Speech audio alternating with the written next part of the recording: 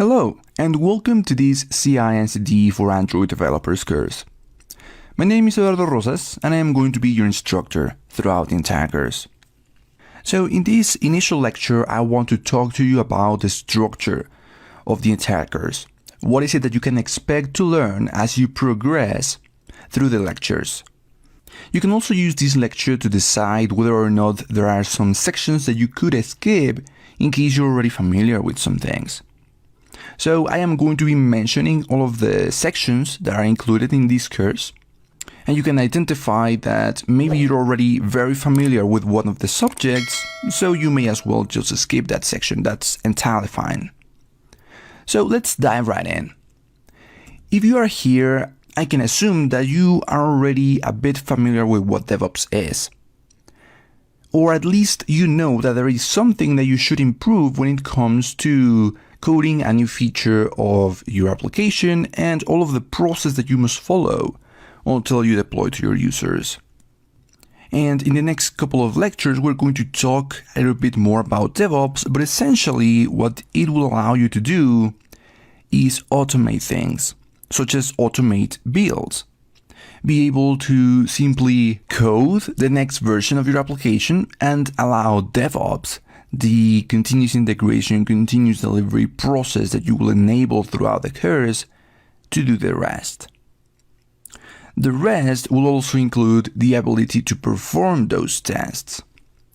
So throughout the course, we're going to see how DevOps, in the form of App Center, which I will talk a bit more about in just a few slides, will allow you to test in a wide variety of devices in the cloud automatically.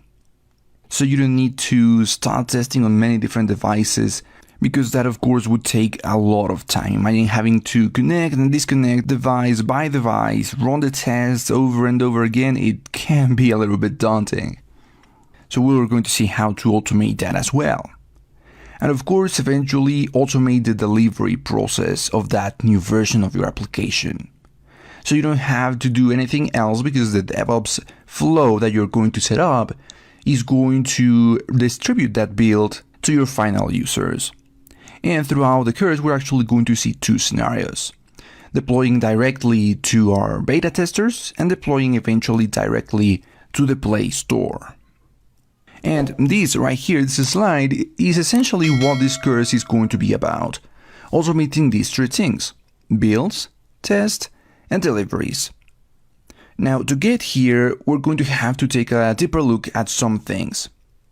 For example, we're going to learn about the ideal branch structure, or the minimum requirements of a branch structure that you would have not only locally with a local Git repository, but in the cloud with GitHub. So this is actually going to be the next section. This is the introduction section. After this one, there are 5 sections. This is the first of those. The GitHub section is going to help you understand how is it that you should structure your branches, and how is it that you would merge one little feature branch into a more important branch, for example, master, although we will talk about this a little bit later. And you will eventually have something like this, so you can easily identify in which branch of your repository you are working on a certain feature, and everything is eventually merged into one of the important branches, for example, master.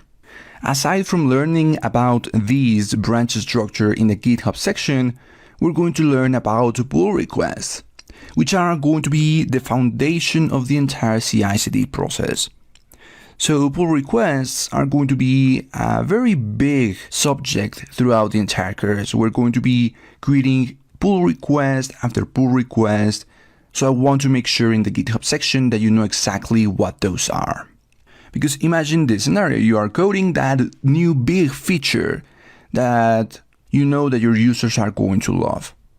Of course, you have to make sure that that big feature is going to work, and that you make the corresponding test, and that eventually it is deployed as soon as possible to either your beta testers or the Play Store. Here is where the pull request comes in. You create a pull request to merge this new big feature into master, and that pull request is the one that triggers continuous integration. So a new build is created, and eventually continuous delivery, so that build is released to your users. This is why pull requests is going to be at the center of the entire CI/CD process. So this is for the GitHub section. After the GitHub section, we're going to dive into App Center, which is the tool that is going to enable the entire CI/CD process in this course. Now there are of course many more tools that you could use, but in this course we're going to be using this one because App Center goes beyond just enabling CI/CD.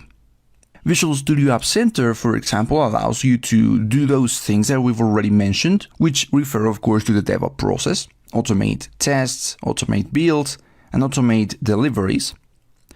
But it is actually also going to enable you to do a few more things. It can enable you to track bugs, and it can enable you to diagnose how your application is being used, so you know exactly how your users behave inside of your application. And not only that, but you will also be able to use databases, authentication, and push notifications. Now, these three last features of App Center are not going to be covered in this course. But the reason why we're going to be using App Center is because analytics and diagnostics are going to enable us to create an application that tracks events and errors through App Center. So in the App Center section, we're going to be creating an application from the ground up. We're going to open Android Studio and start creating a brand new application. It's going to be a very simple application. But the idea here is that we're going to be implementing these two features right here: the ability to track errors and the ability to track events. So that is going to be in the App Center section. After we have a very simple application ready, we can start working with continuous integration. And continuous integration is all about making sure that from GitHub we are triggering some new builds automatically. And in here is where we're going to be using pull requests a lot. In the continuous integration section, we're going to connect GitHub to App Center and vice versa, so they start sharing information. As soon as there is a new pull request on GitHub, App Center should create a build. As soon as those builds succeed, App Center is going to let GitHub know about them, so the merge into a branch can happen. Continuous integration then is going to be about pull requests on GitHub and builds on App Center. These, of course, will have to be executed automatically every time we create a pull request or merge into a branch. After the continuous integration section, we're going to take a look at continuous quality. And as I've mentioned, it is going to be the ability to automate the tests of our application over on the cloud. This is going to be enabled through uploading the UI tests that we will create as we create any test for Android and upload them over to App Center, where it is going to be able to run on a wide array of devices and return back the results of those tests. Finally, we're going to take a look at continuous delivery, which expands on the continuous integration section. After building from the continuous integration flow that we've already implemented, we will be able to deliver to our beta testers. This delivery will happen, of course, automatically, but also through App Center. So it is going to be through App Center that users will be able to download an APK to install on their phones. But of course, we will also take a look at how to deliver through the store. So this can, of course, reach as many users as we can. So this is the structure of this course. Hopefully by now you start to identify what is it that you will learn throughout the course. Maybe you've even identified that the GitHub section may reinforce knowledge that you already have, or that you could skip that section entirely because you're already very familiar with GitHub. That is entirely possible, so you could jump right into the section about App Center. Although usually, even if I feel rather comfortable with one subject, I like to revisit that subject in these type of courses, just so I know that I'm not missing any of the important things that is going to be used throughout the course. Of course, it is entirely up to you, but hopefully this lecture here has correctly communicated with you the scope of this course and what you can expect to know by the end.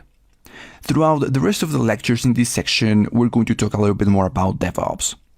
And in the last lecture of this section, you're going to take a sneak peek at what is it that you will have by the end, with the hopes that by the end of this section, you are already very well aware about what is it that you will accomplish by taking this course. So let me welcome you to this course. During this lecture, we're going to be talking about what is DevOps. And of course, how is it related to building, testing, and deploying your software. First of all, I just want to congratulate you for making the decision to take this course. It is a big first step towards automating precisely these three things: building, testing, and deploying new versions of your application. And in fact, that pretty much sums up what DevOps is, but that is not it for this lecture. Let's dive a little bit more into what DevOps means. So, of course, we know that DevOps is the conjunction of two words, developer and operations, but what does this mean? Does it mean that operations are now developers, or developers are now part of the operations team? It's a bit more complicated than that, but yeah, basically. So it all starts when in a product team, the head of product, maybe inside of the product team or someone inside of your organization, decides that there is a problem inside of your application. A problem that is preventing your users from having the best experience possible. Or maybe they are already themselves asking for a new feature. Or maybe there's just simply a bug present within your current version. They later maybe get the idea about how they can solve this. They get the next feature idea. And you have to implement this next feature as soon as possible, because of course you want to beat everyone else in the market and be the first one to deliver this to your users. You have to do this as fast as possible, because otherwise your users may start to just jump over to your competitor. So it is very important that you quickly code this new feature, make sure that it builds, make sure that of course it doesn't break anything, and send it on your user's way. That is where DevOps comes in, because DevOps is going to help you precisely make sure that your builds are executed correctly, that your tests are passing, and even let you know if there are any bugs still present that you may want to solve before this hits your users. A new version of your app gets deployed to the App Store. If there is any error that you should work with, you should be notified immediately and be able to work in solving that bug as quick as possible, so that when it is actually ready, it is automatically deployed to your users. So the key word in here is automatically. This entire process should be automated. You should be able to test automatically, find those bugs automatically, and deploy to your users automatically, helping you focus in one thing and one thing only, developing the next feature. This slide right here is essentially what DevOps is, the automation of the development process. So once you have a new feature ready, it is easy for this automated process to do everything else for you. So instead of taking a lot of time deploying to your users, making sure that everything works, you just jump directly into developing the next feature. Essentially, this is what DevOps is. But this is not everything that you should know about DevOps. In the next lecture, I'm going to explain why is it that you should use DevOps. And that is both going to help you understand DevOps a little bit more, and I'll even share with you a couple of different scenarios. One in which your company is already using DevOps, one where it isn't, so hopefully this will be clearer and the advantages of using DevOps will be crystal clear. During this lecture, let's talk about why you should use DevOps.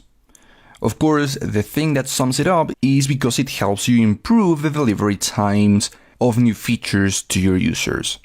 But let's dive a little bit more into the advantages of using DevOps.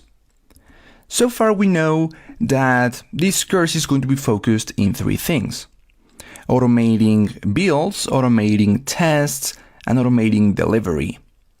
And this is exactly what conforms DevOps, the automation of this delivery process. From coding the next feature to delivering to new users, everything can be automated.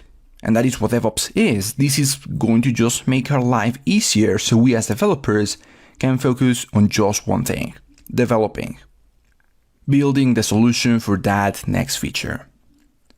So right there, that is the very first advantage of using DevOps. Your focus doesn't have to go to building your code. Once you finish your feature, you should no longer have to spend time building it. Of course, it takes just a few seconds in some scenarios, but in some others, it may take a bit longer. Furthermore, you shouldn't be taking a lot of time testing your code. Once you have written your tests, instead of waiting for the test to run and see if they have passed and see what went wrong, all of this should just be automated. And in this case, App Center will let you know if there was some problem. But if there wasn't, you shouldn't have to worry about creating a new package of your code and making sure that you are setting the correct build and making sure that this package can be uploaded to the stores, because all of this just takes time from you and it makes the delivery process take longer. Instead, you should just focus on coding the next feature. So maybe as soon as you have coded one feature and deployed to your users automatically, you already have the next feature lined up to be delivered as fast as possible. So by now you should already know that DevOps is about coding that next feature, finding the solution to a problem that you or the product team or someone inside of your organization has identified. Once you have the solution, you should be able to deliver quickly. And of course, this means that your users are going to be happy, your application is going to be better, and this should make your entire organization grow faster. Especially if your competition is not yet an organization that is using DevOps to get to their own users faster. Let's in fact compare those 2 scenarios in which you already have a DevOps operation and your competition just doesn't yet. You can just discover issues quickly, especially if you're using things like App Center to quickly diagnose and analyze how your users behave. After that, you can quickly code the solution to that issue that you just discovered and let CI/CD do the rest. This makes your users happy.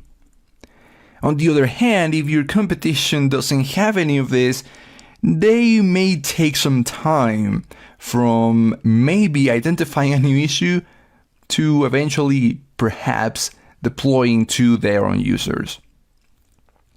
And just in case having your users happy isn't enough, there are plenty of other things why this is important. Because bugs happen. We are not perfect as developers and there are going to be some issues with our application. We should solve them as soon as we find them. Of course, OS updates break things.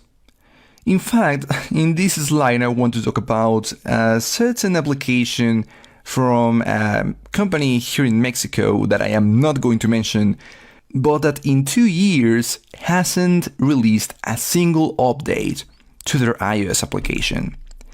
And because OS updates break things, this application is so bad that in some scenarios not even the text entries work. Imagine what a lame application this is, that some text fields don't work, because this happens. OS updates break things.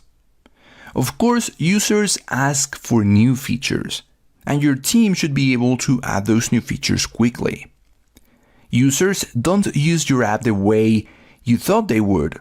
This happens very often, and with App Center you will be able to understand how your users behave So as soon as you identify that they don't behave the way you thought they would, you can adapt your application so they find that button that is very important to you and that your users aren't finding.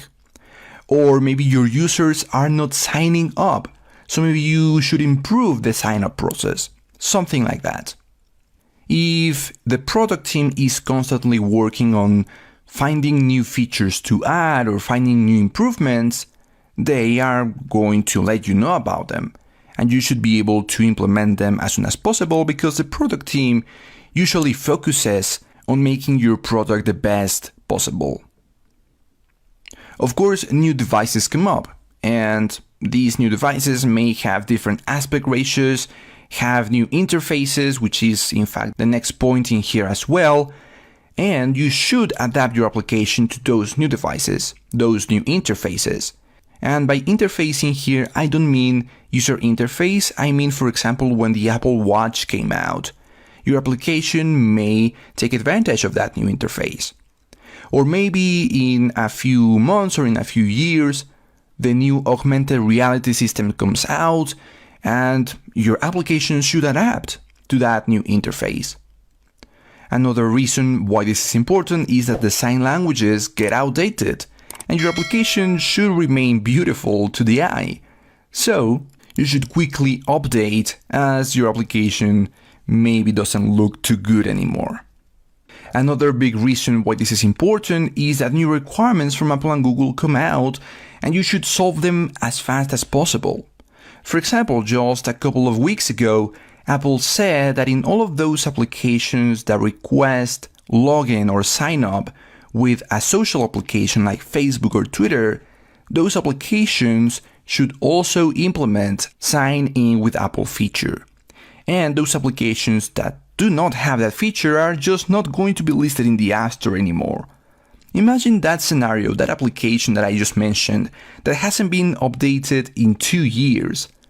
Any of these things could make it suddenly not be listed by Apple or Google, and of course it goes without saying, I am no longer their user because of this, because they haven't implemented a good deployment process so that they are constantly updating their service. On the other hand of the spectrum, there are companies like Amazon, Adobe, and Netflix that deploy new versions of their services every few seconds.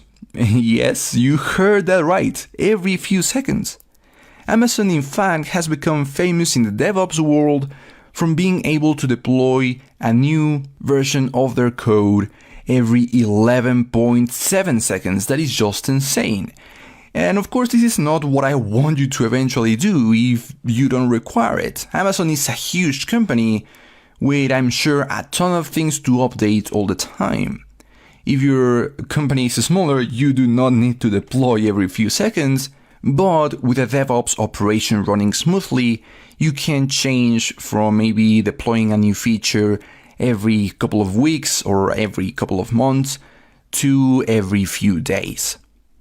And why do these companies focus so much on DevOps to the point that Amazon deploys every few seconds? Well, there is of course a business advantage to using DevOps. You can continuously innovate. As soon as you get a new idea, you can get it to your users very quickly. This means that you stay ahead of your competition. Because if they are not implementing a good DevOps strategy, well, they stay behind. They cannot implement as fast as possible. And that continuous innovation may not be just the next amazing feature that the product team came up with, but also meeting new market needs. I already mentioned how users constantly want new features, and as soon as you hear about them, well, with a DevOps operation that is running smoothly, you can quickly deploy that new feature that meets those new market needs. And you're also going to be doing it faster. Faster time to market means that you again stay ahead of your competition. It's just going to become very hard for a competition that doesn't use DevOps to keep up with you. This is a key business advantage, and that is precisely why companies like Amazon, Facebook, Netflix, Adobe are implementing DevOps in their development process. So hopefully it is now clear why you should use DevOps. not just to keep your users happy or because things break inside of your application and you should be able to solve them as soon as possible, but there is also a business advantage. So no matter where you look at it, DevOps is just the way to go. Maybe in some very small scenarios, DevOps just takes time away from you, but in most scenarios, DevOps is just going to make your business run smoothly. So until here, I hope that you are now convinced that you should use DevOps if you weren't already when you signed up for this course. In the next lecture, I want to give you a sneak peek about what you will have by the end of this course, so it is crystal clear what you will accomplish by the end. Mainly, we're going to quickly code a new feature, and we're going to take a look about what App Center is going to be doing to deploy that new feature to our users. So we have already talked about why you should use DevOps. In this lecture, I want to give you a sneak peek at what you will eventually have by the end of this course. I am going to be triggering in this lecture the entire continuous integration, continuous delivery process that you will have by the end. Now, don't worry if suddenly you find something that may seem overwhelming at the time that you may have no idea how to do. Please don't worry just yet, because all of the things that I'm going to be showing you are going to be covered throughout the course. So the idea of this lecture is to just show you exactly what you will be able to do by the end of the course. So hopefully it gets you even more excited about what you're going to learn. So we'll start right here in the IDE, in Android Studio. And the way that the entire process would begin would be by you creating a brand new feature. And those new features would normally happen inside of a feature branch. So I have here my terminal where I am going to be creating a feature branch so that everything that I code for this particular feature exists only in here. Just in case something goes wrong, it wouldn't affect the code that is inside of some main branches that I will show you in just a minute. So I will quickly create a new branch in here. And let's call this feature 5. So this new feature 5 branch is going to be the only one where this new feature will exist, at least at the beginning. And the feature can be anything you want. But in this scenario, I'm going to be creating a very simple improvement to this application. All I am going to do is update this button, because currently its background, it's gray, it's boring. I want to change the color of this background. So I will just select this button, and over here on background, I will click on the button over here to select a color, and I will select this accent color from here and click on OK. Now it looks a little bit better. And now, because the background is now kind of pink, I think the text should now be white instead of black. So I will also change that color quite quickly right here. So here, the text color, I want this to be white, something like this. So this is my entire feature, just a small user interface improvement. Now I can save those changes, and here is where the entire CI/CD process would begin. The first thing that I will have to do is send this over to a remote location. Throughout the course, we're going to be using GitHub as that remote location. So for that, I will first have to commit these changes. And I will do it by sending a message of changing button BG color, something like that. And then, once those changes are now being tracked, I will send everything over to that remote by executing git push, the name of the remote, and the name of the feature that I want to push over to that remote. Excellent. So now all of this code exists on one GitHub repository, this one that I have right here. And here is where the CI/CD process will begin. I will start by generating a new pull request, which will eventually merge those changes that I have in this new feature 5 branch first into the dev branch, one of the 3 main branches that we're going to have. And I will create the pull request. Simply clicking create pull request. This will execute the first step of the continuous integration process. Eventually, we will have all of that over here on App Center, on this application. Notice that here, if I select the dev branch, automatically this pull request build has started. And this build right here is actually going to let GitHub, this remote, know about the status of the build in the form of these checks. And this check, as soon as it passes or fails, will be updated with the information that is going to come directly from App Center. So this would be the first stage of a continuous integration process, an automatic pull request build. And let me just wait a few seconds for this build to complete to show you exactly how is it that would be shown right here inside of GitHub. So let's just wait a few seconds, maybe a couple of minutes, for that build to complete. And there it is. Just after a couple of minutes, I see that all checks have passed. If I show all the checks, I see this one that was executed from App Center. If I navigate over to checks, I also see that check that has succeeded. And so I can now merge this branch. Although this wasn't really preventing me from doing it, but now I see the green light. And also, of course, over here on App Center, we would see that this build succeeded. So now let's just merge everything so that all of that code that was currently on feature 5 is now also on dev. And we can actually delete this feature 5 branch. This merging, now that all of the code is also on dev, has triggered a second different kind of build. This is an automatic build, different to this pull request build. This one is a bit more important because it is going to generate an APK file. And that APK file, you may get the idea where I'm going, would be available to be automatically distributed through certain channels. So let me go ahead and show you that. For that, even without having to wait for this build to complete, I will create another pull request now to merge dev into test. So that would be the next step, merging everything that is new in dev into test. So I create this pull request, just as we did before.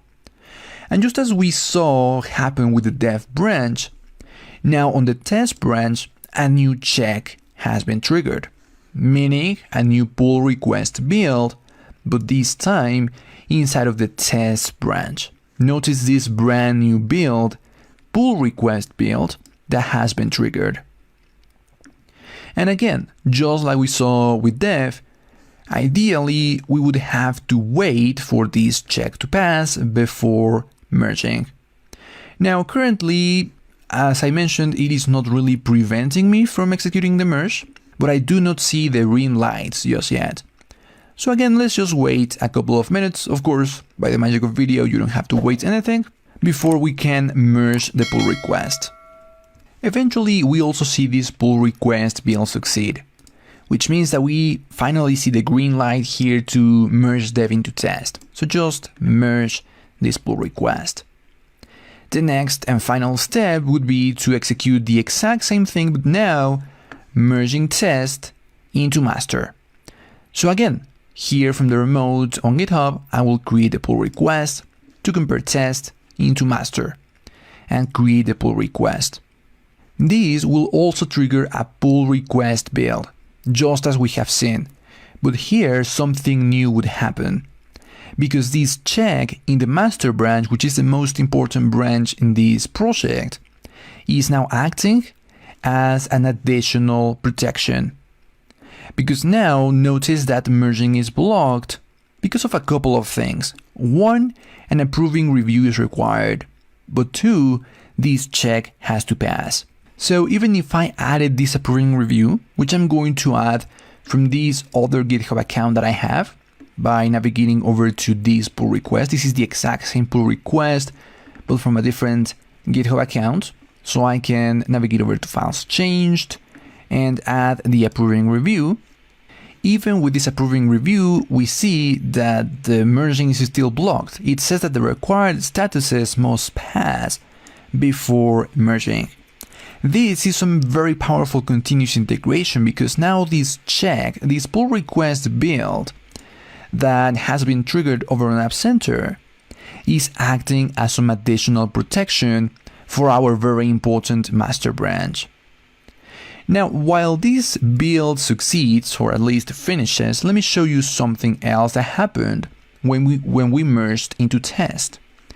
If we navigate back to App Center, we will also be able to see some tests that automatically ran when we merged into test. For example, this test right here that checked whether or not the application successfully launched on an actual device.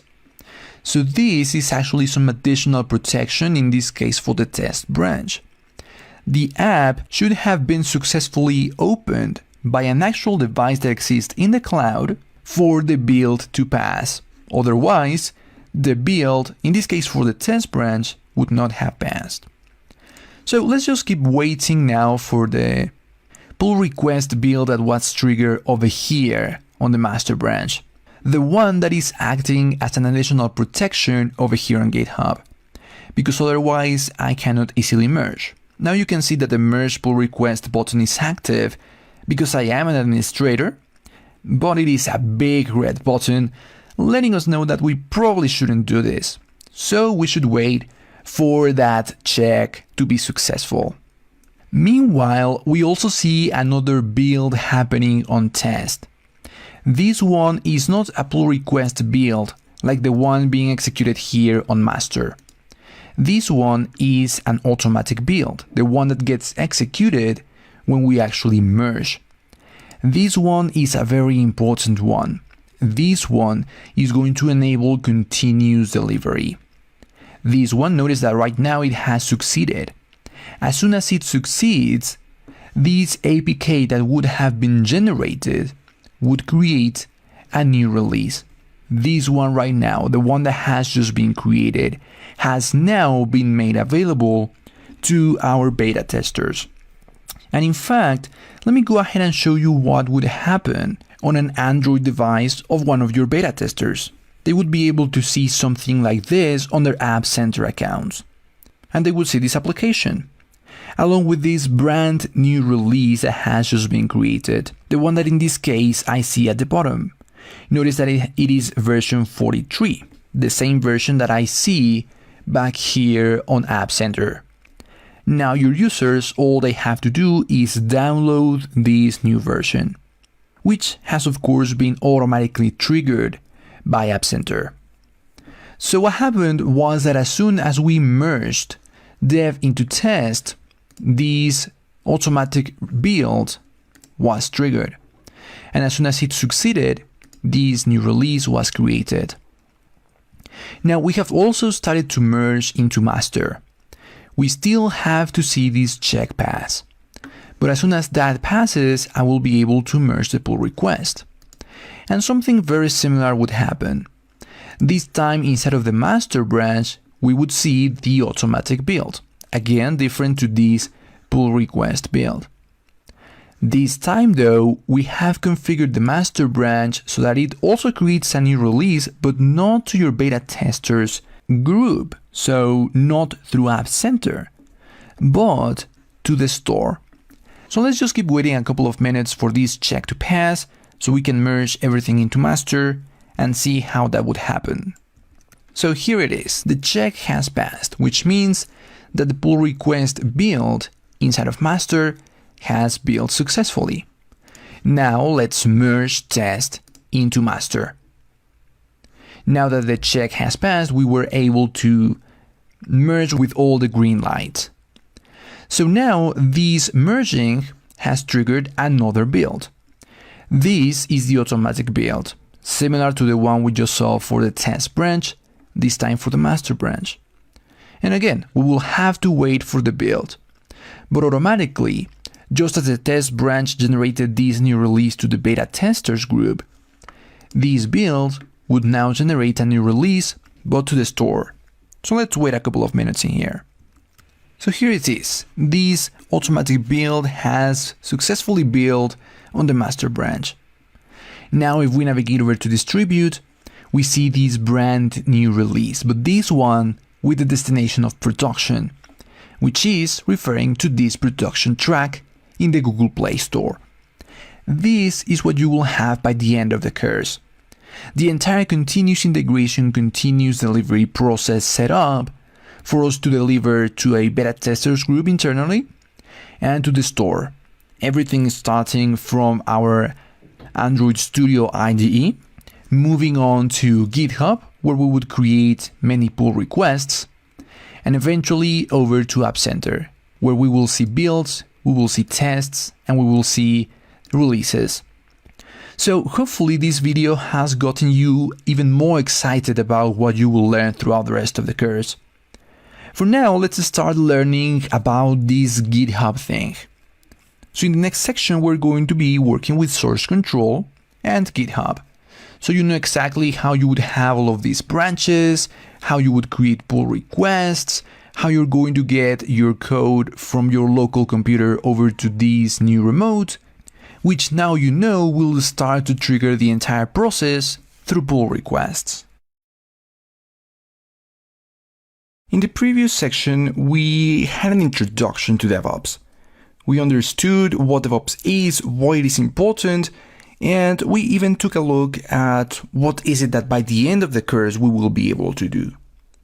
But before being able to do all that, we have to start with the basics, Git and the branch structure. So during this lecture, I want to help you understand what source control is, in case you don't yet know what it is, and the ideal branch structure that you should have inside of your repositories to enable good CI and CD.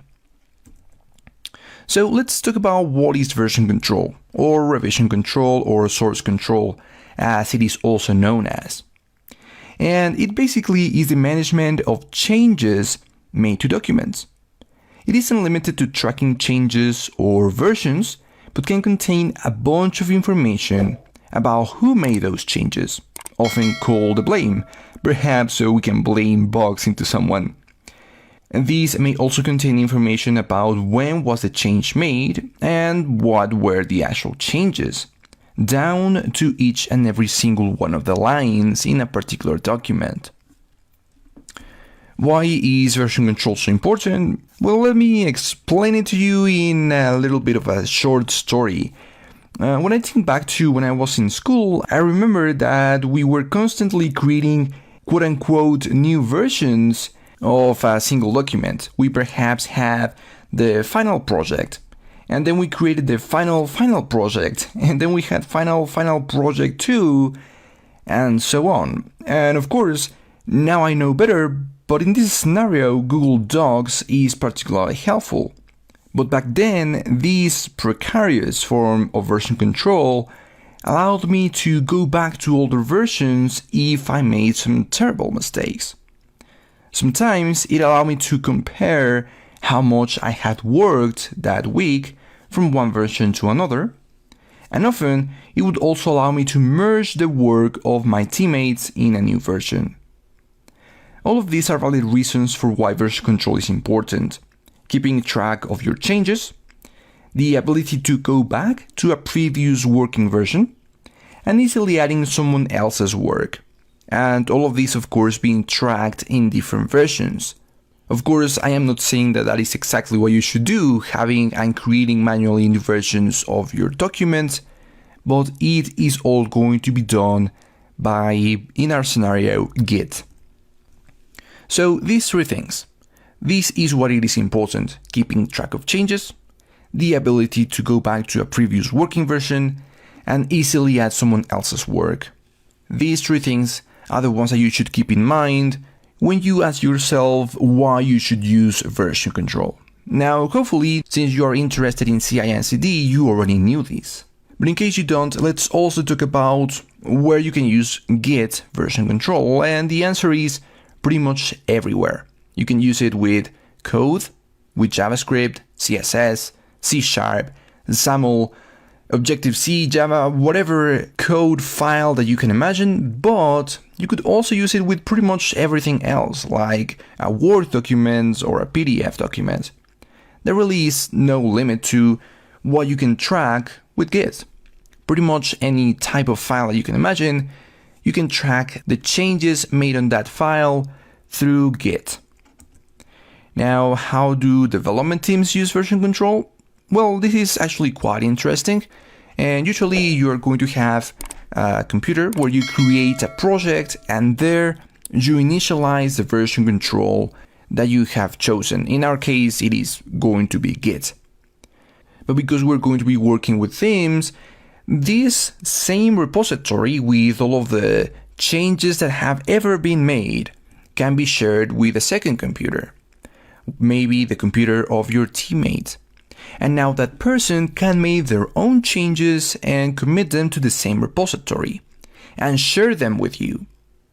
And this sharing most of the time is going to be happening through a third computer, which is more often than not going to be in the cloud. In fact, in our case, this third computer is going to be GitHub, hosting in the cloud that same repository, so that eventually anyone can connect to this cloud computer, a repository in our case inside of GitHub, and collaborate inside of the same repository.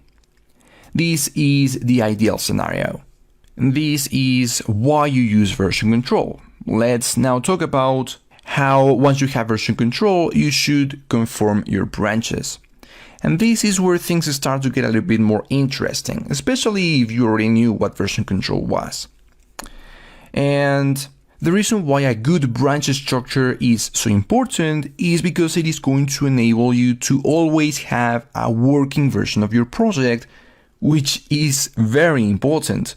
It shouldn't matter if you have just implemented a new feature and it may have broken some things, because you always somewhere have a working version of your project for any reason to deploy to your users, to go back to that working version so you can continue working from there, and so on. So let's talk about how is it that you're supposed to add new code if you should always have a new working version. Well, essentially you're going to have a master branch. This is created, and you may have seen it by default when you initialize a Git repository. And this master branch is where you should always have that working version. You rarely make direct commits into this master branch. Instead, what you do is have a test branch, and it is from this one from which you can send commits to the master, but only after you have tested that new version. So here you are already entirely sure that this version is working, then it is sent to master. And in fact, even before the test branch, you have the dev branch, where you make most of the direct commits. You create a new feature, you add it inside of the dev branch. And eventually, once it is ready for it to be tested, you send it to the test branch. The test team is going to be using this version that is inside of the test branch, test it, and once they are sure that it works, send it to master. This is the main structure of your branches, the ideal main structure of your branches. Now let's take a closer look at that dev branch, where most of the interesting things are going to happen, where you are going to be adding your features. It may not be the case that you add those features directly to the dev branch, but you may also create branches that eventually merge into the dev branch. For example, feature 1 and feature 2, each of which contain their own commits, and only when they are ready are they merged into the dev branch. And the same goes for branches that solve a particular bug, bug 1, bug 2, and so on. These can also in some scenarios happen inside of the test branch, although this is less common, where you've already merged from the dev branch to the test branch and just quickly solve a bug or add a feature in here. But again, this is less common. The thing that is going to be more common is that you merge directly from the dev branch into the test branch. Once you have added some feature to the dev branch and it is ready for it to be tested. So eventually, this is what you end up with. A master branch that always has a working version of your project. A test branch that receives code that is ready to be tested and sends it over to master only when it has already been fully tested, it is entirely ready, and it works very well. Before that, you have a dev branch where you create and add the new features, and from which you merge into the test branch for the test team to make whatever tests they need. This is the main structure that you should keep in mind, and the one that ideally all of your projects are going to have.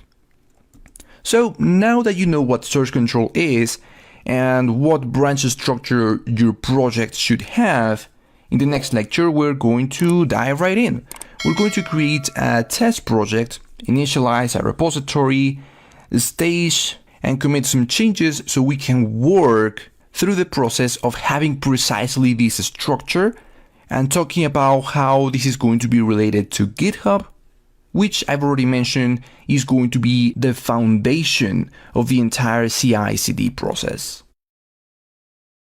Now that you have a better idea about how is it that you should structure your branches, throughout this lecture, we're going to precisely initialize a repository locally that will contain a brand new Android project that we're going to be creating. So I am here on Android Studio. And of course, what I will do is start a new Android Studio project. Now, the application that we're going to be working with throughout this section is just a very simple example application. We're not really going to be making almost any changes here, so you can select whatever template you want in here. The main focus in this section is on the source control part of the development process. So we're going to be using the terminal with Git and of course GitHub. So it doesn't matter what element you select in here, I am just going to be selecting an empty activity. Going to click on next, and I'm just going to change name to example. The language, I haven't mentioned this, but the things that we're going to be doing throughout this course are going to work exactly the same for either Kotlin or Java.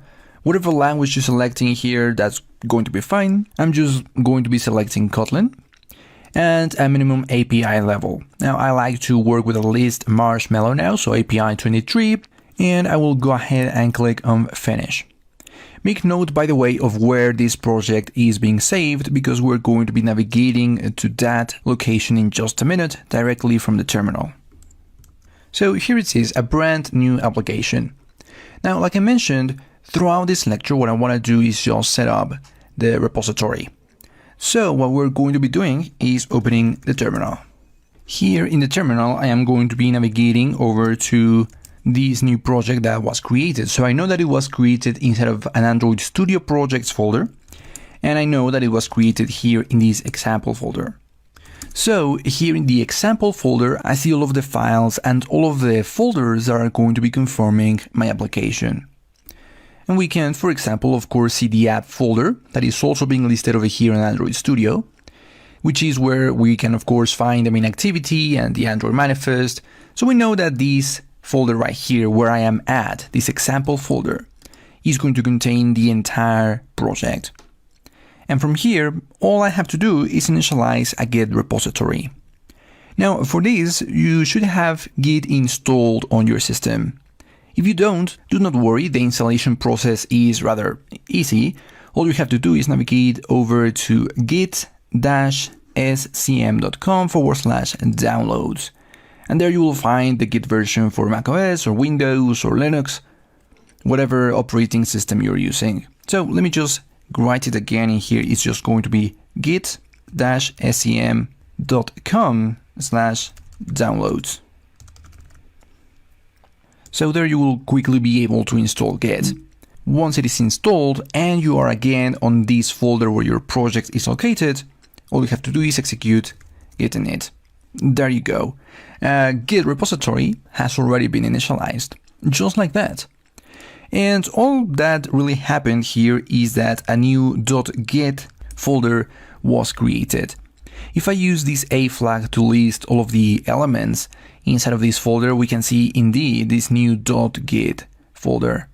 In that folder is where Git is going to perform all the version control for this particular repository, and of course we're going to be able to track changes and create the branches that are going to be so useful for us for the CI/CD process. So the last thing that I want to do in here is show you by executing git status that already all of the files that are contained inside of this project are being identified by Git as files that are currently untracked. So currently we of course have no versions of our code already being tracked inside of Git.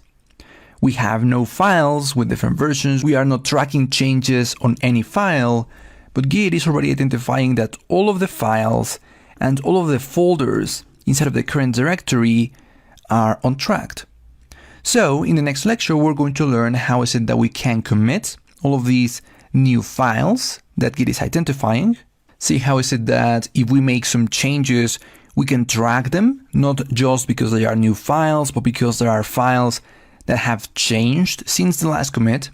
So we can of course start preparing this local repository so we can create those famous branches that I've been talking about that are going to be so useful as we implement CI/CD for the projects that we will be working on throughout the entire course. So in the previous lecture, we created a brand new project on Android Studio, and we initialized a Git repository directly in that brand new folder. In my case, this example folder, which we have already inspected to double check that indeed there is this new .git directory that is going to, as I mentioned, contain all of the Git files tracking new changes inside of this directory. And in fact, I already showed you how currently there is nothing being tracked in this directory, in this brand new Git repository.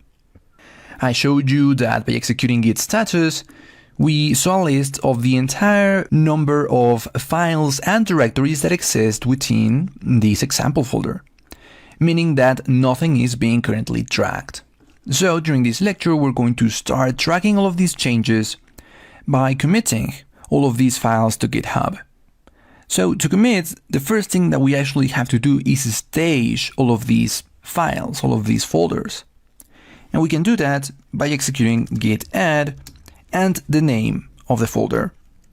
For example, let's say that we want to add the app folder, where we've already mentioned everything from the Android manifest and the main activity are going to exist. All we will have to do is type git add and app, just like this. If we execute git status again, we're going to see that all of the files inside of that app folder are now staged. They are changes ready to be committed. This is not yet a commit. As you can see, there are no commits just yet. But all of those files inside of the app folder are ready to be committed. However, currently there are a ton of files and a ton of directories that we should be adding, staging. So there is actually a shortcut. Instead of having to type git add for each of the files and each of the folders, we can just type a dot, like this. This dot is going to add all of the files and all of the folders in the current directory to that staged area. That's what this dot stands for, the current directory. So we're adding everything inside of the current directory. If I execute git status again, I see that all of these files are ready to be committed. They are now staged, and there are no files or directories left to be staged. They have all been staged by now. The next step is to actually commit all of these changes. Again, once we have staged them all, we can commit them. And we can do that by executing git commit. Now, commit is always going to require an M parameter, an M flag, which stands for message. And inside of double quotes, we will have to pass the message or the text for this particular commit. Normally, the first commit, as soon as we create the application, is just called initial commit. But of course, as you make more and more changes, this message should be as descriptive as possible in as few characters as possible. So I will just set initial commit as the name of this commit. And there you go. Now, if we execute git status again, we will see that there is nothing left staged. Nothing left in the staged area. The changes that we saw up here in green are no longer listed in here. Now, we did see that automatically Android Studio made some changes to this file in here, so we see it now. But we can ignore it for now. What we can do is execute git log to take a look at the entire list of commits that have been made. So indeed, we can see this commit with its own unique SHA that exists in the master branch. That, by the way, is a branch that gets created automatically, and the name that we set it, which was initial commit. Everything is right here. So this is how you execute commits. You have first to stage the changes and then commit everything over to the repository. Now, before moving forward over to the next lecture where we're going to be creating some new branches, currently we only have one, I want to practice with you a little bit more about how to commit these changes. So let's navigate over to Android Studio and make a teeny tiny change somewhere inside of this project. For example, in the activity main.xml file. Here, instead of just saying hello world, I will say hello ci/cd world. Just this small change is going to be enough for Git to track a new version of our code. So, if we navigate now back to the terminal and execute git status, we will see that that file is now listed here in the files that have been modified. Now, as you can see, Android Studio has been modifying a few files by itself, but right here we can find our activity main file as well. So, as we've seen before, what we will have to do is first stage all of those changes and then commit them. However, there is actually a shortcut to do both of those things in one single command, since we're going to be doing one after the other a lot of times. So if you want to do it in one single command instead of two separate ones, you can do git commit and pass both an A and an M flags. So the M, we've seen it before, is the message, but the A is an add command. So before committing an add command for the entire number of files in the current directory will have to be executed. So essentially the same as executing git add dot, as we saw before, but now in one single command. In fact, if you want this to be even a little bit shorter, you can have it like this, the two flags together. And so all we have to do now is pass the name. This is going to be update text in text view, just like this. I execute this, and as you can see, all of those files were committed. Of course, they would have been staged first, but we see them committed now. And we can double check this by executing git status again and see that only one untracked file remains, the same one that we saw over here. Of course, because this is not tracked, it wouldn't be staged. We would have to track it first. We're not going to be doing it with this particular one just yet, but hopefully you realize how all of these files that were already tracked from the beginning were successfully staged and then committed. And if I execute git log again, I now see two commits. The initial commit, of course, and now this update text in text view commit. So there you have it. This is how you can commit changes into the repository. In the next lecture, then, we're going to be creating those two new branches that we have to work with, dev and test. And we'll, of course, also have to learn how to switch between them, how to commit to a particular branch, so we can later merge those changes into one of the main ones, as we have seen in some of the previous lectures. So we have successfully executed two commits into our local Git repository. Now, so far, we've only been doing it in the default master branch, the one that gets created as soon as we initialize a new Git repository. However, as I have mentioned before, we are going to be using more than just master branch, because as I have said, the master branch should always contain a working version of our project. So at the bare minimum, we should have at least two other branches in here, in this repository. So that's exactly what we will do in this lecture. We're going to be creating a couple new branches and we're going to be switching between them. First, let me clear here my terminal so we can start on a blank slate and execute git branch to show you the entire list of branches that is currently inside of this Git repository. And of course, currently, like I said, by default, there is only one single master branch. So let's create these two new branches. I want to create these branches directly from master. Of course, I don't have many options right now, but usually you want to consider from which branch are you going to be creating a new branch.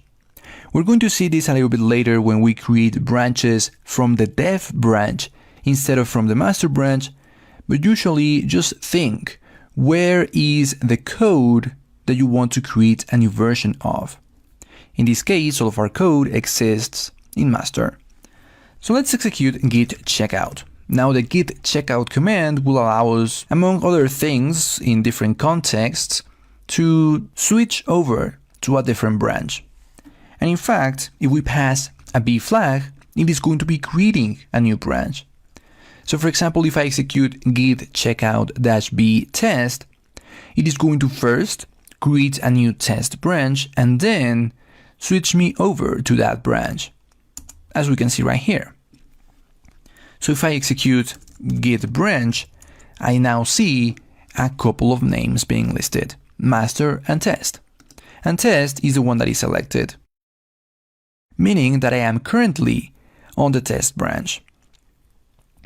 Now let's go ahead and create the dev branch.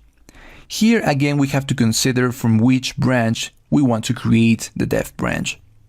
In this case, it may not make any difference from which branch we create dev branch, because both master and test contain the exact same code, the exact same commits, because we have just created test directly from master. However, I will switch over to master to create dev directly from it. And for that, all I have to do is execute git checkout master.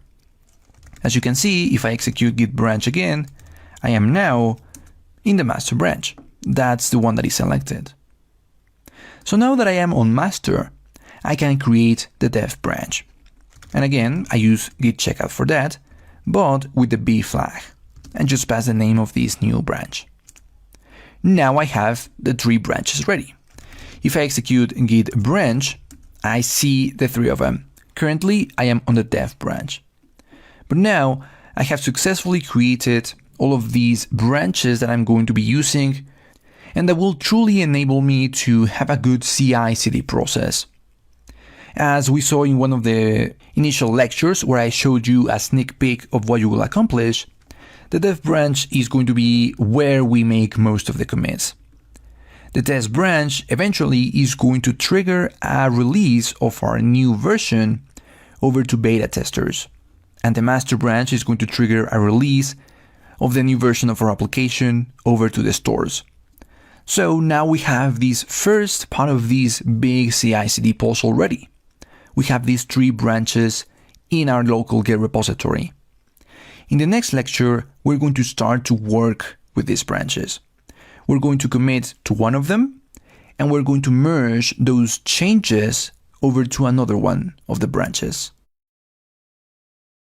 So we have already created these dev and these test branches directly from the master branch. We have started to set the foundation for the CI/CD process, so it is now time for us to learn how to use these branches. What I will do in this lecture is commit a new change into one feature branch and then merge from that feature branch into one of these main branches. Because that is exactly how you would do things.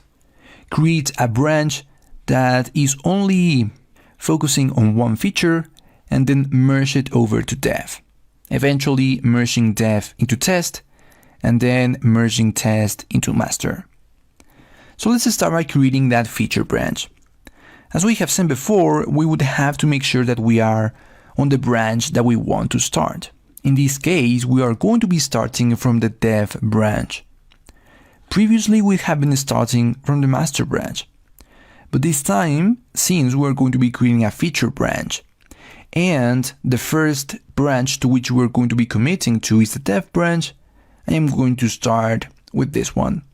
Although, in this particular scenario, dev, test, and master currently have exactly the same commits, so it wouldn't make a big of a difference, but I am going to be doing it from dev.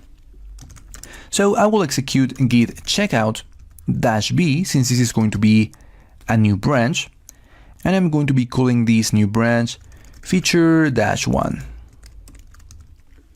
Again, making sure that I am on the dev branch. And there we have it. We have the new feature-1 branch. Now, if we navigate over to Android Studio, we can start coding this new feature. And by the way, Android Studio is going to be aware of what is the currently enabled branch. And we're going to take a deeper look at that in just a second. For now, let's just create this new feature. And let's say that the entire feature is just adding a couple of elements in here. I am going to be adding some entry down below, and I am also going to be adding a button. Of course, this will mean that I have to improve this user interface, so I will just move the elements a little bit in here. I have also set some hint and removed the text for the edit text, changed the ID for the elements, set an ID for the text view, since what I want this feature to be is a simple greeting application that is going to say hello to the user. So the user will have to write their names in here, click the button, see a hello message in the text view. So very simple, small application in here. This is going to be the entire feature-1 that we will have to commit to our feature-1 branch. Finally, I added some quick on-click listener here on the main activity, just so the text of the text view changes whenever the button is clicked. So this is my big new feature. Now that feature-1 is ready, I will be able to commit changes. And what I want to show you here as well is that you can actually commit this directly from Android Studio. In fact, by default, Android Studio will now have this Git section now that we have initialized the repository. And also in the version control system tab right here inside of Android Studio, you will also see some options. In fact, there is a keyboard shortcut for us to commit changes.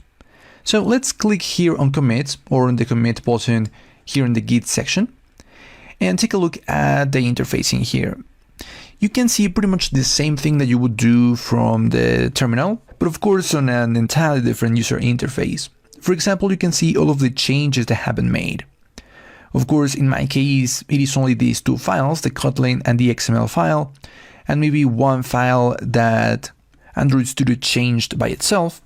I can, of course, still set the commit message, and I can even see the changes that have been made. So all I will do is set the commit message. This is going to be add feature-1, and I will commit this. Now, of course, this commit is also going to be available directly from the terminal. If I execute git log, I see this add feature-1 commit that has just been added. Now, it exists currently only on feature-1.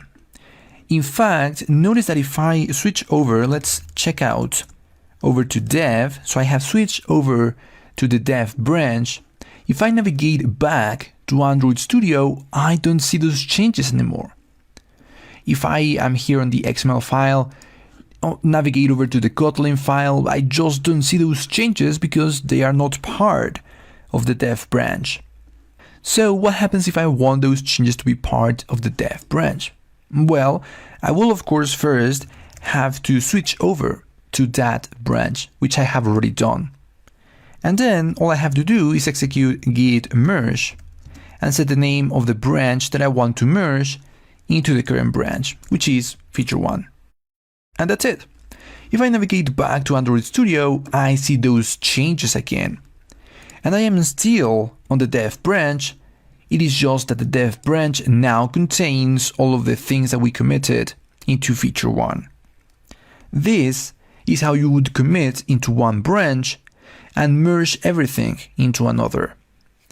In fact, if I execute git log, I see that dev and feature-1 are both pointing to this add feature-1 commit, but test and master are still on a previous commit. So let's actually now merge into the test branch, which would be the next step after you merge into dev. The first thing that we have to do, of course, is check out into that test branch. This is the very first step that you would have to perform. Switch over to the branch to which you're going to be merging the changes. And then execute git merge dev. And now everything is going to be on test. Eventually, after you have made the tests necessary, you could also merge into master. So you would do the exact same thing. You would first check out to master. And once you are on master, you would be able to merge the test branch. Now, if I execute git log, all of my branches, all 4 of them, are now pointing to the exact same commit. So there you have it. This is how you can work on one branch, switch between the branches, merge into the branches, as we're going to be doing very often throughout the entire course. Now, before moving on, I want to do one last thing, and that is to just delete feature 1. Because we no longer need it. We have completely coded feature 1. And in fact, it has already been merged into the 3 main branches that we're going to be using: dev, test, and master. So there is no use for feature 1 anymore. If I want to delete that branch, all I have to do is execute git branch, pass the d flag, and pass the name of the branch that I want to delete. This d flag is the one that refers to us trying to delete a branch. So let's just execute it. And as we see, the branch has been deleted. If I execute git branch again, I now only see these 3 branches. The same if I execute git log. Now only master, test, and dev are being listed. So now that we have worked with branches, it is time for us to push all of these changes, all of these commits, all of these branches over to a remote repository, which is actually going to be the one that triggers the entire CI/CD process. GitHub is going to do pretty much the exact same thing that Git does locally, but in the cloud. And eventually, it is through GitHub, which will execute the merges as we have seen throughout this lecture, the one that will trigger the continuous integration and continuous delivery process. So in the next lecture, let's take a look at that. Let's create a brand new repository so we can send the entire local repository over to that remote and figure out how is it that we can work from there as well. So in the previous lecture, we started working with the branches that we had created. And locally then, we are already tracking the changes that we're making to our new Android project. During this lecture, what I want to do is set up a remote repository that can also host this repository that we currently only have locally. This is going to come with a lot of benefits. It's going to allow us to do things like collaborate with other people on the same project, of course, have the ability to access that repository from anywhere since it's going to be in the cloud. But most importantly, in the context of this course, it is going to allow us to enable continuous integration, continuous delivery once we connect this remote repository to App Center. So currently, we know that we already have some branches in here. We have the dev branch, the test branch, and the master branch. We also know that all of the branches are currently pointing to the exact same commit. We currently only have 3 commits, and there are currently no changes left to be tracked. I mean, there is one small folder inside of our project that we're not really going to be tracking. It's not necessary, it's just some auto-generated files. So everything that exists inside of our project is already being tracked on the local repository. So let's now navigate over to github.com, where we're going to be creating that remote repository that eventually is going to host all of that code. So here in github.com, the first thing that you would have to do is, of course, create your own account. Hopefully you already have one. If not, the creation is going to be quite easy. Just as you would create any other account on any social network, for example, you can just create an account here on GitHub. And there are a couple of options. You can pay for a GitHub account. It is not required for this course. So a free GitHub account is more than enough.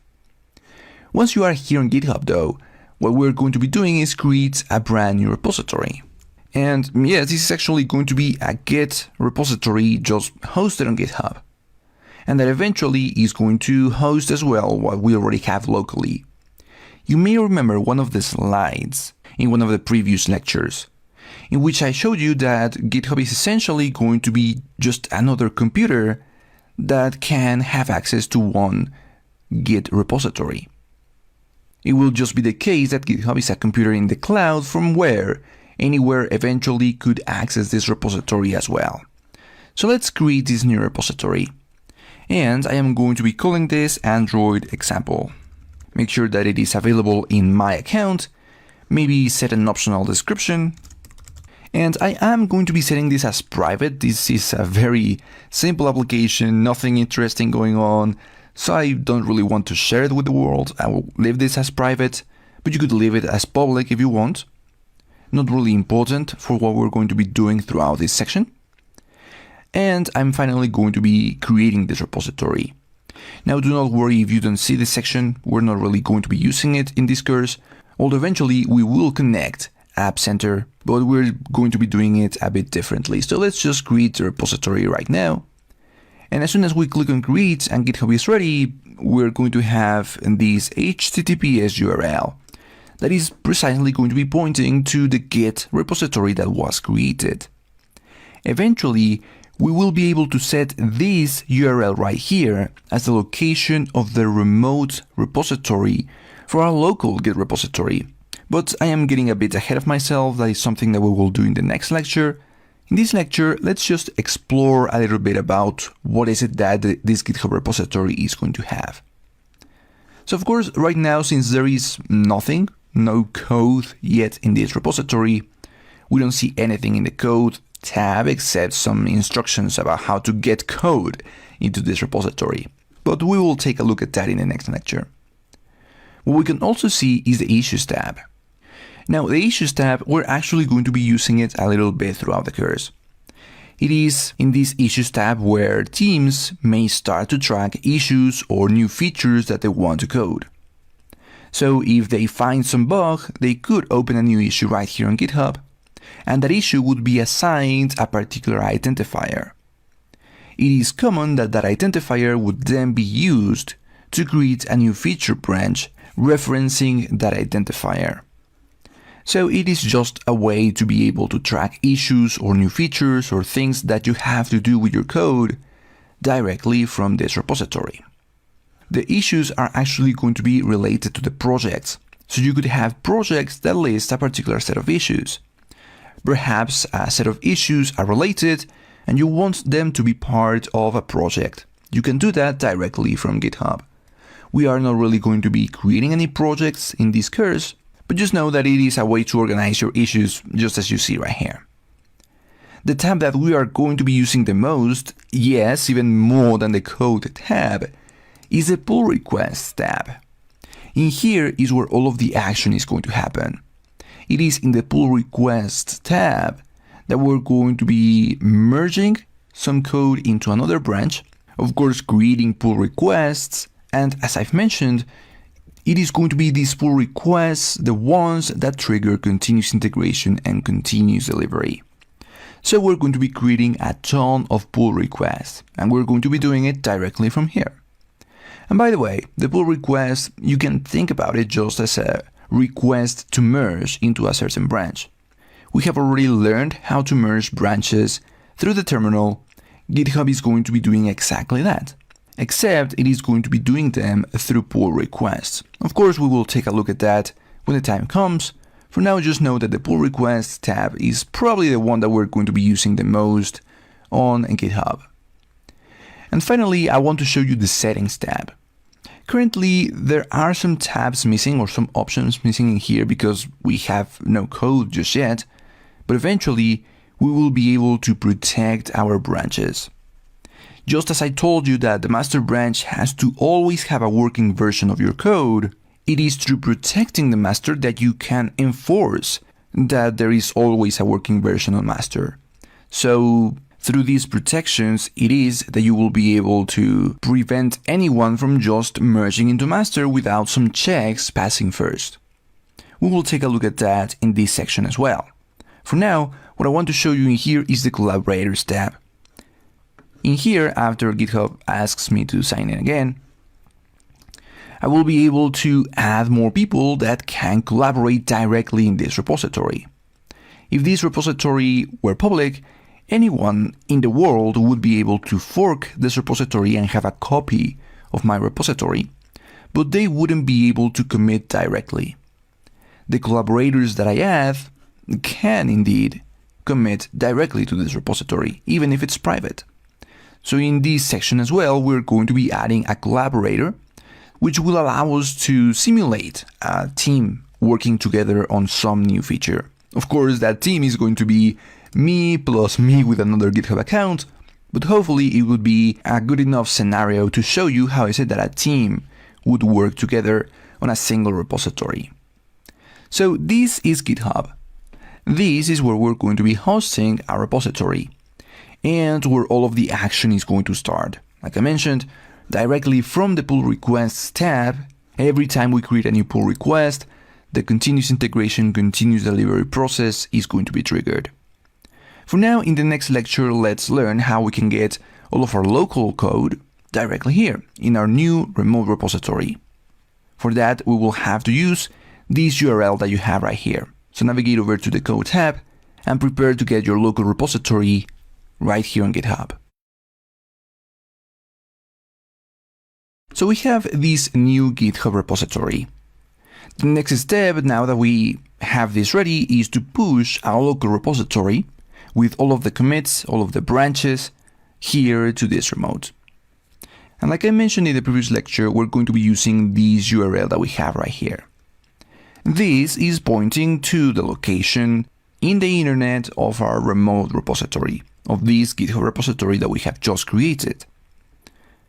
So what we can do is just copy this URL and navigate over to the terminal, where we are going to be uploading everything to GitHub. The way in which we are going to be able to do that is actually already described over here on GitHub. If you see, there is a push an existing repository from the command line section. This right here is exactly what we have to do. But let's do it step by step and let's dig a little bit deeper about what is it that is happening. So of course, the first thing that I have to do is let my local Git repository know about the location of that new remote, that GitHub repository. And for that, all I have to do is execute the remote add command. This command is going to ask for the name of the remote, which is commonly set as origin. Origin is a very common name to set to a GitHub remote repository. But this in here could be anything else. The name itself is not that important. So if you want to set it to something else, you can go ahead and do that. The important thing in here though is the location of that remote, which is that URL that we have just copied directly from GitHub. And execute this.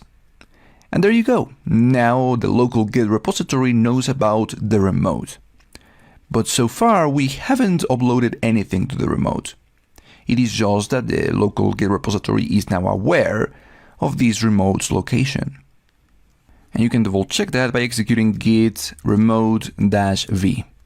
This is going to list all of the remotes. And you're going to see origin listed twice, one as a fetch, one as a push. For the purposes of this lecture, this is just one single remote, and these pretty much mean the exact same thing. One is just for downloading new changes that may happen on the remote. One is for uploading changes that happen locally. But there you have it. We have the remote already set. How is it that we send everything over to that new remote? Well, all we have to do is execute git push. Now, git push is going to upload the code from a local branch over to a remote branch. So what we can do is set that we want to push over to the origin remote, and then we want to push master, but don't execute this just yet. So with this command in here, what we're going to do is push everything that is in master over to the origin. And since in the origin remote, there is no master branch just yet, a master branch would be created. So that is great, this command would work. However, since we're going to be using the master branch a few times, and the same will happen with the test and the dev branches, we want a way to make this push command a little bit faster, so we don't have to write origin master every single time. So we only have to write git push. And we can do that by just adding the U flag in here. So this U flag is going to help us set the upstream of the master branch, the branch that we're establishing in here. And that upstream just means that the master branch will now know that every time we push from master, it is automatically going to be pushing to origin. So no need to write origin master over and over. So if I execute this, of course, the main thing that is going to happen in here is that the master branch is going to be uploaded over to origin. But also this will happen. Branch master is going to be set up to track the remote branch master from origin, of course. This is the upstream that I was mentioning. The next time that we have to push anything from the local master branch, all we have to do is execute git push. No need to type origin master again, because of this U flag. So everything from the master branch is already on the remote. And we can double check that by navigating over to GitHub, reloading the page, and see that indeed all of the code is already here. Not just all of the code, but in fact all of the commits. We can see all of the commits that we made locally already listed here on GitHub. And of course, all of the files that we've been tracking are already here as well. Now, the next thing that I want to do is to push the other two branches, so they exist on GitHub as well. And indeed, just as we did with master, all we have to do is execute git push -u origin test, for example. Now, I want to do this with the test and the dev branch as well. But there are going to be some feature branches that don't necessarily have to set up an upstream, because those feature branches are just going to be used once or twice to push over to the remote. But these branches in here, the three main ones, are going to be pushed over and over to the remote. So indeed, I want to track the test branch as well, just as we did with master. So we see that the test branch is set up to track the remote test. And the same thing for the dev branch. So once I have pushed all of the three branches, I will be able to see them over on the remote. Again, I can navigate to GitHub, reload the page, and this time here on the branch button, I will now see the three branches in here: dev, test, and master. And I can switch between them just like this. Of course, we saw that currently all of them have the exact same commits, but eventually we will be able to see some commits in one branch and not on another one. Most of the times then, we're going to be merging from one branch to another through pull requests. Yes, directly here from GitHub. So it is going to be rare from now on that we merge branches from terminal. Most of the times we're going to be doing it in the form of pull requests. But I'm getting ahead of myself right now. So far, we have already uploaded everything that we had locally here to the remote. We have all of the code, we have all of the branches, and we see, of course, all of the commits. In the next lecture then, let's set up a way to work in teams. As I mentioned, over on the settings tab, there is the collaborators section in which we can add new people that can have access to this remote. And in fact, now that I have some code available in this remote, I see this branches tab that I didn't see before.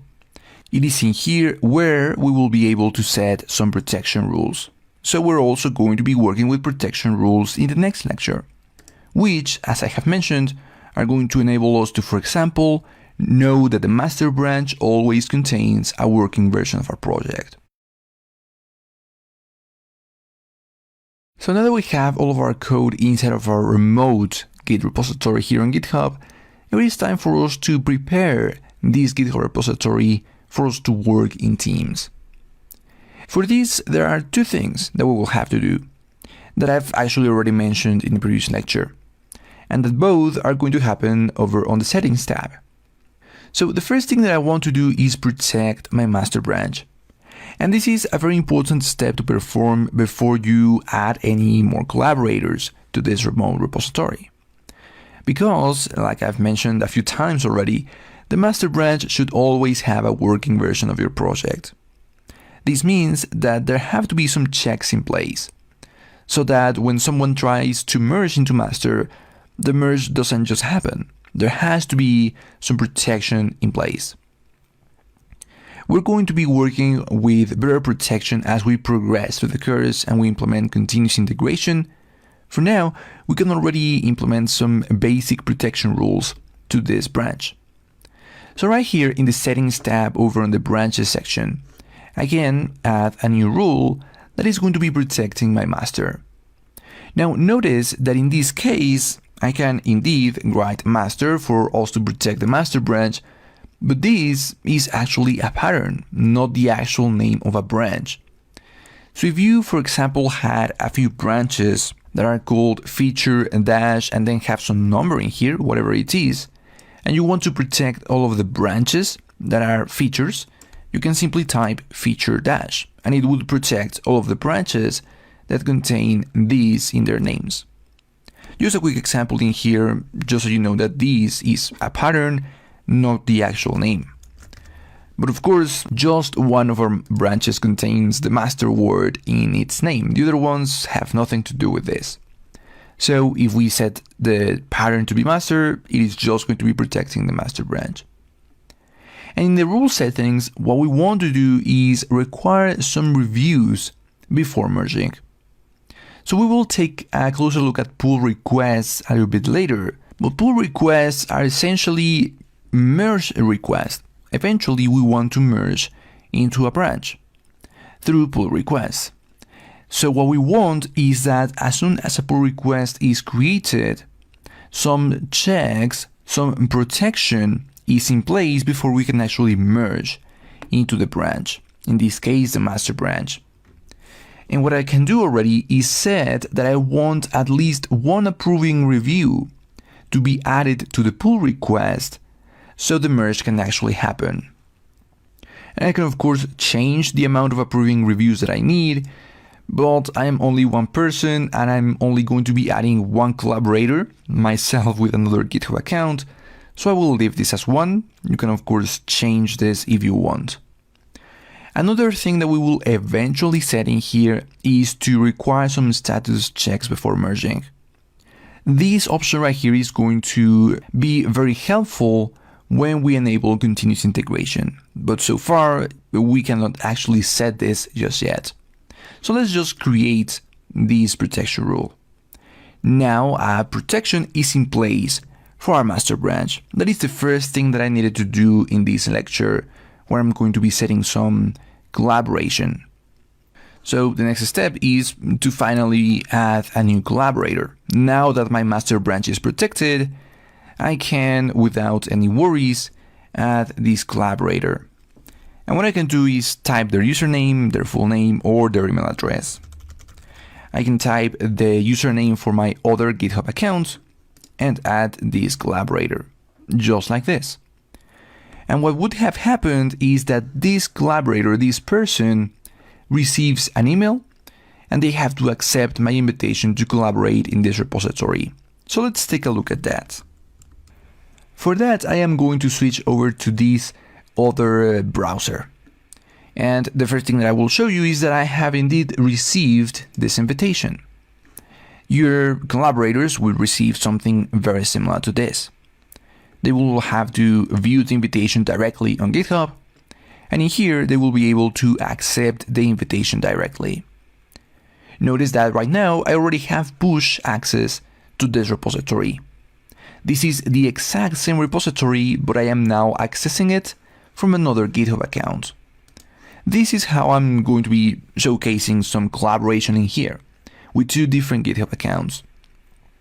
So this one right here is the guest GitHub account. This is not the account that created the repository, but it already has access to it. And in this GitHub account, I would be able to do almost everything that the creator of the repository is able to do. I can take a look at the issues, I can take a look at the pull request, I can of course take a look at everything that exists inside of this project, take a look at all of the branches, the commits, everything is in here. So now that more than one GitHub account has access to this repository, we will be able to start collaborating, working in teams with these couple of GitHub accounts. Which is exactly what we're going to do in the next lecture. Now that we have set this collaboration, now that we have protected the master branch, we are going to be using these features and actually create our first pull requests. So from these other GitHub accounts, I am going to be making some small changes to one of the files in here. I am going to do it directly from a feature branch, and eventually all of that will have to be merged into each and every one of these branches. And of course, all of that is going to happen through pull requests. So I have now access to this GitHub repository that I have created from a second GitHub account. This is going to allow me to show you how is it that we're going to be collaborating. How is it that in a team, one person could be making some modifications to the code, and some other person would be able to see them, and of course eventually add an approving review, as we saw when we protected the master branch. So during this lecture, I am going to be working with those pull requests to show you precisely that. How is it that pull requests are going to work, but also how is it that that protection rule that I added to master is going to be very helpful. For this, I am going to be navigating first over to the dev branch, where I am going to be making some modifications. Now currently all of the branches are in the same page, all have the same commits, so it makes not a big difference, but I do want to create a feature branch from the dev branch.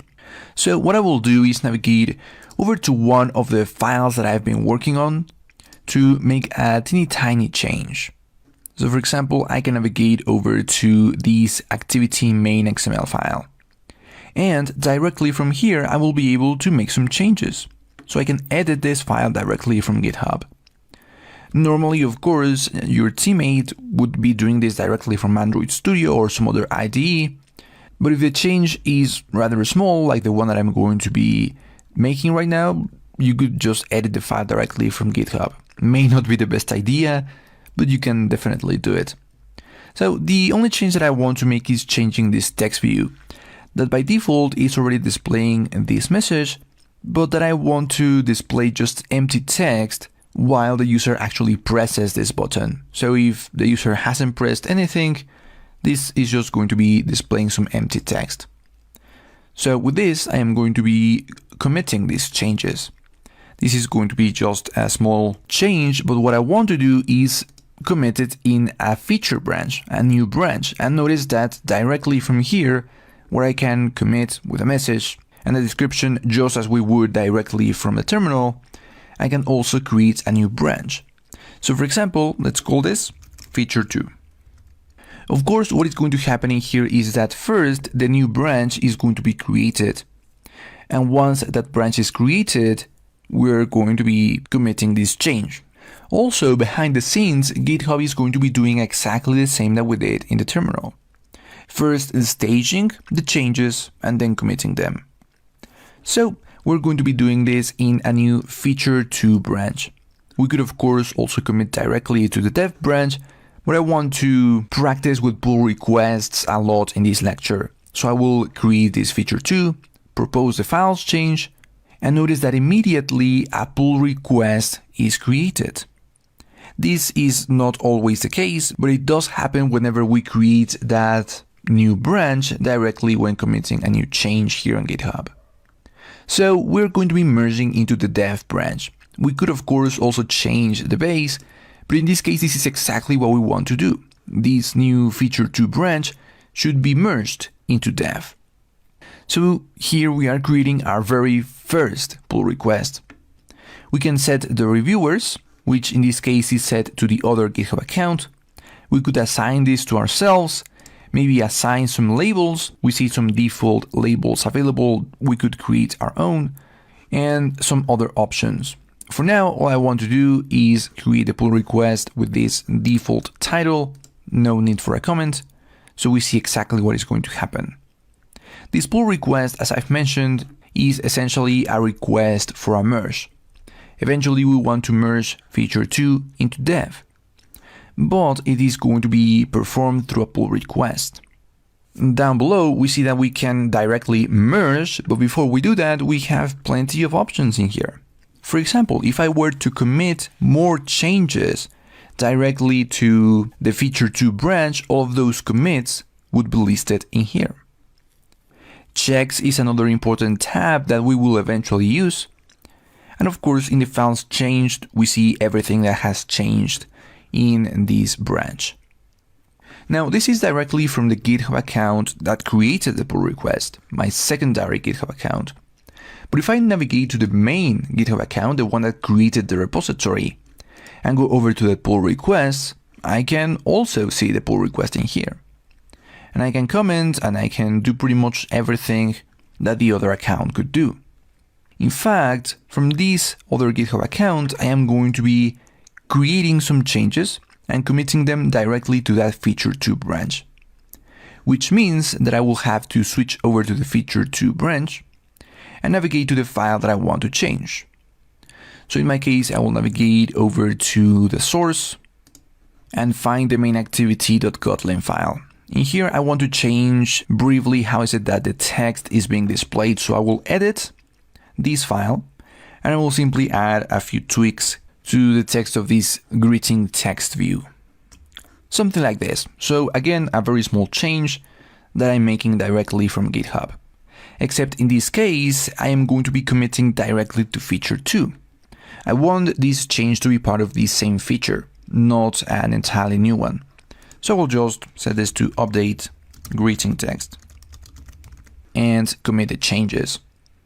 Now notice what happened. Because I committed directly to this same branch, if I navigate over to the pull request, I see that there are now two commits that are part of this pull request. Because both of them are inside of the feature2 branch and none of them is yet in the dev branch. And of course, now in the files changed, I see both of them. The one that I've just changed, the Kotlin file, and the one that I changed from the secondary GitHub account, this XML file. Excellent. Now we see how this pull request is going to be rather helpful. So finally, what I want to do is merge this feature2 into dev. And I can do it from either of these accounts, but I will do it from the secondary one, the one that created the pull request, which of course now sees this new commit. I of course see the commits and all of the files changed in here as well. Now that I have seen this, I can simply merge the pull request, confirm the merge, and now feature2 is going to be part of the dev branch. And since feature2 is not one of the important branches, I can actually just delete it directly from here. Because all of the code that was part of feature2 is now inside dev. And we can double check that by navigating over to code and switching over to the dev branch. Notice that the dev branch has 6 commits. This means that it indeed has commits that are not yet in the test or master branches. And if we navigate over to those commits, we see these commits that we have just performed: the remove hello text, the update greeting text, and this merge. The merge is actually a commit itself. So if we navigate to it, we see that what happened was that some branch, the feature2, was merged into this dev branch. And we can easily identify that because this commit in here has 2 parents. While a normal commit, one that is not a merge, for example this one, only has 1 parent. But I'm getting a bit off tracking here. What I want to keep showing you is the pull requests. So now that everything is in dev, the next step would be to merge into test. So we can do it through another pull request. I will be comparing the dev branch to the test branch, which of course contains 3 new commits, the one that we have just seen. So I will create the pull request, and this time I don't really want to make any more commits. I just want to merge everything that is new over to the test branch, which would mean that perhaps we want the test team, the quality assurance team, to check if everything is running smoothly. So I will just merge the pull request and confirm the merge. And now everything, just as we saw happen with the dev branch, is going to be inside of the test branch as well. So if we navigate over to code, we see that master only has 3 commits, but now test has 6 commits. Actually, of course, 7, because this merge that we have just executed from dev is in itself a brand new commit. So excellent, we have merged feature 2 into dev and then dev into test. The last step may be assuming that the test team has performed the necessary tests and approved the new feature, we can merge into master. So I will create a new pull request, master this time being the base, comparing from test, and create the pull request. Except this time when I create the pull request, I see something different. Because master is a protected branch. It says that I need at least 1 approving review and that merging is blocked. This is what branch protection rules are for. Now, this secondary GitHub account cannot merge into master until there is 1 approving review. So let's add that approving review, and I will do it from the main GitHub account. If I navigate back to the pull requests and navigate into this pull request, I see that this account, because it is an administrator, could still merge into the master branch, but this probably shouldn't happen because there is no approving review just yet. Now, in this scenario, I myself could add that approving review, so I may just as well merge, but let me show you how is it that I would add that approving review and how is it that the other GitHub account would see that approving review. So I will navigate over to the files change, and I can review file by file, but I can also review the changes directly from here and set this to be an approving review. Maybe leave a comment and submit the review. There you have it, just like this. Now that I have added the approving review, I don't see these big red buttons in here. I see everything is right, everything is green, I can execute the merge.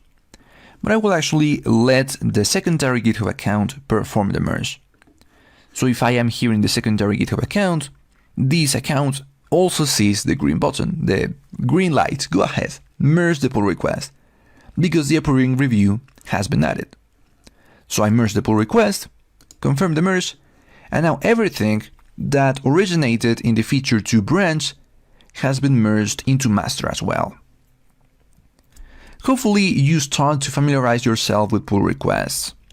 Don't worry if this seems a bit overwhelming right now. We're going to be working with pull requests a lot through the course, and I assure you you're going to become very comfortable using these pull requests.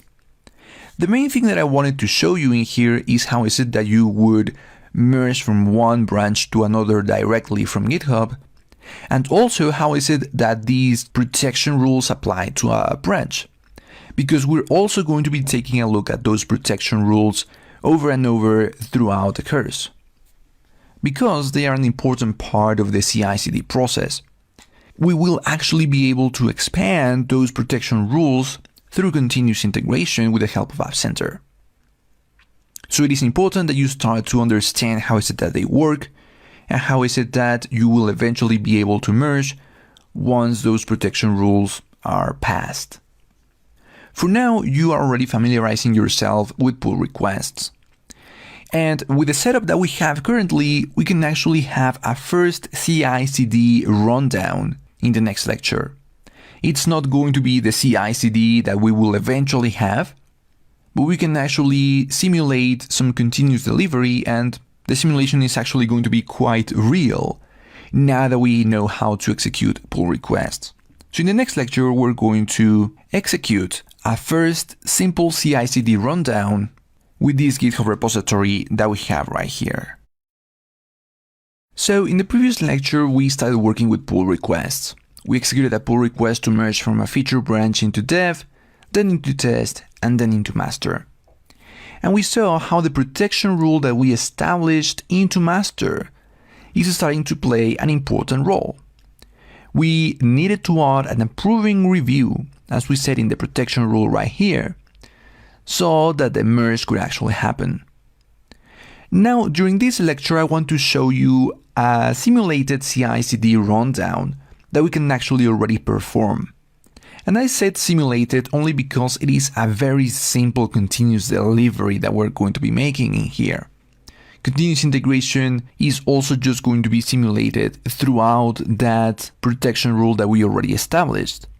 But this could actually be called continuous delivery, but it's just not going to be yet as powerful or as complex as we will see once we start working with App Center. I, however, do want to show you how is it that we already have the power to implement this continuous delivery thanks to GitHub and thanks to these branches. So for this, I am going to be using GitHub Pages. And GitHub Pages is just going to be using those MD files and maybe some other files if we want to create a web page of a particular repository. We are not going to be covering a lot about GitHub Pages. I just want to show you how is it that we can perform some continuous delivery using those. So to enable GitHub Pages in any of your GitHub projects, just navigate over to Settings. And in the Settings tab, in the Options section, you will have to navigate almost all the way down to the GitHub Pages section. In here, of course, by default, GitHub Pages is currently disabled. But all I have to do is select one of these options in here, so GitHub Pages grabs the information from a particular branch or even a docs folder to create a page. Now I don't have any docs folder, but I do have a master branch, so I will select that one to be the GitHub page. The settings are going to be saved, but I will have to navigate back to that GitHub Pages section so I can find the URL. And if I open this URL, I can see that it is just empty. There is nothing right here. And that is because there is nothing yet on my master branch that can be used by GitHub Pages. It has to have a particular markdown file. And because there is no such thing just yet, the page is empty. So let's execute that CI/CD rundown so we finally see something in here, in this GitHub page. And I will actually do it from the other account, so we can keep practicing pull requests and see how those protection rules for master apply. So in this other GitHub account, I will navigate over to the dev branch. And once I am on the dev branch, I am going to click this add a README button that exists in here. So normally Git repositories contain a README file that allows people that visit those repositories to understand a little bit more about them. So that's why there is this button. If there wasn't this button, you could always create a new file directly from here and name this file readme.md. So MD is just the extension for Markdown. We're not going to be covering Markdown a lot, but I will be using Markdown to create this file. And this file is simply going to have maybe a title, a subtitle over here, and some text down here. So the title is going to be something like this. The subtitle is going to be this small text, and finally some additional text down here. I can even click on the preview tab to see how this is going to look. And finally, I can commit this file. I will actually do it directly in the dev branch, but just keep in mind that I could also create a new feature branch and then merge into dev. I will set the text of this commit to be create readme file and commit the new file.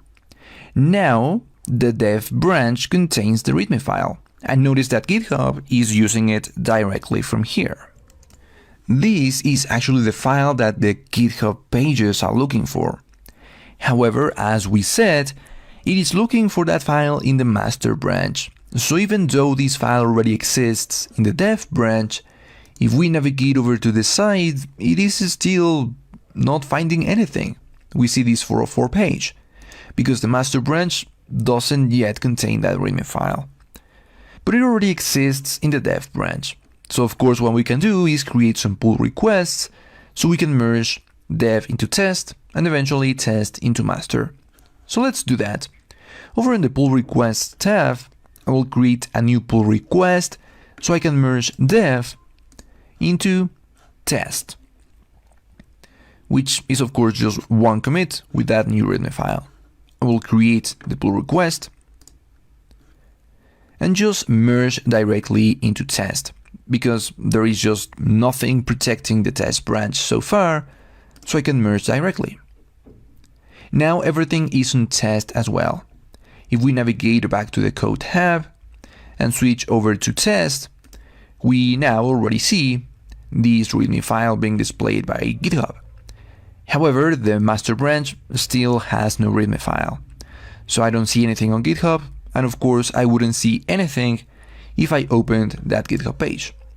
I will still see this 404 page. But let's create that final pull request. A new pull request that is going to be merging into master from the test branch. I will create the pull request, and I see the continuous integration working in here in the form of this branch protection rule. Eventually, our continuous integration is going to be way more powerful than just this, but for this simulation, we can assume that this right here is part of the continuous integration process. And we know that what we have to do is approve that pull request. So from the original GitHub account, my main GitHub account, I will navigate over to this pull request and approve this merge, navigating over to files change, review the changes and approving this pull request. No need for a comment in here. So this is the simulated continuous integration. We now see that all of the protections for the master branch have passed. I can actually perform the merge now, and I can do it directly from the secondary account as well. Now let's see continuous delivery in action. And in this case, continuous delivery is all about merging the pull request. As soon as I confirm the merge, because now everything is part of master, the continuous delivery process can be simulated. If I now reload this page, I will be able to see the page right here. And by the way, I did set a theme. I actually navigated over to the settings in here, and inside of the GitHub pages, I set a theme, which you can do from here, which is why you may see it a little bit differently, but notice that there are some themes available. But the main thing in here is that we have implemented some continuous delivery right here. Right after we merged into master, now GitHub Pages is using what is in master to create this page. Because suddenly something was made available into master. Suddenly our GitHub Pages is going to be working correctly. So of course this was a very simple continuous integration, continuous delivery process. Throughout the course, we're going to be implementing a much robust and powerful CI/CD with the help of App Center, and that actually works with our Android application, not just with some README file that we added and with GitHub Pages. And we will start in the next section by creating a brand new application from the ground up. And we're actually going to be using that application to learn a couple of things about App Center already. So before we implement CI and CD, we're going to build that application that is going to be using some App Center features, such as analytics and diagnostics. So we have already, in the previous section, covered how is it that we're going to be using GitHub, leveraging its power and using it as the foundation of the entire CI/CD process. During this section, we're going to get started with App Center. And we're going to be building the application that we will be using throughout the rest of the course for continuous integration, continuous quality, and continuous delivery. So before getting started with that, let's talk about what is App Center. This is going to be a quick introduction to this Microsoft mobile-centered DevOps service. So as we saw in the first lecture of this course, App Center is going to be a service that is mobile-centered and that allows you to do way more than just CI and CD. Of course, because that is the purpose of this course, it allows you to do precisely that, to automate the integration of new versions of your code, mainly those that are triggered when a merge happens in a certain branch. It is also going to allow you to execute tests that we're also going to be adding to our project in one of the next sections, and eventually automate the delivery of that new version of your project. And this can happen directly through App Center or be deployed to the app stores. It also allows you to track bugs and track usage of your application. And this is going to be very powerful because it can allow you to identify what new feature or what new issue you have to work on, which would mark the beginning of the entire CI/CD process, you coding a new feature or solving a current issue. And these two services right here are the ones that we're going to be using throughout this section. I'll talk more about that in a few seconds, but these two services again are going to be really important when you want to understand exactly how your users behave inside of your application or what issues they may be facing when you use your application. Finally, there are 3 other services that currently are in beta, but that make App Center a really complete service for us mobile developers. And that is databases, user authentication, and push notifications. So indeed, App Center can really be the only service that you use for your mobile applications. It allows you to do everything from having your app's databases in there, the user authentication, notifications, track usage, and even implement CI and CD directly inside of this service. Now, we are not going to be covering these 3 services that I mentioned, mainly because they are still in preview state, but also because I want to focus on something else. And that something else is these 2 elements right here. The ability for us to identify bugs and the ability for us to track how our users behave inside of the application. This is going to be the first step that we take with App Center. And we're going to be working with these 2 throughout this section as we create a brand new application from the ground up. And essentially, this will mean that we are going to be tracking errors. Any exception that we may not be handling correctly or that we want to understand when is it happening can be tracked through App Center. So eventually, no matter if we are testing on our own phone or have deployed to 10 developers or to 20 testers or to our thousands of users, we can, from a single place, that is App Center, identify exactly what errors are being thrown and what is it that we have to solve inside of our application. And also, we're going to be tracking events. And this is going to allow us to understand how the users behave inside of the application. Are they using that new feature that we have just deployed? Are they finding that page that is very important for us? Are we seeing good conversion rates from people who download the application to people who actually sign up for the service? All of these things are ideal candidates for us to start tracking them, to understand if our users actually behave inside of the application the way that we think they do. And again, no matter if you are tracking events for 3 or 4 developers, or 10 to 20 testers, or thousands of users, all of that can be concentrated inside of App Center, thanks to this ability to track events. And the implementation of this is actually going to be quite simple once you have your App Center account ready. So this is what we're going to do throughout this section, but can you skip it? Can you skip this section if you just want to go ahead and implement CI and CD inside of your application? Well, yes, you can if you follow the next lecture. In the next lecture, we're going to be creating our own App Center account, and we're going to explore App Center a little bit. So if you take the next lecture, sure, you can skip this section if you want. But also keep in mind that we are going to be building an app from the ground up. And it is a good idea to have a good sense about what that app does the whole time. You know where certain events are being tracked and how they are being tracked. So eventually, when you implement CI and CD, it is easier for you to add new features here and there. But if you are building your own app, you don't have to build the app that we're going to be creating in this section. You can implement CI and CD in your own app, so you don't need the app that we're going to be building. If you have your own way of tracking, you can add those tracking services to that application that you are building.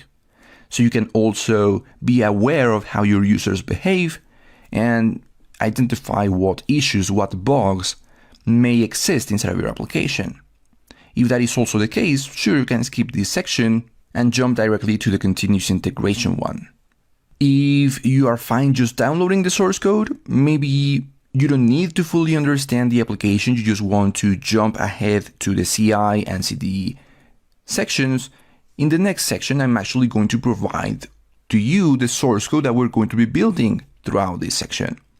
So if you want, you can just skip to the next section, download that source code, and implement CI and CD into that source code yourself. Although again, it may take you a little bit longer to identify exactly where things are happening. How is our code behaving, and maybe even how we connect to App Center if you don't build the application from the ground up, as we're going to be doing in this section. But enough slides. This was a brief introduction to Microsoft's App Center.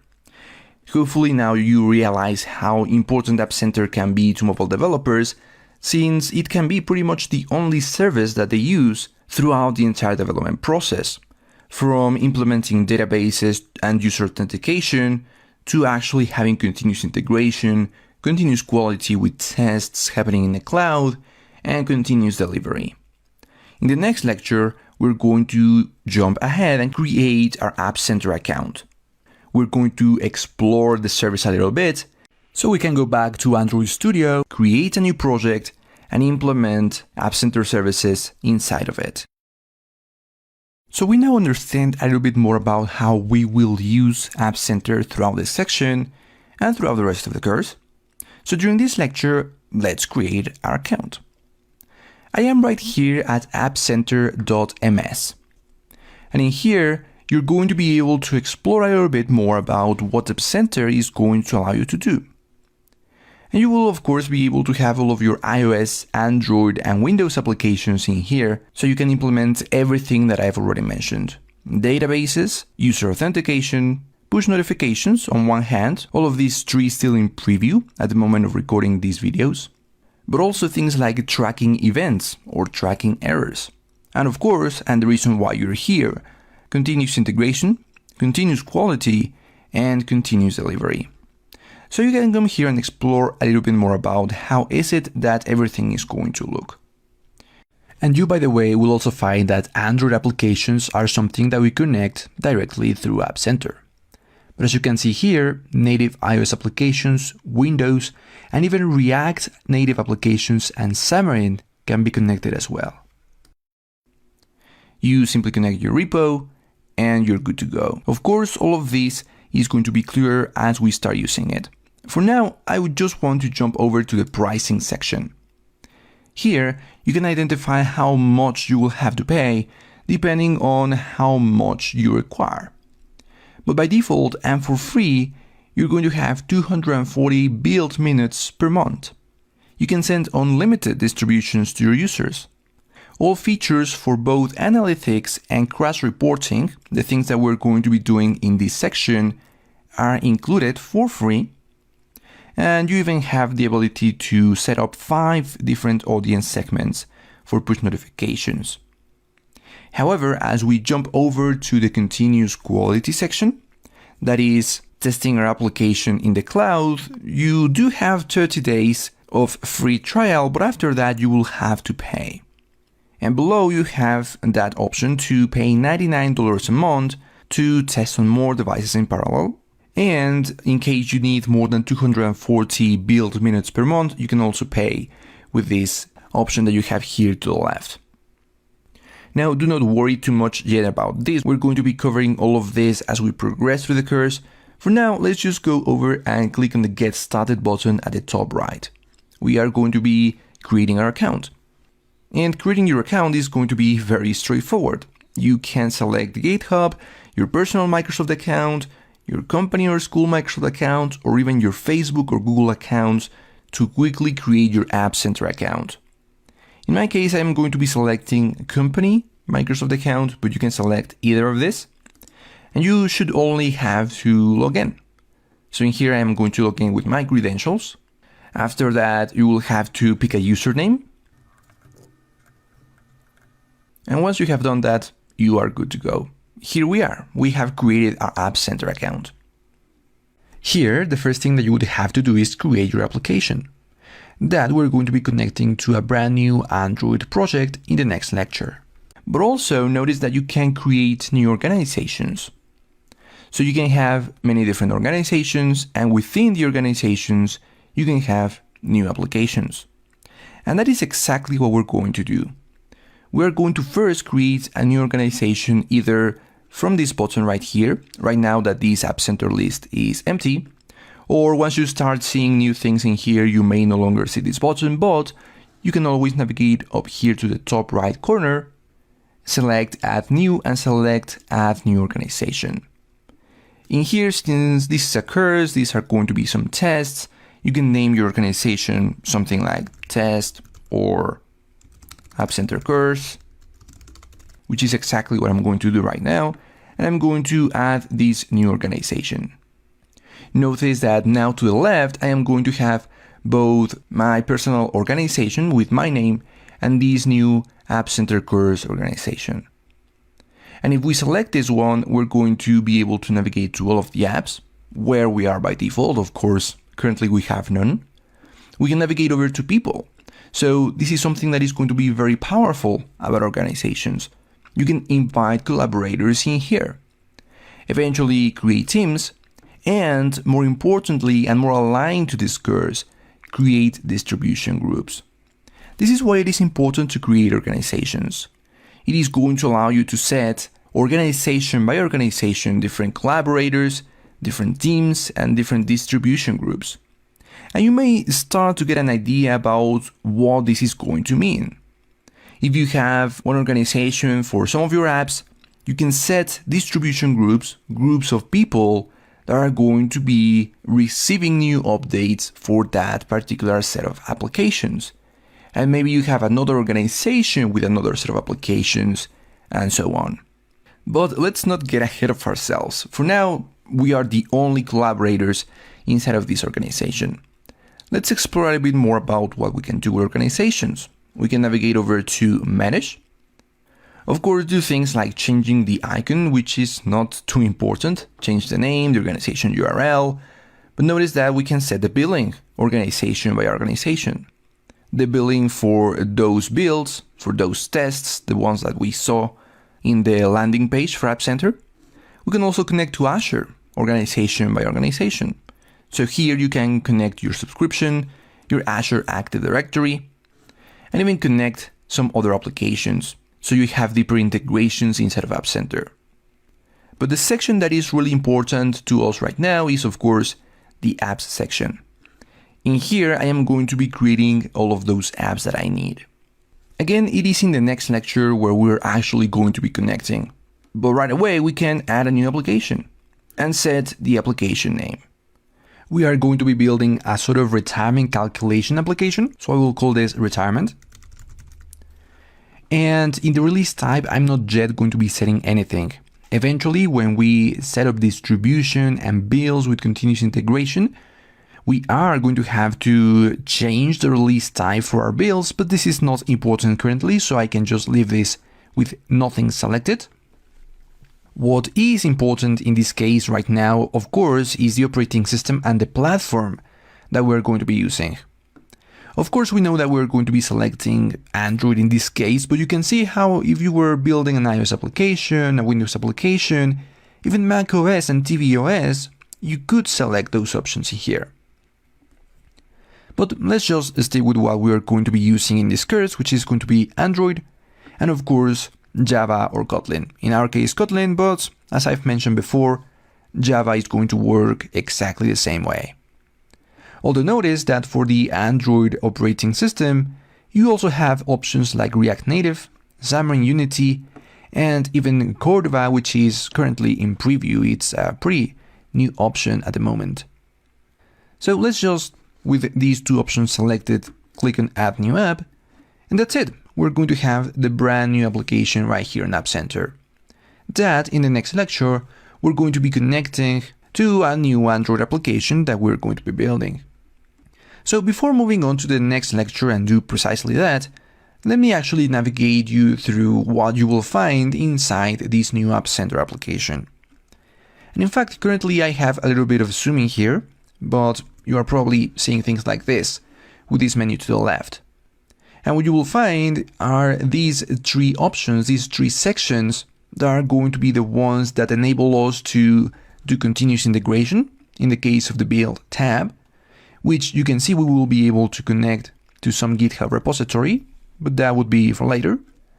Continuous quality in the test app, where we will eventually be able to automate tests in a wide variety of devices, Android devices, and continuous delivery through the distribute tab, which can actually be done through distribution groups, which we've already seen a little bit about just a few seconds ago.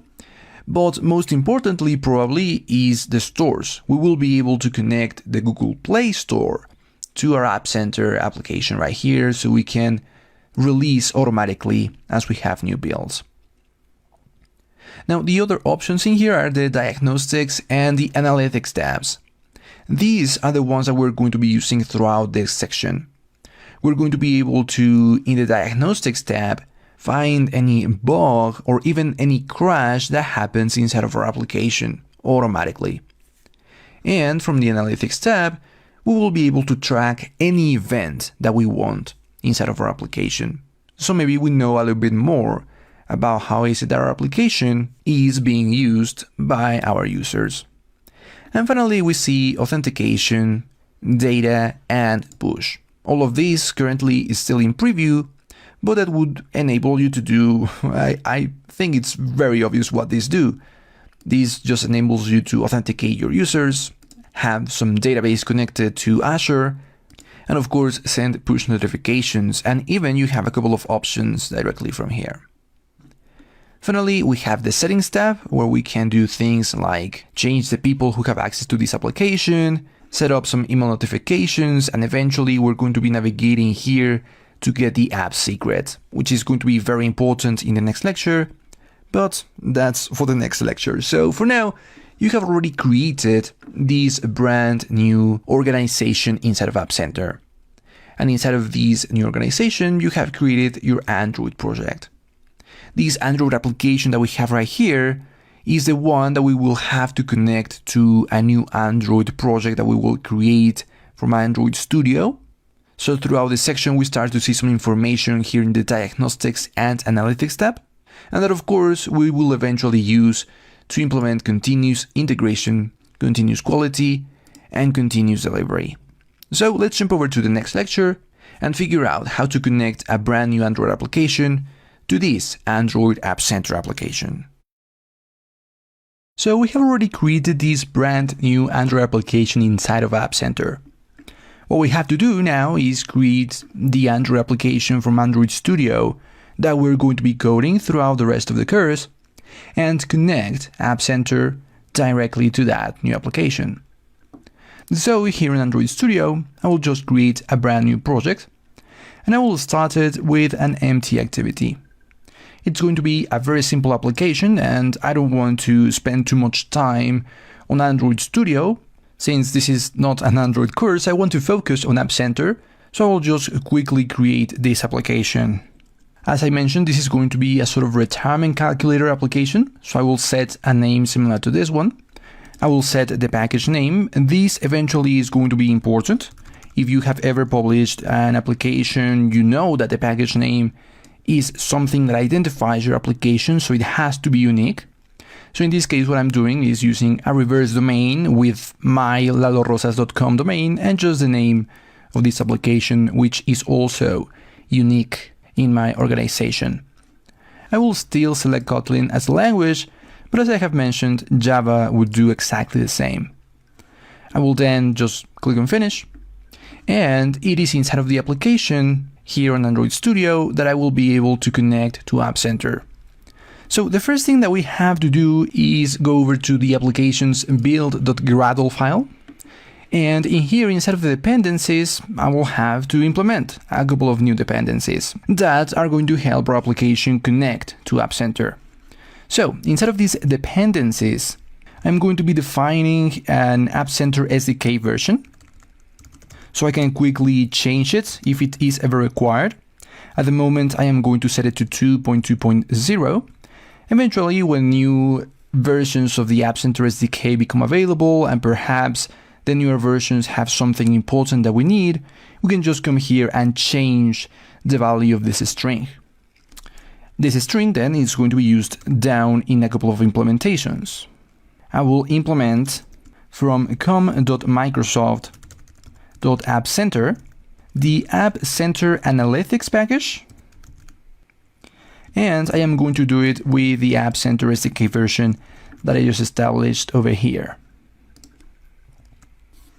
So with this format right here, I am able to set that the SDK version that I'm going to be using is this App Center SDK version. That again, I can eventually just easily come here and change whenever it is required. So the App Center Analytics package is one of the two that we're going to be using. The other one, which is going to be established in a very similar way, also from com.microsoft.appcenter, this one is the App Center Crashes, and is also going to be using the App Center SDK version that we defined above. So essentially, the App Center Analytics package is going to contain some App Center functionality that will make it very easy for us to start sending information about any kind of event over to App Center. For example, if a button is pressed and you want to track when is that button pressed, you would use Analytics. If you want to track when a user signs in, you would use Analytics. If you want to track when a user registers or when a user is performing certain action, you would use Analytics. Crashes, on the other hand, will allow you to identify places where your application is not behaving as you expect. Maybe some exceptions are being thrown, maybe some errors are happening as your users use your application. And crashes is also going to be very helpful for us to track when our application crashes, which you may have guessed by the name, but this is going to be different to the bugs that your application may find. So throughout this section, this is going to make a little bit more sense when we actually implement some examples with these couple of packages. For now, let's complete the connection to App Center because just referencing these couple of packages is not enough. So now that we have added this to the Gradle file, we can simply sync the project with this file. So these two packages are now made available. Now that they are available, we will be able to start using them. And immediately we will have to navigate over to our main activity. In the main activities on Create, we're going to register the App Center services that we want to use. And we want to use both the Analytics and the Crashes. So in here, instead of the onCreate, we're going to be using App Center, which is of course coming from com.microsoft.appcenter as we saw before. And that means that we will have to import that package. And the App Center class is going to contain the start method. And the start method is going to require a few things. First, it is going to require the application, so I can just pass the application variable. But it is the things that we have to pass after the application, the ones that are important. So first, we're going to be passing a string that is going to be the app secret of our application. This app secret, I briefly showed you in the previous lecture, is already over on App Center. But I will go ahead and retrieve that in just a minute. Let me just continue passing the services that I want to use from App Center. Like I mentioned, the services that I want are both Analytics. So I just pass Analytics and I will have to grab the class. I'll just do it with class.java. So this is for the Analytics service. Like I mentioned, I am also going to be using the Crashes service. And this I will also have to access it with class.java. Just like this. Now I have said that App Center will have to enable both of these services, Analytics and Crashes. Now the only thing that I'm missing in here is the app secret. So I will be able to navigate over to App Center. And inside of App Center, just navigate over to the application, go over to Settings, and click on the ellipses that exist on the top right corner of this screen. Here we find the Copy App Secret button. And that app secret that would now be on your clipboard just goes in here, just like this. Now, what we have done is set that App Center at the moment that it is started inside of our application is going to find our App Center application through the app secret. And it is going to connect to its analytics and to its crash services, just like this. And doing this with just this single line of code, some interesting things are going to start happening. Already, without having to do anything else, some analytics are going to be made available from App Center, and even some crashes information if the application ever crashes. Without us doing anything else, with just this single line of code, after creating our application on App Center, our Android application is now going to be communicating with the App Center application, sending information about how it's being used and the crashes that may be happening. Now, that information won't be very detailed, but we're going to be able to have that information already over in App Center in the tabs that we've already seen, the diagnostics and the analytics tabs. But I'm starting to get a bit ahead of myself. What I want to do now that I have connected to App Center is crash the application. So we're going to have to do some tricks in here to crash the application and see if this that I'm telling you is actually true, if some information is already sent over to App Center. But actually, before we do that, in the next lecture, I want to upload this application over to GitHub. Show you, now that I have created this application, how is it that you would be able to grab the source code for all of the lectures in which we're going to be using some code. So, before moving forward with App Center, in the next lecture, let's upload our new Android project over to a new GitHub repository. So we created this brand new Android application and we have already connected it over to App Center.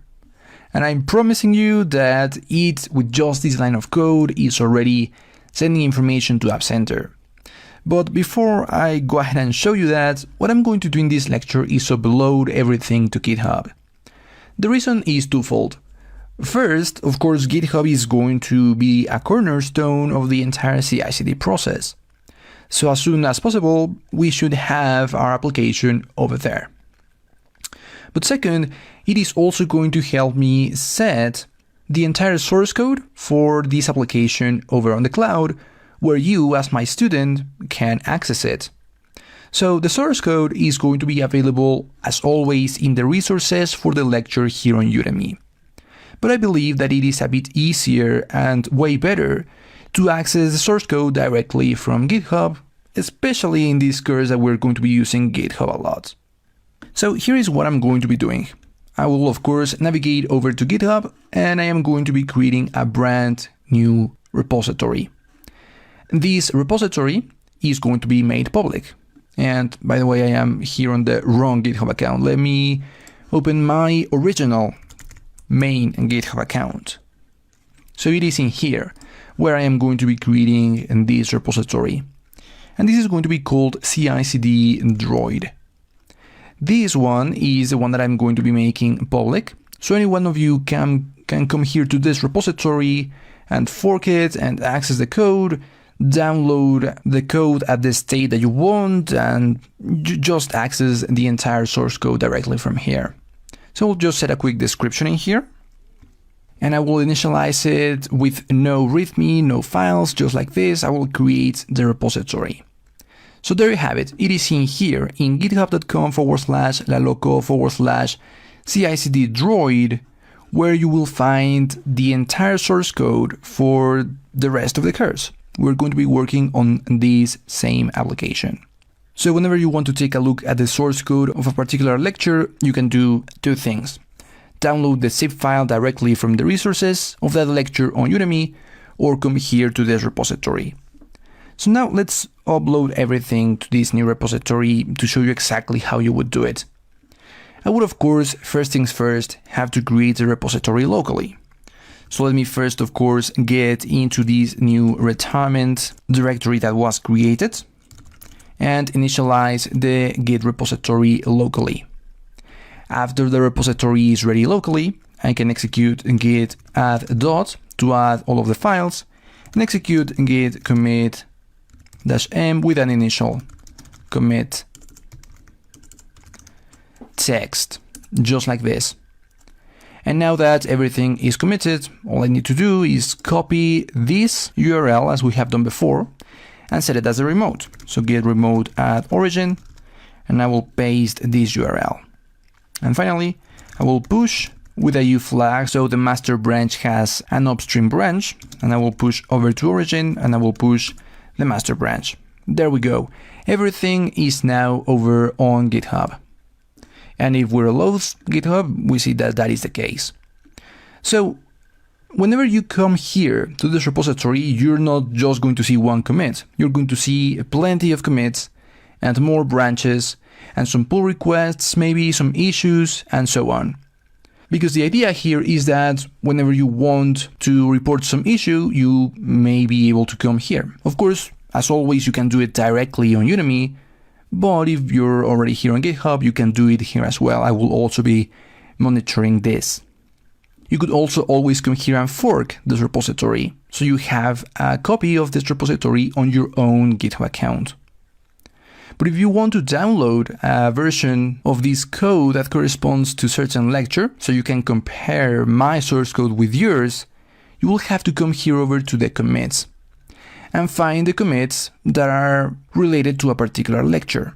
So for example, in this lecture that I am executing the initial commits, well, you would have to navigate to this commit and click on the button right here that says browse the repository at this point in the history.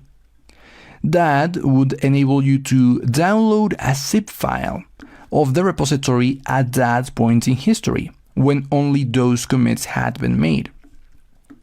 So even if there are 100,000 commits in this repository, if you navigate back to the first commits, you're only going to see the repository at that point in the history. So that's what you would have to do. Again, you would have those two options. Download the zip that is going to be ready on the resources for the lecture. Whatever lecture in which we code something, there is going to be a zip file with the source code. Or you can come here to this GitHub repository and download or clone the repository. I do recommend that you fork the repository as well, so you have it on your own account, but whatever works for you is good enough. So there you have it. We have successfully uploaded everything to GitHub, which we're going to be using a lot, especially starting in the next section. For now, in the next lecture, I want to show you exactly how is it that we can start crashing and running our application to see what is going to be reported over to App Center, so we can start to see some things inside of these diagnostics and analytics tabs that currently are entirely empty. So now that we have everything on GitHub, we are ready to keep implementing App Center functionality inside of our application, run it, make it crash somehow, and start to see App Center in. Now that we have all of our code over on GitHub, so it is ready for us to eventually implement CI and CD directly from there, connecting to App Center. And as we saw previously that we have already connected our Android project over to App Center thanks to this line in here and a couple of packages that we imported, well, what I have done in here is start to implement some functionality. Or in fact, all I did here is create the interface that is going to make up this application. You can of course copy this interface, do something a bit different, or maybe even create your own application in here. As I have mentioned before, the Android code that we are going to be creating is not that important, especially when it comes to something that is not related to App Center. We are indeed going to be coding a few App Center functionality, and that of course I will definitely explain, but this type of things I try not to spend too much time on this course, since I want to focus on the CI/CD stuff. So in this case, what I have done is create a few edit texts and a button, and eventually a result is going to be displayed in this text view. And all this is currently doing is setting some hints, and the button has some on-click listener, currently doing absolutely nothing. But what I want to do in this lecture is show you what happens when I run my application, and especially what happens when I make my application crash. So for that, in this on-click listener, I am going to just throw an exception. Something like this, very simple. So this exception, because it's not being catched, it is going to crash the application. The idea here is that we're going to start to see some information being registered by App Center with the help of this single line of code that we added. As I have been promising now for a couple of lectures, this single line is able to start to send some information about the usage and the crashes of our application over to App Center. But we haven't seen that in action just yet.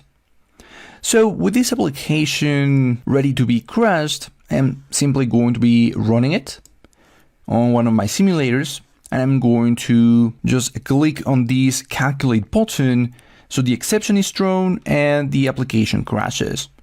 I may have to wait a few minutes, but eventually that information about both the usage of the application, since it is going to run, and the crash that we're going to make happen will be displayed inside of App Center.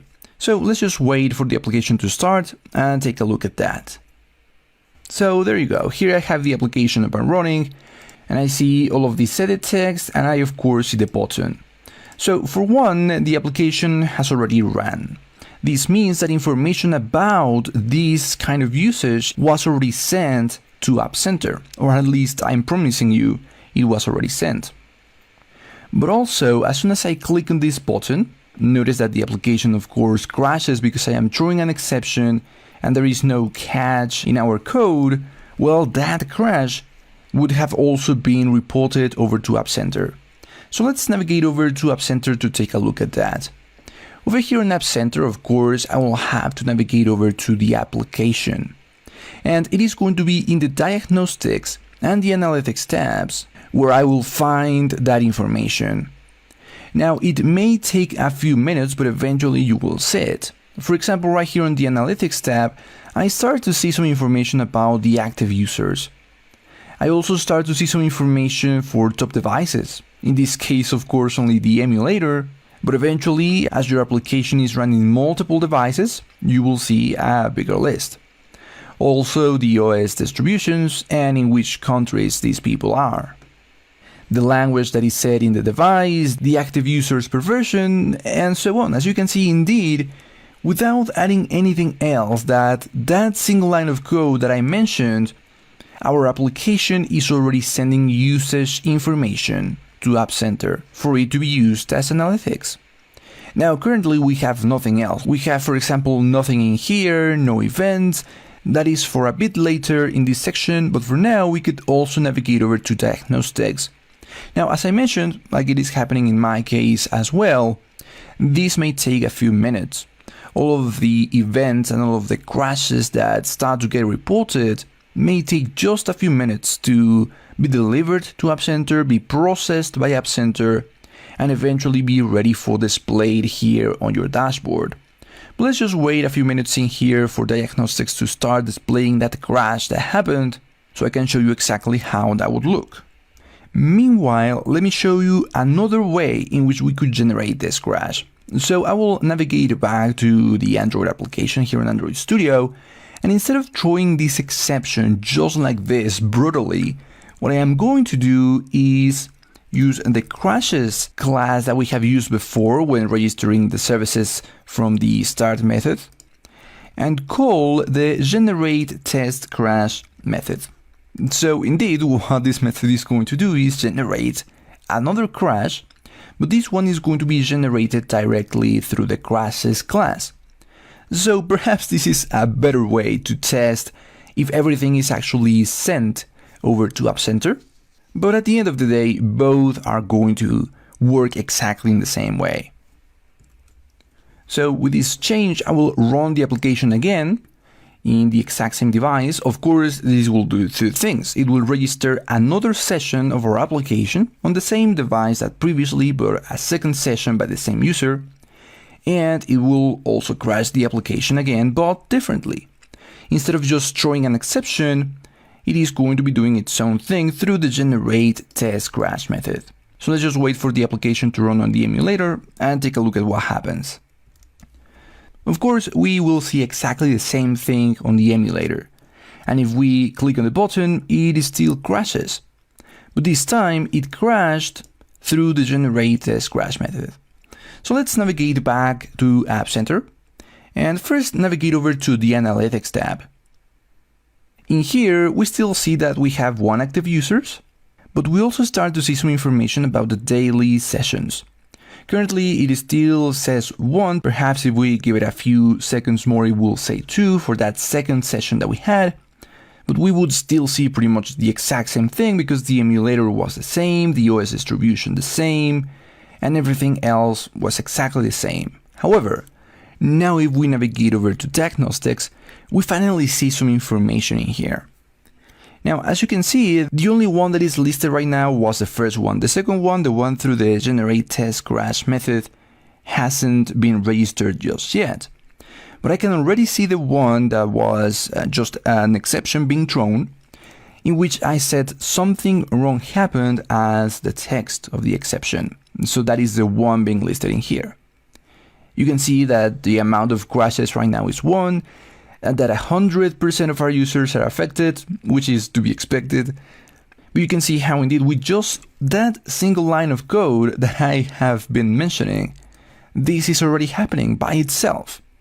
Both analytics about the basic usage of our application, and definitely diagnostics about how our application is crashing.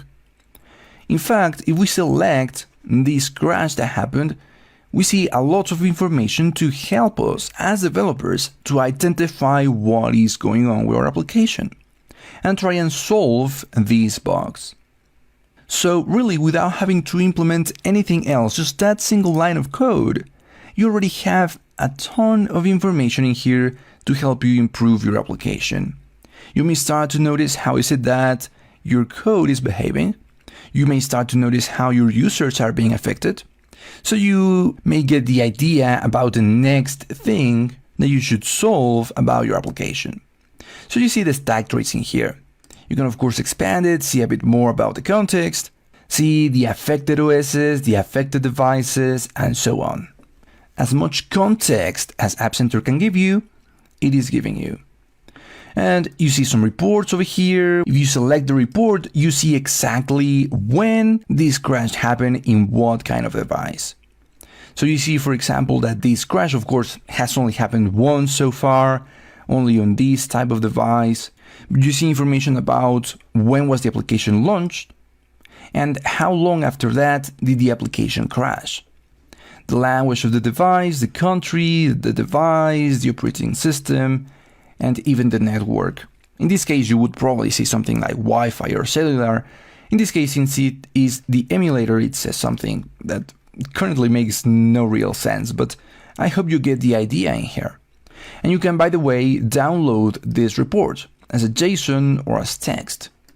And what I think is even more powerful is that you see the entire thread of the things that happened within the application. So here in the main thread, you would be able to see everything that happened. If the user clicked here, clicked there, and so on, so you can know exactly what the user was doing when this happened. And that way, try to replicate that bug so you can over and over test how is it that that is happening, identify the issue, solve it, and make sure that your users are not going to be facing that anymore. So let's head back and take a look at the diagnostics again. Maybe wait a few more minutes and see if that test crash is reported already. And after a few minutes, indeed, we see this other crash that happening here. This one, the one that we generated through the generate test crash method. And you see that the exception is different. It says that the type of exception is test crash exception instead of just exception as in this case. And there is a different message. It just says test crash exception generated by SDK. you can see pretty much the exact same thing, the stack trace, the reports, that it did just happen once, and we see all of the information that we just seen. So hopefully you start to see the power of App Center. With just one single line of code, we were able to add some diagnostics and analytics to our application. Of course, this is just the bare minimum that we can do with analytics and diagnostics inside of our Android application. So what we're going to do in the next lecture is start to report even more diagnostics to App Center in the form of errors. So far, crashes have been registered automatically to App Center, but now we're going to learn how we can send information that we want to send. Information that may help us understand a bit better what errors, what issues are our users finding that don't necessarily mean that the application is crashing, just that some errors are being presented. So we have finally seen some information about how these crashes are being tracked and how some usage information is already being sent over to App Center. Now what I want to do is start to send our own information over to App Center, not just the information that this line of code eventually decides to send, but our own information. So not just basic information about the usage, not just crashes, but also pretty much whatever we want. And for this, I am going to be just commenting out this line. And I am going to be adding a few scenarios inside of this click listener. For example, as you have seen in the application, we have an interest rate edit text, which the user currently can set to pretty much anything. It is just a number decimal format. Now, this eventually is supposed to be a percentage. The percentage of the interest rate of some savings account or something like that. So the thing in here is that the users themselves could set this to pretty much whatever they want. So what I want to do is evaluate if this is at least greater than 0. If it is not, it is just not going to work. So I want to evaluate the scenario where this is 0 or less and just drag this over to App Center. So perhaps there are a lot of users that are trying to set this to something that is not greater than 0. Perhaps my application should make it clear that this should be greater than 0, something like that. So stuff like this is the thing that you would eventually be sending over to App Center.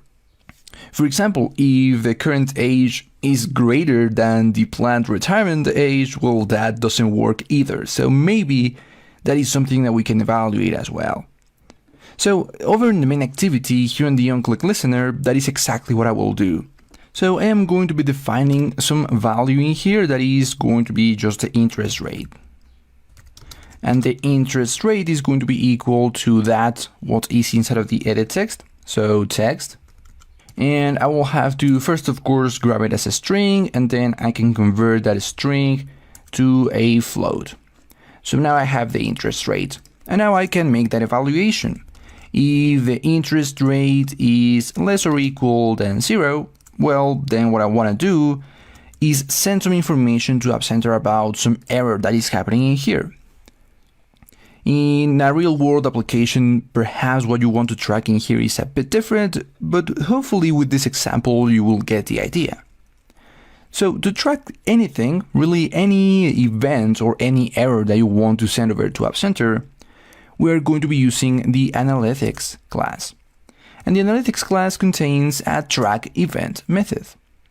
And the track event method is simply going to require a name. Now, this name can be anything you want, but the name is also going to perform as the identifier. So, the event should be something that you can reuse, something that you know that is going to be the same every single time that you want to track that particular event. For this one, for example, the name could be wrong interest rate. Just like this. And this single line of code could already be tracking this event. So every single time that interest rate is less or equal to 0, well, this is going to be tracked over on App Center. And just like we're doing this, let me actually do something very similar with the age. I am going to be defining current age, which is going to be equal to the age edit text, although this one is going to be integer. And I'm also going to have a retirement age, which is going to be coming from another edit text, but it's still going to be int. And I'm going to be making another evaluation. I am going to evaluate if retirement age is less or equal to the current age, which would mean that people just wouldn't be able to save anymore. So I will also track another type of error, another event. So in this case, the name of the event that I want to track should be different. If I said this exact same name, well, it would track as the exact same event. It is through the name then how we are going to be identifying an event from another. This one then is going to be wrong age or something like that, just so I can identify this as a different event. So with these two events being tracked, let's go ahead and run the application. We know that that is going to be tracked every single time I click on the button in certain scenarios. So for example, let's set the interest rate to 0 precisely, which is less or equal than 0. And if we click on calculate, yeah, right, it is going to be currently crashing because I tried to grab the text from the age and the retirement. So I won't try to solve that just right now. Again, I don't want to focus too much on the Android part. Let me just set the current age and the retirement age as well. So I will leave the interest rate as 0. I will set my current age, let's say that this is 45. And the planned retirement age is 65. So in this scenario, I would only track one of the events, the wrong interest rate event, not the other one, because indeed the planned retirement age is greater than the current age, which makes this evaluation not true. So let's just calculate this, and we know that one of the events would be tracked. So let's navigate over to App Center and see exactly how is it that that would be tracked. And in this case, that will be tracked over on the Analytics tab. It is in here where we're going to be able to track all kinds of events. As you can see, inside of Analytics, you have an Events section. Again, just like we saw in the diagnostics with the crashes, in here we may have to give App Center a few minutes for everything to be uploaded, everything to be processed, and everything to be ready for it to be displayed here on App Center. But after a few minutes, we should be able to come here and reload the page and see that event now being tracked. As you can see, indeed, there is only one event, the wrong interest rate event, because this is the only one that was tracked. It belonged to the only evaluation that was true in this scenario. And you can see that it has happened once to one user, and if you click on it, you see a bit more information. For example, the amount of times this happens per session. Currently, since the sessions have been about 3 or 4 sessions, and this has just happened once, well, it says that happens 0.33 times. So definitely there have been 3 sessions, only once has this happened. So you start to see how these events are going to be tracked. We're going to see in the next lecture how we can send even more information to App Center. But for now, let's just run our application, click the calculate button in a different scenario. I am going to set the planned retirement age to still be 65, but the current age is already going to be 67. And I'm going to change the interest rate to be 3. So this time the interest rate is correctly set, but the age isn't. So if I click on calculate, it is now the other scenario, the one that is true. So I should see that wrong interest rate is still just tracked once, but wrong age should now also be tracked once, while currently it was just 0. So by the way, notice that it refreshed automatically in the case of events, and I see indeed that wrong age has happened once, wrong interest rate just once as well. And just to double check, I can reload the page and see that indeed each has just happened once in this case. And for this event, we would see exactly the same thing. How many users have experienced this, the amount of times this has happened, how many times has it happened per user, how many times has it happened per session, and so on. So as I've mentioned, we can send more information about these events over to App Center. That is exactly what we will do in the next lecture. We're going to be able to send some properties with any kind of information that we want, so we know exactly what we need to know about each of these events. We have the entire context about when this is happening, so we as developers know a bit more about how is it that we could improve the experience for our users. For now, you have already learned how to send information to App Center about any kind of event, anything that happens within your application through the track event method that exists in the analytics class. So we're already tracking some events with App Center. We have sent a couple of events, one that gets sent in such a scenario, another one that is sent in another scenario, but currently all we are sending really is when this is happening, with a particular ID. We know that it is through the name that we identify one event from another. So far, all we really do is know when this happens, how many times this happens, and App Center is being useful, but there is even more than we can send. And we can send that directly through the same track event method in the form of properties. Now, normally those properties, you would use them in a way to let yourself, the developer, or whoever in your team is in charge of this, understand how is it, or the entire context in which these events are being sent. So, for example, was the user using Wi-Fi? Was the user connected to cellular? Was the user using the GPS? Was the GPS on? Was the GPS off? Or things like this, things that may help you understand a bit more about a specific event. So, for example, if some event happened about as the user was navigating through a map, maybe they clicked on cancel before reaching the destination or something like that in some application like this, well, you may want to know why they canceled or closed your application before reaching the destination. So you want to send as much information through the track event as possible. What I'm going to do in this case is going to create some properties. And the properties are simply going to contain the numbers that the user ran. So for that, by the way, I will also need the monthly savings and the current savings. Just because that is the information that I have in this very simple example, but hopefully you understand that this event method normally would work better if you start to track more about the context in which that event happened. But for now, I am going to just define a new couple of values in here. One is going to be the monthly savings, and the other one is going to be the current savings. Of course, they are going to be coming from the monthly savings. This is going to be float, and the current edit text, which is also the current savings and also float.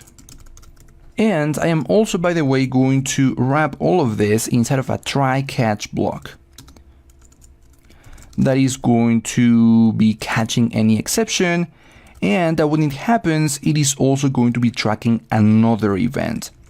This event is going to, of course, have to have a different name. And this one is just going to be the exception message. So I am going to know exactly what exception is happening in this case. But the important thing here, this is just exactly the same thing that we've done before. The important thing that I want to show you in here is how is it that we're going to be sending all of these properties, all of these values as properties to the track event. For this, I am going to need a map, a hash map that I'm going to be calling properties. That is going to be a hash map of strings. So both the key and the value are going to be strings. So this is just going to be a hash map of strings. Something like this. And what I'm going to do is to these properties, going to put the key and the value both as strings, of course, that are going to be the interest rate, current age, retirement age, monthly savings, and current savings, of course. So I will have to use put 5 times. Eventually, these properties will be sent through the track event. So I'll have something like this. I'm just setting interest rate to interest, of course. I am converting all of them to strings. but you can see how I'm just creating this map of strings. This properties value can now be sent over to the track event. So after the name, I can simply pass properties. And I'm going to do it on both of these cases. Not in this third scenario, because in this case, these values may not have been correctly set, but I will do it in these other two scenarios. So whenever the interest rate is less or equal than 0, or the retirement age is less or equal than the current age, meaning any of these scenarios is going to run, the properties are also going to be sent. So let's rebuild the project, run the project again, make one of these scenarios to be true, and see exactly how is it that these properties are going to be displayed in App Center. So here I have the application. Now in this case, I will have to set all 5 values because otherwise the exception is going to be thrown because one of these values is not going to be correctly set and I am trying to access them all. So let me just set the monthly savings, some interest rate, some current age, the planned retirement age, and the current savings. So we will have something like this. If we click on calculate, none of the scenarios is true in this case. But if we change the interest rate to be 0 again, and if we click on calculate, now the wrong interest rate should have been sent. We should see that the amount of times this event has been tracked has increased. But one of those events is actually going to have these 5 properties. So let's navigate over to App Center, over to all the events. And you can see that indeed wrong interest rate has happened twice. If we click on it, we're going to see down below all of those properties. Now, while this event has been tracked twice already, as you can see in the count, 2 times this has been sent, each of the properties has only been sent once. Because of course, the first time that we sent it, these properties weren't there. But now that we are sending the properties, you can see information directly inside of this event. You see not only the values that each property have, which of course are the ones that we just read from the application, but also the amount of times each of these values has repeated. This is a very powerful feature, because now you have the complete control of what context, what information is being sent here to App Center.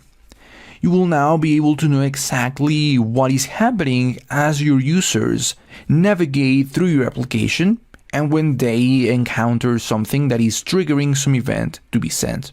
For example, in our case, in this scenario, when the interest rate is 0 or less. We see some of the information that the user may have also written in this scenario, but as I have mentioned before, you could be sending pretty much anything in here, such as the cellular connection, whether or not they are on Wi-Fi, if the GPS signal is strong, and so on. So by now, you have already leveraged the power of App Center to register a ton of information on both the analytics and the diagnostics tabs. We see all of the exceptions that have been caught, we see analytics, and we see even more information being sent in here. For example, the session duration is now plotting some information. Of course, this is just the very minimum that you can do with App Center. I wanted this section to be about diagnostics and analytics because this is a very powerful feature in App Center that can enable you to know exactly what to build next. But I also wanted to build a simple Android application because this Android application is the one that we are now going to be building, going to be testing, and going to be distributing. So starting in the next lecture, we're going to start with continuous integration or building our application. We know that we will be able to send everything over to GitHub. So now let's learn exactly how is it that we will be able to automatically build this application so we can have continuous integration working. Starting in the very next lecture, let's first talk about what is continuous integration. Welcome to this section on continuous integration. Before getting started with App Center and the continuous integration capabilities that that service provides to us for our mobile applications, in this lecture I want to talk about what is continuous integration. And continuous integration is automating builds on every commit. That's it. That is what continuous integration is. So let's change this question to why is continuous integration? Why should we use continuous integration? And the main reason why you should use continuous integration is because it keeps the important branches clean, especially the master branch.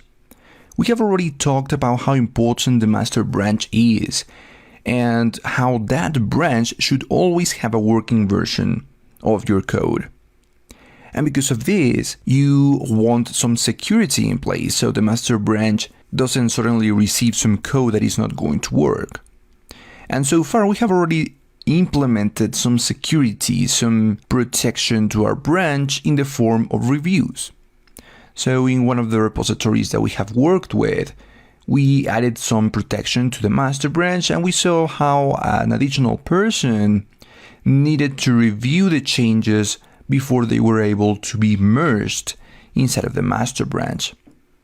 So continuous integration is going to do precisely that. We're going to have one important branch, in this case, the dev branch. And as developers, we can have many different feature branches. For example, the little feature branch or the big feature branch. This independent of the important branch. And eventually we need to integrate this code back into the dev branch. And that integration is going to happen through pull requests. There is where a continuous integration system will come into play to make sure that everything is working correctly. So, using continuous integration is going to have many benefits. One of them is going to be that larger and larger teams can coordinate better. Because with continuous integration in place, we can be certain that that integration of our feature branches into one of the main branches is going to be successful and it's going to happen correctly. So even if there are more and more developers in certain teams, eventually we know that the code, the integrated code that exists in the main branch works. So the coordination between these larger and larger teams can happen seamlessly. We also have, maybe we don't get rid entirely of this thing here, but at least we'll see it less often. Scenarios where a developer says that it runs on my computer, but it doesn't run on other computers. Continuous integration essentially is going to solve this, at least in most scenarios. Because through that continuous integration process, we are ensuring that our integration builds before it ever reaches the main branch. And these two in here are enabled by additional branch protection. We already have protected one of our branches, the master branch, with reviews, but with continuous integration, we have additional branch protection in the form of making sure that the code actually builds, and we can even add some tests. And this also enables faster feedback loops. And this is going to happen thanks to the fact that we are going to be having many pull requests that trigger the continuous integration process. In those pull requests, other developers can provide feedback and even collaborate with us in making sure that certain feature is working. And so these feedback loops are going to be happening faster and more efficiently, thanks to the fact that the code that we have just added or the feature that we have just created is going to be concentrated in one single pull request. Easier to notice exactly what has changed, easier to test exactly what is happening. As you may start to notice, pull requests are at the heart of continuous integration. Because pull requests are precisely the things that enable continuous integration. It will allow us to do things like easily receive feedback from the team. Directly from the pull request, as I've mentioned, other members of the team can tell you what may be missing on a feature branch that you're trying to merge into one of the main branches. And they can even easily collaborate into one central version control system that has been correctly branched, so they can easily collaborate into that branch to help you get that feature ready. In addition to this, of course, pull requests exist at the heart of a continuous integration process because that is exactly the thing that triggers the process. As soon as there is a pull request and intent to merge some feature branch into a main branch, that continuous integration process begins, the building of that new version of the application. And in addition to building, continuous integration includes tests. This is part of that additional protection to the branches that I was talking about. Now, in the way that the course is structured, tests are actually going to be part of the next section. But you should think of continuous quality, the title of the next section, as part of continuous integration. Because that continuous integration is precisely building your code, but also making sure that it builds in the way that you want it to build. That the tests that are in place are executed correctly, that they are passing. And checking that those tests pass are precisely what will enable you to protect your branches even further. I mentioned in the previous section where we worked with the basics of App Center and we implemented some features of App Center that you could skip the section in some scenarios. If you did, here you can get the source code. All of the things that we worked on in the previous section are available right here. So if you skipped that section, you can get all of that code in that GitHub repository, fork it over to your own GitHub account, clone it locally so you can start working where we left off and start implementing continuous integration as we're going to see throughout this section. We are going to continue building some new features into this application, features that will eventually trigger the continuous integration process. So make sure to get this code so you can continue working where we left off. This is a brief introduction to why is it that you should use continuous integration. Hopefully you already had a sense about the reasons why you should use continuous integration because of what we have been talking about throughout the entire course. So in the next lecture, we're going to start to enable continuous integration on App Center with the help of our GitHub repository. Now that we have talked about the benefits of using continuous integration, it is time to start implementing that with our code. And we're going to work pretty much directly from GitHub and App Center. We are, of course, still going to be using Android Studio, but the main focus in this section is going to be in these two services, GitHub and App Center. So the first thing that we have to make sure of is that our code is already here on GitHub. And right now, you could be facing one of two scenarios. One scenario is that you skipped the previous section, and the other one is that you did see all of the videos in the previous section. So whatever your scenario, I want to get you up to speed in this lecture to make sure that all of the code that we created in the previous section is already on a GitHub repository. So let's first tackle the scenario in which you skipped the previous section. In that case, you have two options. One is just to download from the resources of the lecture here on Udemy a zip file that contains the source code. This source code contains all of the code that we worked on in the previous section, up until this point. So if you download that zip file, you can just use that code and upload it to a GitHub repository. Or you can come here to this GitHub repository that I've already mentioned before, except that you will have to make sure that you download the code at this particular stage. Because of course, when you come here to this GitHub repository, you're not only going to find these 4 commits and just the master branch, you're going to see all of the commits and all of the branches that we create throughout the rest of the course.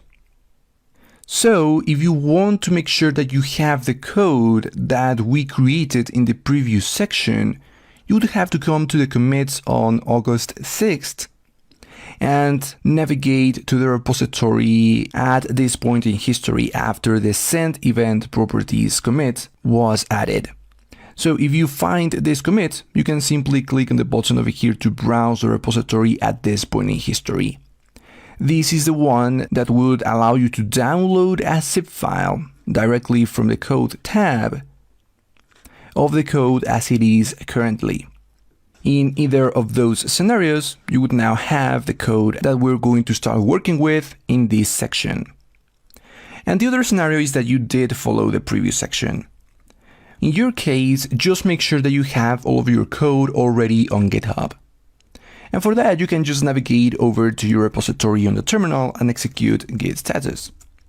If you see that there are some files that are not committed just yet, in my case, I can ignore this one as I have been doing the entire course, but in your case, just make sure that all of the other files have been tracked, have been committed, and that everything has been pushed over to the remote. For example, if I execute git log, I can see that I also have 4 commits, just as I see in the remote. And of course, the latest commit points both to the local master and to the remote master. So both the local and the remote repositories are up to date. That means that I am ready to start working with continuous integration, or at least almost ready. Because as I have mentioned before, we will have to have at least 3 main branches. At the very least, we should have a dev, a test, and a master branch. And so far, I only have a master branch. Only one master branch, and I have added all of my commits to this master branch, which is not the best practice, but so far it is not such a big deal because the application so far it's very simple. But if we want a good continuous integration, continuous delivery process set up, we will have to have those 2 additional branches at the bare minimum. So let's go ahead and do that. Now that you have the code over here on GitHub, either because you just uploaded a zip file or you just pushed everything from your local repository, it is time for us to create those branches. So here on GitHub directly, I can create the branches that I need. So far, we have created branches from the terminal in our local repository and then pushed them over here to GitHub, but we can actually do it the other way around. Create the branches right here on GitHub and then pull them to our local repository. So that's exactly what I will do. I will create first the test branch. And notice that I only have to type the name of that branch in here, and it says that it will create the test branch from master.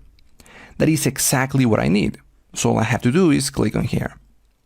Immediately, that test branch is created, and I also get navigated over to that particular branch, as if the Git repository is checking out the test branch, just as we would do in a local repository. Now, the next branch that I want to create is the dev branch. But notice that currently, if I write the name, it is going to create it from test. Now, at this point, it doesn't really matter because both test and master contain the exact same commits, but normally I want to first check out to master and then create the dev branch from master. Again, it's not that it's going to make any difference at this point, but as I have told you before, in some scenarios, it is going to be very important that you identify exactly from which branch you want to check out from or create a new branch from, because your branches may not be in the exact same point. For now, I'm just going to be creating this new dev branch from master. And so now I have the 3 branches that I need: dev, test, and master. But of course, currently these branches only exist here on GitHub. And I am going to need them locally, especially the dev branch, which is where we're going to be adding most of the features directly. So what I will do is actually navigate over to Android Studio. Most of the times I like to work with the branches directly from the terminal, but let me show you how is it that you would do it directly from the IDE. Because Android Studio, of course, contains some version control functionality. As you can see, there is a VCS menu right here at the top with a lot of Git functionality included directly in here. You can commit, you can refresh the file status, you can check out from version control, and in the Git menu there are way more options, including the branches option. In here, what we want to do is take a look at the remote branches. Now currently we only see the origin master branch. We don't yet see the test and the dev branch. At least in my case. If that is your case as well, all you have to do is navigate back to VCS and select to update the project. You're going to see this small window appear, just click on OK. And what this will do is just go over to the remote and see if there are any changes available in the current branch, which would be master, but it will also take a look at any other changes that happened in other branches, which is going to allow us to return to VCS, Git, branches, and now see all of the branches being listed. As you can see, I not only see the origin master, but also the origin dev and the origin test. So let's start with the origin test. I am going to select it and I am going to check out as. And this is simply going to pull all of the code from the remote test branch into a new local branch, which is also going to be called test. So I will just click on OK. This will mean, as you can see down below, that we have checked out a new test branch from the remote test branch. So now we have two branches locally. And we can double check that by navigating again to VCS, Git, and branches, and see that indeed there are a couple of local branches. So all we have to do now is do the exact same thing for dev. Selecting the remote dev branch, checking it out as the local dev branch, and clicking on OK. And that's it. We now have 3 remote branches and 3 local branches. So we can start working with all of those branches. And that is exactly what I want to end this lecture with. We're going to add a brand new feature to our application. And eventually we're going to see how we would merge that feature into the coming branches.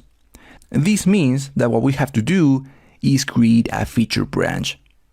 As I have mentioned before, when we work on any changes, any particular feature that we want to add here and there, it is a great idea to create a feature branch instead of committing directly to, for example, dev. Eventually, that feature branch would be merged into dev, and then dev into test, and then test into master. We have talked about this before. So now let's actually do it in practice. What I will do in here is just make a few changes to my code, but since I am going to be simulating, and this is a brand new feature for my application, I am going to be doing this in a feature branch, which means that I will have to create another branch. Notice that currently I am on the dev branch. And you may not see exactly this. This is some setup that I have for my terminal, but if you execute git branch, you will see that dev is the one that is selected. What I want to do then is create a feature branch, work on that branch, and eventually merge that branch into dev. So I will check out a new feature 1 branch. And the format of the naming of these feature branches would probably be set by your team. Not all of the times this is going to be the format for these names, but that is going to be the format that I will use throughout the rest of the course. This feature 1 branch then is going to contain all of the changes that correspond to this amazing new feature. So I have checked out into this new feature 1 branch. I can now, on Android Studio, start working on that new feature, which is really going to be very simple. All I want to do is set in this text view some text that has information from what the user has written in here. I am not yet going to be making the actual calculations. That is not important in the context of this course, but I do want to, from the main activity, set some text to that text view. So something like this. Again, I'm not yet making any calculations. All I'm doing is creating a string in here with some of the values that I have obtained up here. And I'm also going to be removing the text, the default text that I set over here in the XML file. So this is going to be my feature 1. Again, it's a very simple feature, but the main purpose in here is to show you how eventually from a feature branch we would merge into the main branches. So all I needed were a couple of changes in here. That means that over on the terminal, if I execute git status, I see a couple of changes to these couple of files that should be committed into feature 1. So that's exactly what I will do. I will execute git commit -am, and I will set the message to be set label text or something like that. Now all I have to do is push everything over to GitHub, because again, it is going to be on GitHub where most of the important things are going to happen. We're going to be working entirely from there and from App Center to integrate continuous integration. So let's push everything over to the remote. All I have to do is execute git push, origin, and the feature 1. Of course, in this case, I haven't set any upstream, which is why I have to establish the destination of this push command and what branch I want to push. So I just execute this, and now in GitHub, a new branch is going to be created, as you can see by this message down below. In the remote, there wasn't any feature 1 branch. There were only a dev, a test, and a master branches.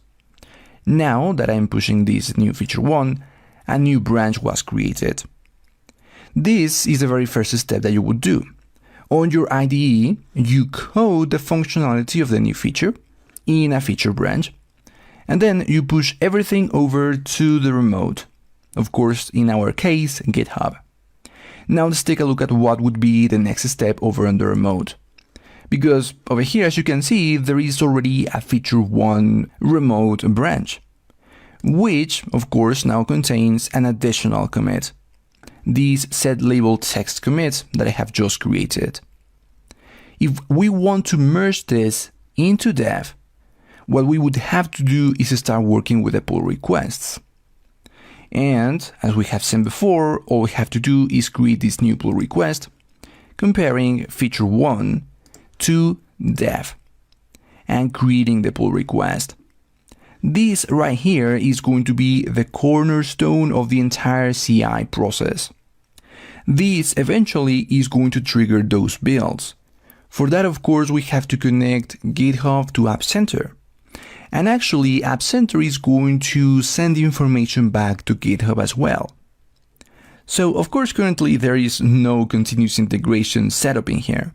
This is just a very simple merge.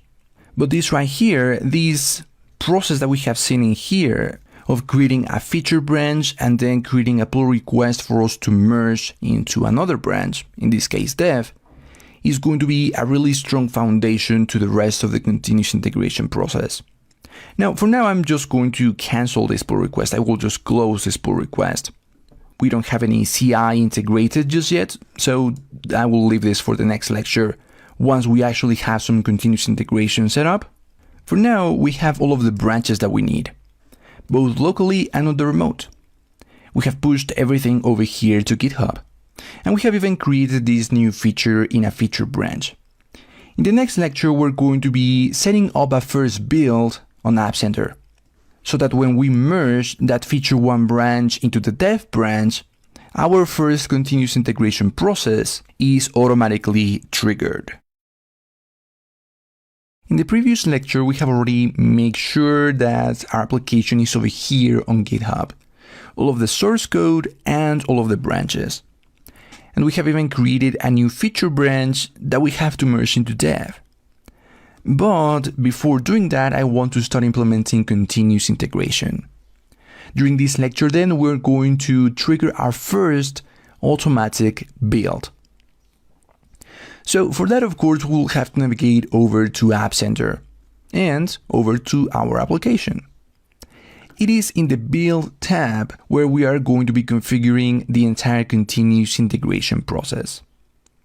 And the continuous integration process starts by selecting where is our source code.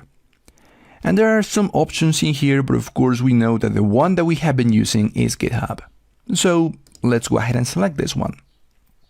As soon as we select this one, you may be prompted to sign in with your own GitHub account. In my case, I already see all of my repositories in here. You may have to first sign in, but once you have, you will be able to search for your GitHub repository, which I can see right here. So all I have to do is select this one, and that's it.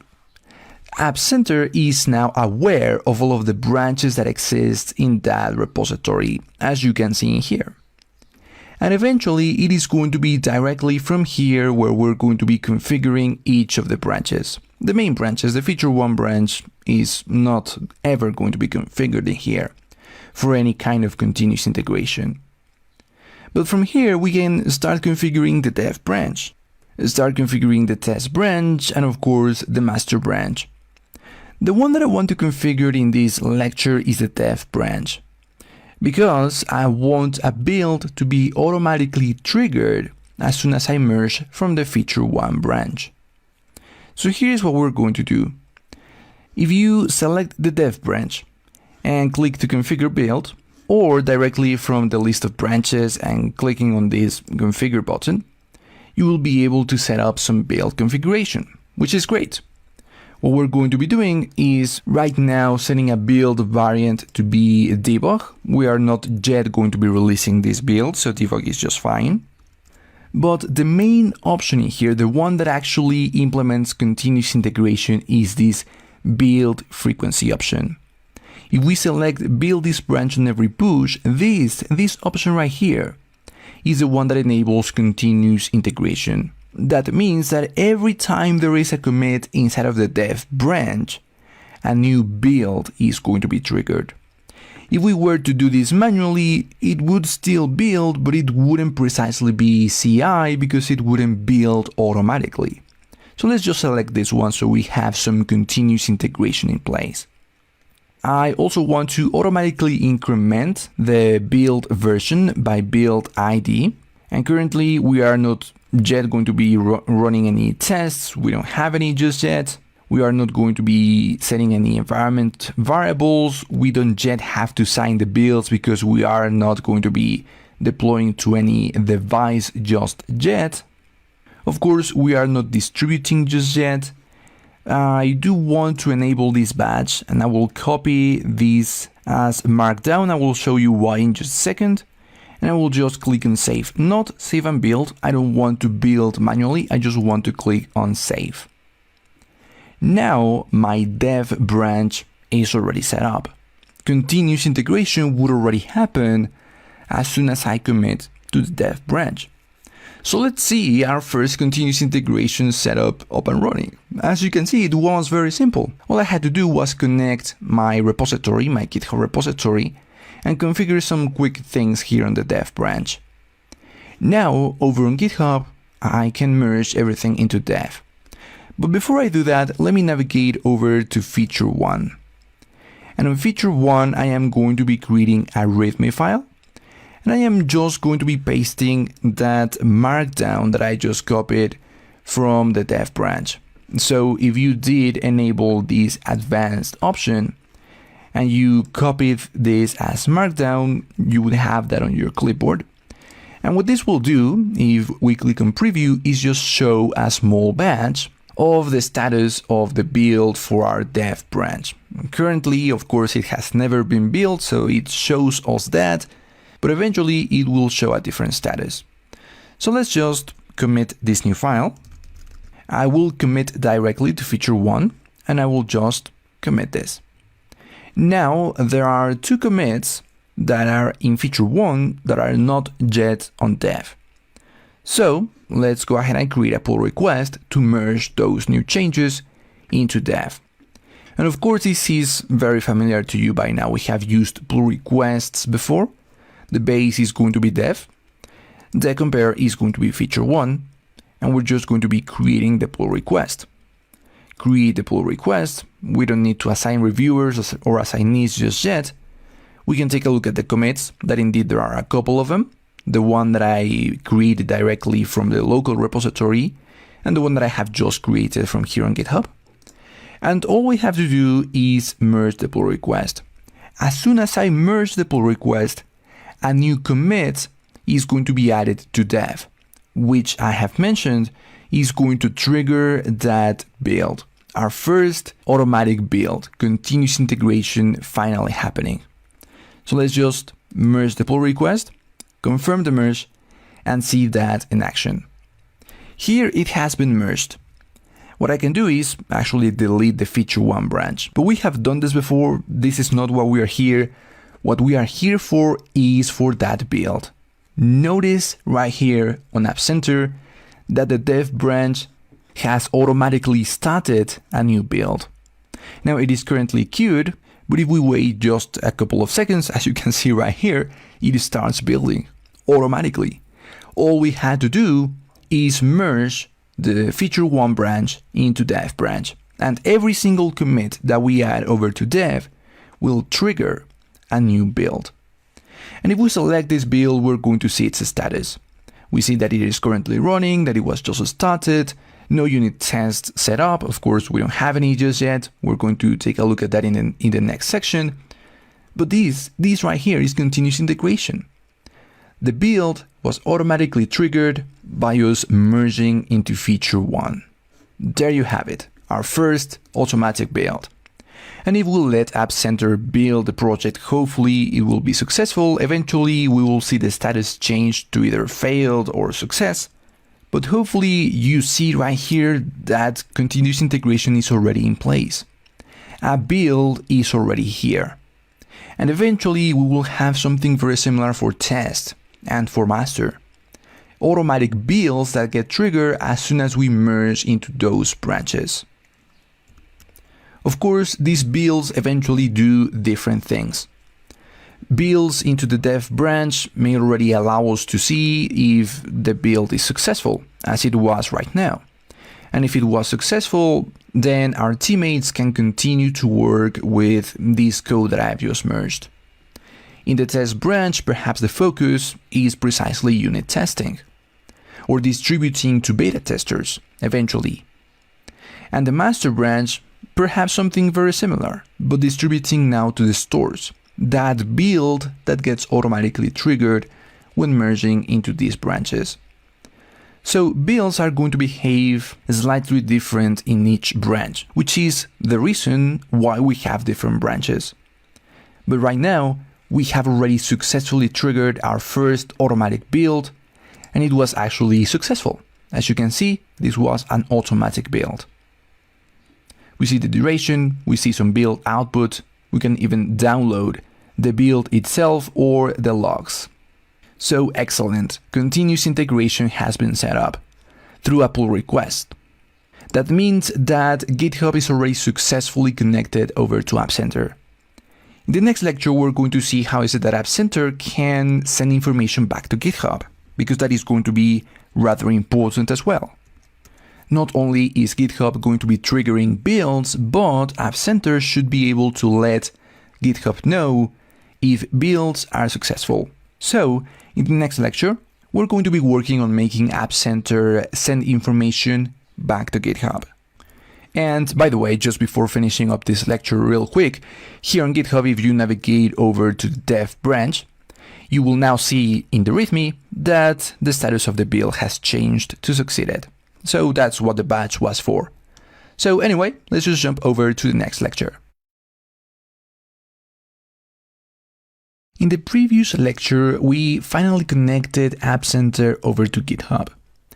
We had seen how GitHub pushed information over to App Center so new builds were automatically created, but now also App Center is automatically generating some checks even before we merge, as soon as we create the pull requests.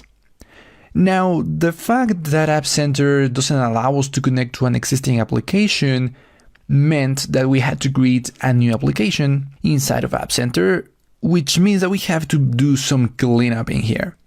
I am here on the original application, the one that we created directly from App Center, not from GitHub.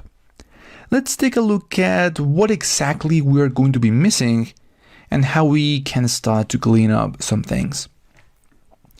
So if we navigate over to the build tab, we had already generated one build. And as you can see, a new build was automatically generated when I committed this update readme change over to the dev branch. So are we missing something in here? Not really, not anymore, because in the previous lecture we saw this happening exactly in the same way in the new App Center application that we created, and even further we saw a new kind of build be created. Not just this type of build that gets triggered whenever we merge or commit into dev, but also a kind of build that gets triggered whenever we create a new pull request with the intention to merge into dev. So when it comes to the build tab, we are not really missing anything anymore. Now in the diagnostics and analytics tabs, we are going to be missing a few things, because all of those crashes and all of those events that we had already tracked, well, they are not going to be there in the new application. However, from now on, when the application runs, it is going to be using the new application that we created previously because we updated the app secret. If you remember, this is everything that we needed to connect to App Center, this single line of coding here. We are still going to be using both analytics and crashes, except this time it is a different application, the one that is connected. So from now on, everything is going to be reported to the correct application, not to the original one. Although, as I mentioned, the events and the crashes that had already been registered are no longer going to be there. That doesn't mean that new events cannot be registered, and they will be registered exactly in the same way as we saw before. It is just that they will now exist in the new application. So pretty much we're not missing anything here in App Center. So in the settings tab, we can just get rid of this application and just stick to use the new application that we created previously. So we'll just delete this application. By the way, all I did was navigate over to settings, over to the ellipsis, and click on delete app. There we go. So we can just keep using the application that we created in the previous lecture, where again, the builds are already happening. And as we saw, not only are these automatic builds being generated whenever we commit or merge into dev, but also when we create any pull request that intends to merge into dev, a new pull request build is also generated. And even better, that build is connected to the pull request in the form of checks. Excellent. So everything is up to date in the case of App Center. So far, I haven't run my application, so in the diagnostics and analytics tabs, I see nothing, but we know that the connection is there because we updated the app secret.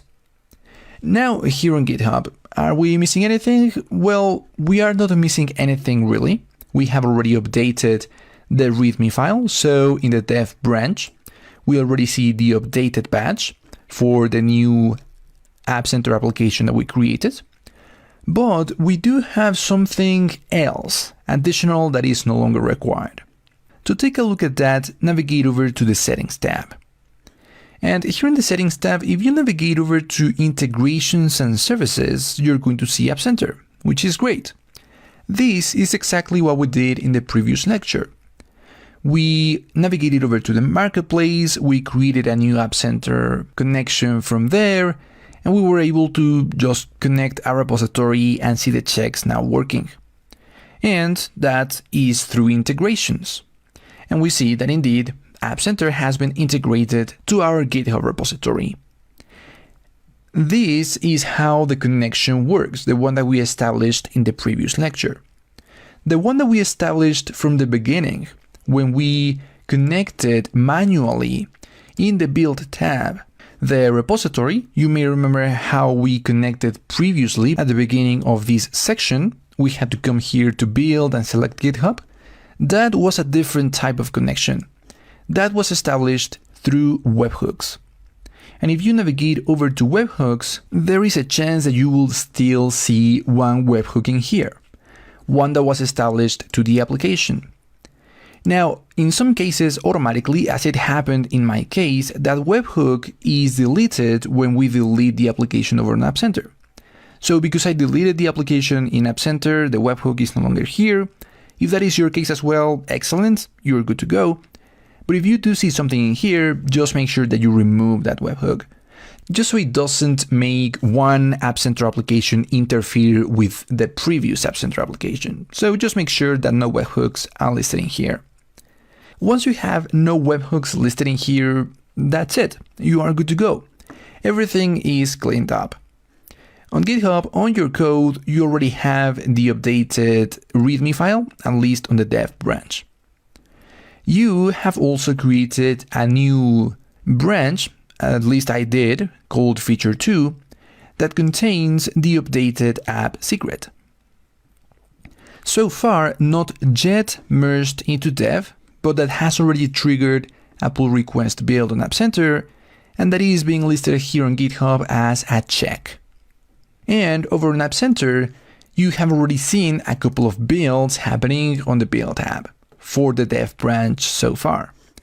One that is an automatic build that gets generated whenever we merge or commit into the dev branch, and one that is a pull request build that gets generated whenever we create a new pull request with the intention of merging into dev. Your continuous integration process is already in place, at least for the dev branch.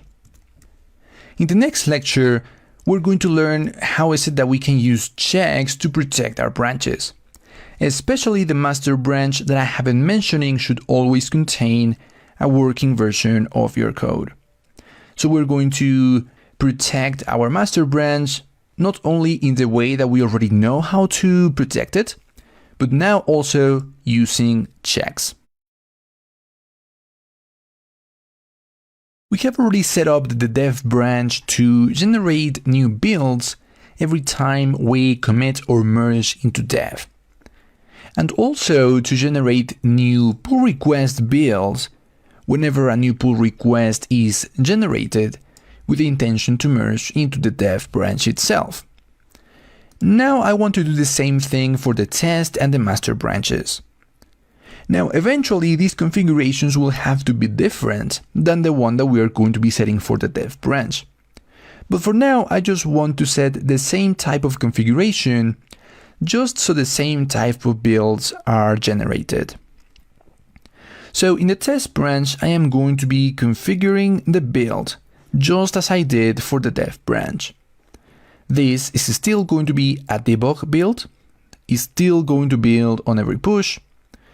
It is going to automatically increment the version code by build ID, and I am going to be enabling this status badge, and I'm just going to copy it, the markdown, and I will click on save. Now the test branch is also going to build just like the dev branch every time we merge into it and every time we create new pull requests.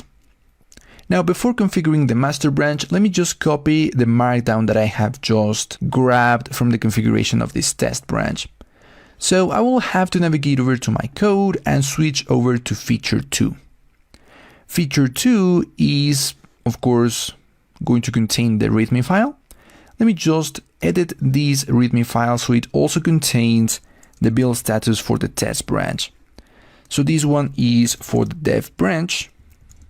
This one right here is for the test branch. Now before saving this, let me just go ahead and grab the one for master branch as well. So I will have to configure the master branch just like I did for the test branch. Again, these configurations will eventually be different. For example, the master branch will eventually build as release, not as debug. But for now, let me just set it as debug, just so it builds in the same way that the dev branch. I will build on every push, I will increment the version code by build ID, and I will enable the status badge, again copying the markdown and saving this. Now all of my main branches will build exactly in the same way whenever we commit or merge into them and whenever a new pull request is generated. So let me just paste the markdown for master as well and save the changes. I will commit directly to feature 2 and I will commit this, which will mean that the pull request is updated. The pull request, which will eventually be merged into dev, now has a new commit, which notice means that it has triggered a new build, a new pull request build. But of course, in this case, that would only happen in the dev branch, because that is what this pull request is, eventually merging into dev. Notice that that is true. The dev branch does contain a new pull request build, but the test branch and the master branch don't, because we are not trying to merge into them, we're trying to merge into dev. So yeah, there is a new commit in here. Eventually we want to merge into dev and merge into test and merge into master. But for that, let me actually add some protection rules. I don't want anyone to just merge into master especially, maybe into dev, maybe into test, but definitely not into master. So I will just navigate over to settings and to branches, as we have done before. Here I will just add a rule to protect my master branch. And I will still require pull request reviews before merging, and I will just require one approving review, as we have done before. But the new thing that I want to do in here is to require status checks to pass before merging. This one right here is now going to be enabled by App Center. Notice that down below we see one option that wasn't there before. This is only here because we have successfully connected App Center and those checks are now in place. This will be coming directly from the builds of master, the pull request builds that happen here on App Center. This is some powerful protection to our master branch. So let's just create this protection rule. And just to make sure that the other protection, the one that requires an approving review, will work in a team scenario, I will just add a collaborator that I haven't added to this particular GitHub account. So I will show you exactly what will happen. I will just add this collaborator, and you know the drill. I will have to navigate over to my other GitHub account, accept the invitation, and so on. I will not bore you with those details. What I want to show you is how is it that we will be able to merge into master. Now I will just wait a few seconds for this check to pass, for the build that was triggered in the dev branch to be completed. Actually, it is already completed. So indeed, I see that the checks have passed in here. So I can just directly merge into dev. I confirm the merge. Everything is now in dev. I can get rid of feature 2. Perfect. The next step would be to merge into test. I will do it in this case immediately, but of course in a real world scenario, your developers will have to make sure that everything is running smoothly before merging into test. Let's just go ahead and compare the dev branch, this time into the test branch. So I will just create a new pull request. Immediately, I know that this will also trigger a build that is being listed in here as a check, and that this build is now happening in the test branch. So if I navigate back to the branches and select the test branch, I see a queued pull request build. I also see, by the way, an automatic build here on the dev branch because I have just merged into dev. But we have seen this happen before. For example, this build right here is also an automatic build. The one that interests us a little bit more right now is the automatic build happening here on test. This is a pull request build that is now automated on test as well, just as we saw happened a couple of times in the dev branch. And that one is already being used here as a check in our pull request. So perhaps we should wait for this to happen, but our test branch is not protected. So notice that I could just go ahead and merge into test, just like this, because the test branch is not protected. However, let's take a look at what happens when we try to merge into master. And for that, I am going to be using my other GitHub account. So let me switch over there. Over here on my other GitHub account, I have already accepted an invitation, so I now have push access to this repository. And if I navigate over to the pull requests and navigate over to the closed pull requests, I see all of them, the one that I have just merged from dev into test included. But what I want to do is create a new pull request of my own. This one is going to be merging the code that is now on test, because I have just merged from dev, into master. And I create the pull request. We've done this before. This is just a normal pull request creation flow. However, notice what happens now. Of course, there are still some checks in place, because a new pull request build is being generated in the master branch. And we can double check that by navigating over to App Center and navigating over to master. You can see that indeed there is a pull request build queued inside of master. But what I want to show you is here in the pull request where I am trying to merge into master, down below, I cannot merge right now. For two reasons. One, currently there is no approving review. But most importantly, currently the checks haven't passed. So, because I have protected the master branch, to require checks to pass before merging, merging is blocked, even if I add the approving review. So let's take a look at that. If I navigate to my original GitHub account, where I am the administrator, I of course see the pull request listed in here. And we know that as the administrator, I can do whatever I want and I can merge even though merging is blocked. I do see a big red button letting me know that I probably shouldn't do it, but I can do that. But I won't, just for the sake of showing you what is happening here. So what I will do is come over to the files changed and add my approving review. That would mean that one of the protection rules has passed. But still, if I navigate to the other GitHub account, even though there is now an approving review, merging is still blocked, because the required statuses must pass before merging. So this is some powerful protection to our master branch. App Center has to successfully build our code before I can merge into master. That is the power of checks. That is some additional power of continuous integration. So now what I have to do is wait for this test to pass. We know that that means that over on App Center, in the master branch, this build has to be successful. It's currently queued, probably because the test is currently building another one and I am using a free version of App Center, so only one build at a time can happen.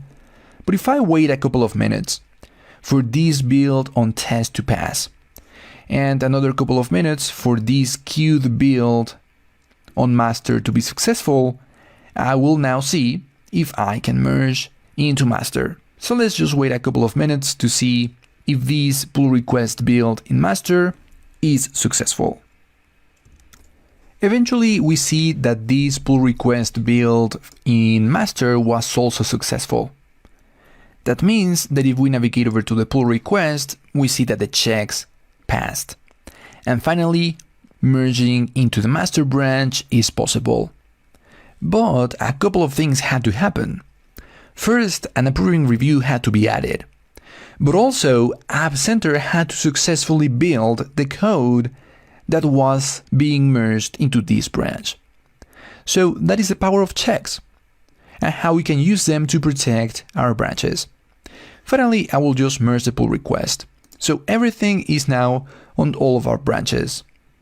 Now, if we navigate to the code tab, in the master branch, we see the README file as well, with all of those badges. The dev branch we know that has already built, the test branch as well, but the master has only now started to build, as you can see here, because we hadn't merged anything into master until now, at least not with continuous integration enabled. So that is why it says that it has never built before. But as soon as this build finishes, either successfully or not, that will update this batch as well. So there you have it. This is continuous integration. In the next lecture, we're going to execute another complete flow of continuous integration to keep practicing, but this time we're going to start directly from Android Studio. We're going to add a small new feature, maybe feature 3, directly from the IDE, push everything to GitHub, and we know the drill now on GitHub. We'll have to create a few pull requests from the feature branch to dev, then to test, eventually to master, and see how is it that everything is going to be running, as we saw throughout this lecture, here in App Center as well. Making sure that those builds are triggered and that the pull request builds from master continue to work as protections to that very important branch. We have successfully created a continuous integration process that communicates new pushes or new commits to the dev branch from GitHub over to App Center. So App Center is already reacting to all of the changes, all of the commits into dev to automatically generate new builds, as we saw in the previous lecture. And so currently we already have a successful automatic build that was generated with continuous integration. It wasn't so hard, was it? However, we still have to find out how is it that App Center is going to communicate things back to GitHub. Because continuous integration can be more than just automatically generate builds here on App Center. It can actually help us do many more things here on GitHub. And that is what we will start to do in this lecture. We're going to implement something called checks. And what checks are going to do at the moment is simply updates from App Center over to a pull request on GitHub to let us know if the builds were successful or not. Currently, we had to navigate over to App Center to see if the build was successful, but most importantly, this build was only created once we merged into dev. The type of builds that are going to be very helpful in the case that I'm mentioning, in the case that App Center is going to communicate back successful builds to GitHub, is going to be directly in the pull request, not only once the pull request merges into a branch. So that is what we have to do in this lecture. However, currently, at the moment of recording this lecture, it is not possible. Eventually it is possible. I mean, we are going to be doing it in this lecture. What I mean by this is that we cannot connect a GitHub account to an existing App Center application, which, if you ask me, makes no sense because most of the times we create the application from App Center. And it turns out that if we want this communication from App Center to GitHub to work, we have to create the application, the App Center application from GitHub. Again, it makes no sense to me, and it is even an issue that has been reported on Apps Center repository. But unfortunately, at the moment of recording this lecture at least, this is still open, meaning that the issue still exists. And App Center hasn't announced that they will work on this, again, at least at the moment of recording this lecture. So I know that this is going to create some additional friction as we create another App Center application. I will get to that in just a minute. But what I want to let you know is that as soon as this issue is closed, it means that it has been solved. And if you're seeing this lecture, it means that I haven't updated this lecture and I have to. So, in the resources for this lecture, you will find the URL to this issue in Apps Center GitHub repository. If you see that the issue is still open, unfortunately, this is still the case. We cannot connect to an existing App Center application. And I invite you to kindly let the Microsoft team know to please work on this issue. Maybe add a comment down here that please you want this to be solved as soon as possible. So maybe they can work on that and let us connect an existing App Center application. If this is closed, please comment in the discussions for this lecture on Udemy in case I haven't noticed, so I can update this lecture accordingly. So with this out of the way, let's figure out then what is it that we have to do if we cannot connect to an App Center application. Unfortunately, yes, it means that we will have to create a new App Center application. I know. You have already connected diagnostics and analytics to your existing application. You have already even implemented continuous integration, and now I'm telling you that we have to start over. Unfortunately, yes, currently that is the case. Fortunately, starting over won't be that difficult. After all, if you think about it, all you have to do is update the app secret with the app secret of the new application that we create, and connect the GitHub repository again. So we will do all of that in this lecture. Hopefully you have been using test applications, so there's that, you won't be losing too much. But it is definitely something that should be solved, and as soon as it is solved, I should update this lecture, so do let me know if you see that issue being closed. So let's just get to work. What we will have to do is come here to GitHub. And on GitHub, navigate over to the marketplace. There is this marketplace tab at the top. In here, you will find a ton of applications that you can connect to GitHub, including App Center. So just search for App Center or navigate over to continuous integration, and you will find App Center listed in here.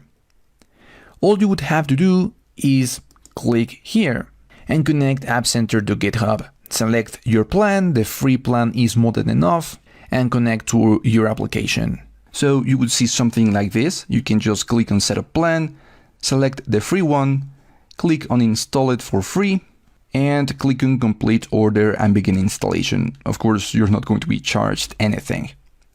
In here, I do recommend that you install it only on certain repositories. So in here, we're going to be selecting the repository that we want. Now this is my other GitHub account where App Center wasn't installed, but here you select that repository and click on Install. So in the list of repositories, I will have to search for my CI/CD Droid project and click on Save.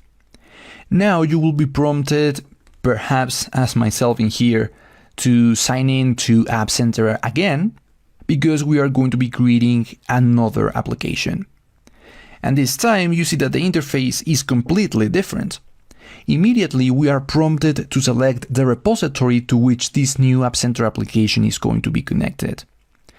In my case, I already have access to the CI/CD Droid project, so I select it. I will set the app name. We have done this before the first time that we created the application. Select the app name in this case. The release type is still not going to be selected. Of course, this is Android and this is Java Kotlin. So I will just click on Create and we will be able to configure the build again. So something that we have done before.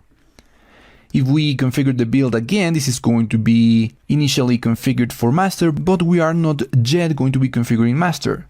I want to configure dev.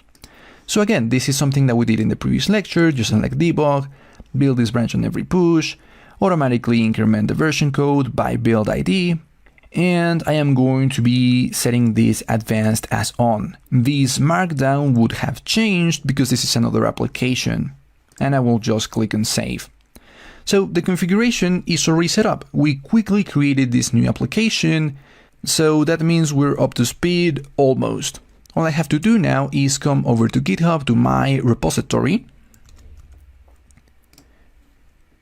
and update a couple of files. And I am going to be doing it on the dev branch. And on the dev branch, the first thing that I will do is edit the README file. This has changed because the key will now be different. This is a different application. So I will just set this to be update README. I'm just updating the markdown in this case to match the new markdown that was generated in this new application. So just commit the changes, in this case directly to dev. So I know that we have been using a feature branch, but in this case, I wanted to commit directly to dev, which of course would now have triggered a new build. So there you have it. The build is still working here on App Center, just as we saw in the previous lecture. The one thing that I want to show you though, now that we have created this new App Center application, is what happens when we create a new pull request. So I'm going to come here to the settings and I'm going to grab the new app secret. If you remember, over on our code in the main activity.kotlin file that I have right here, we are using the old app secret. So all I have to do is update this one. I can do it directly from GitHub. I will just edit this file and paste the new app secret. And I will just set this to update app secret. However, this one I want to commit to a new branch. I will just call this feature2 branch. This feature2 branch will have to be merged into dev, which is exactly what we're going to be doing. Immediately a new pull request is opened, as we have seen before. And here I am going to create the pull request. I create the pull request, and immediately at this point, a new check is available. Notice right here. This is what I have been talking about, connecting not just GitHub to App Center, but App Center to GitHub as well. These are the checks that I have been talking about. Notice that the checks also exist up here in the checks tab. And all this is a build that is happening automatically now on App Center. As soon as the pull request is created, we haven't merged yet. Notice that the pull request is still open. No merge has happened. The feature2 branch is not yet inside of the dev branch. But a build has been triggered. If I navigate back to App Center to the build and to the dev branch, notice that the first build was successful. This is an automatic build, the one that got executed when I updated the README file. But notice this one, the new commit that hasn't yet been merged into dev. This has also triggered a build. This build is the one that is connected to GitHub, the one that is going to be updating this check right here. So this is a more powerful continuous integration. Not only new builds being created when a merge happens, but new builds being created to check if a pull request, if a merge can happen. That is the power of continuous integration here. This is what I have been talking about when I mentioned that continuous integration will allow us to make sure that the builds or that the code that we merge into one of the main branches actually build, which enable an even better collaboration when working with teams. And as you can see, by the way, this has been successful, the build was successful, and we see the check has passed, which again is going to be a very important part here on the pull requests, especially as we integrate some additional branch protection. But I'm getting a bit ahead of myself. For now, you already have continuous integration and communication between GitHub and App Center and the other way around. So I know that this lecture can be a little bit controversial. We had to create a brand new application here on App Center. But hopefully you notice the benefits of doing this, the benefits of having to connect App Center to GitHub as well, so we can have access to these checks. And again, if your application was just a test application, it was pretty easy to just create a brand new application and update the app secret. But in any case, I hope you see all of the benefits that we now have access to. Now, the last thing that I want to show you is back in App Center. You may have noticed that your application was created on a different organization, not on the organization that you had created earlier. So if you want to send it over to the other organization, all you have to do is navigate over to the settings in your application. And in the same ellipsis where we have been finding the app secret, now select Transfer App to Organization and just select the organization to which you want to transfer this and transfer the application. So now that should be back in the original organization that you selected. So there you have it, a bit of a controversial lecture. We had to do a couple of hacks in here to make things work. Hopefully App Center will work on the issue that I mentioned earlier quickly. For now, we already have these checks. In the next lecture, we're going to clean up the mess that we created in this lecture, both here on GitHub and on App Center. But once we clean it up, that it's not going to be too difficult, we're going to learn more about these checks. What are these checks for? How are they going to help us? More specifically, we're going to talk about how to use checks as additional branch protection rules. We have already implemented continuous integration completely. We already see in all of our branches new builds being triggered automatically. Not only when we commit or merge into these branches, but also as soon as new pull requests are created. Now, during this lecture, I want to execute a new continuous integration flow directly from Android Studio. For that, we're going to need a few things. First, currently our local repository is not up to date. If we navigate over to the terminal, I even still see feature 1. Feature 1 was deleted a while ago already. So let's first get all of that code locally. If I execute git branch, I still see feature 1 that is no longer needed. So the first thing that I will do is check out into dev. Once I am in dev, I want to get all of the code that is over on the remote.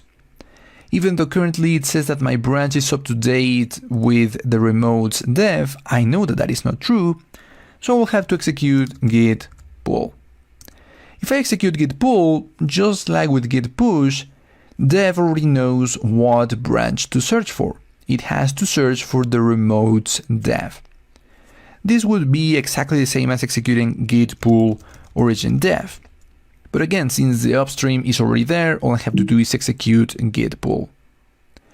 Now that I have everything on dev, I can actually get rid of the feature 1 branch.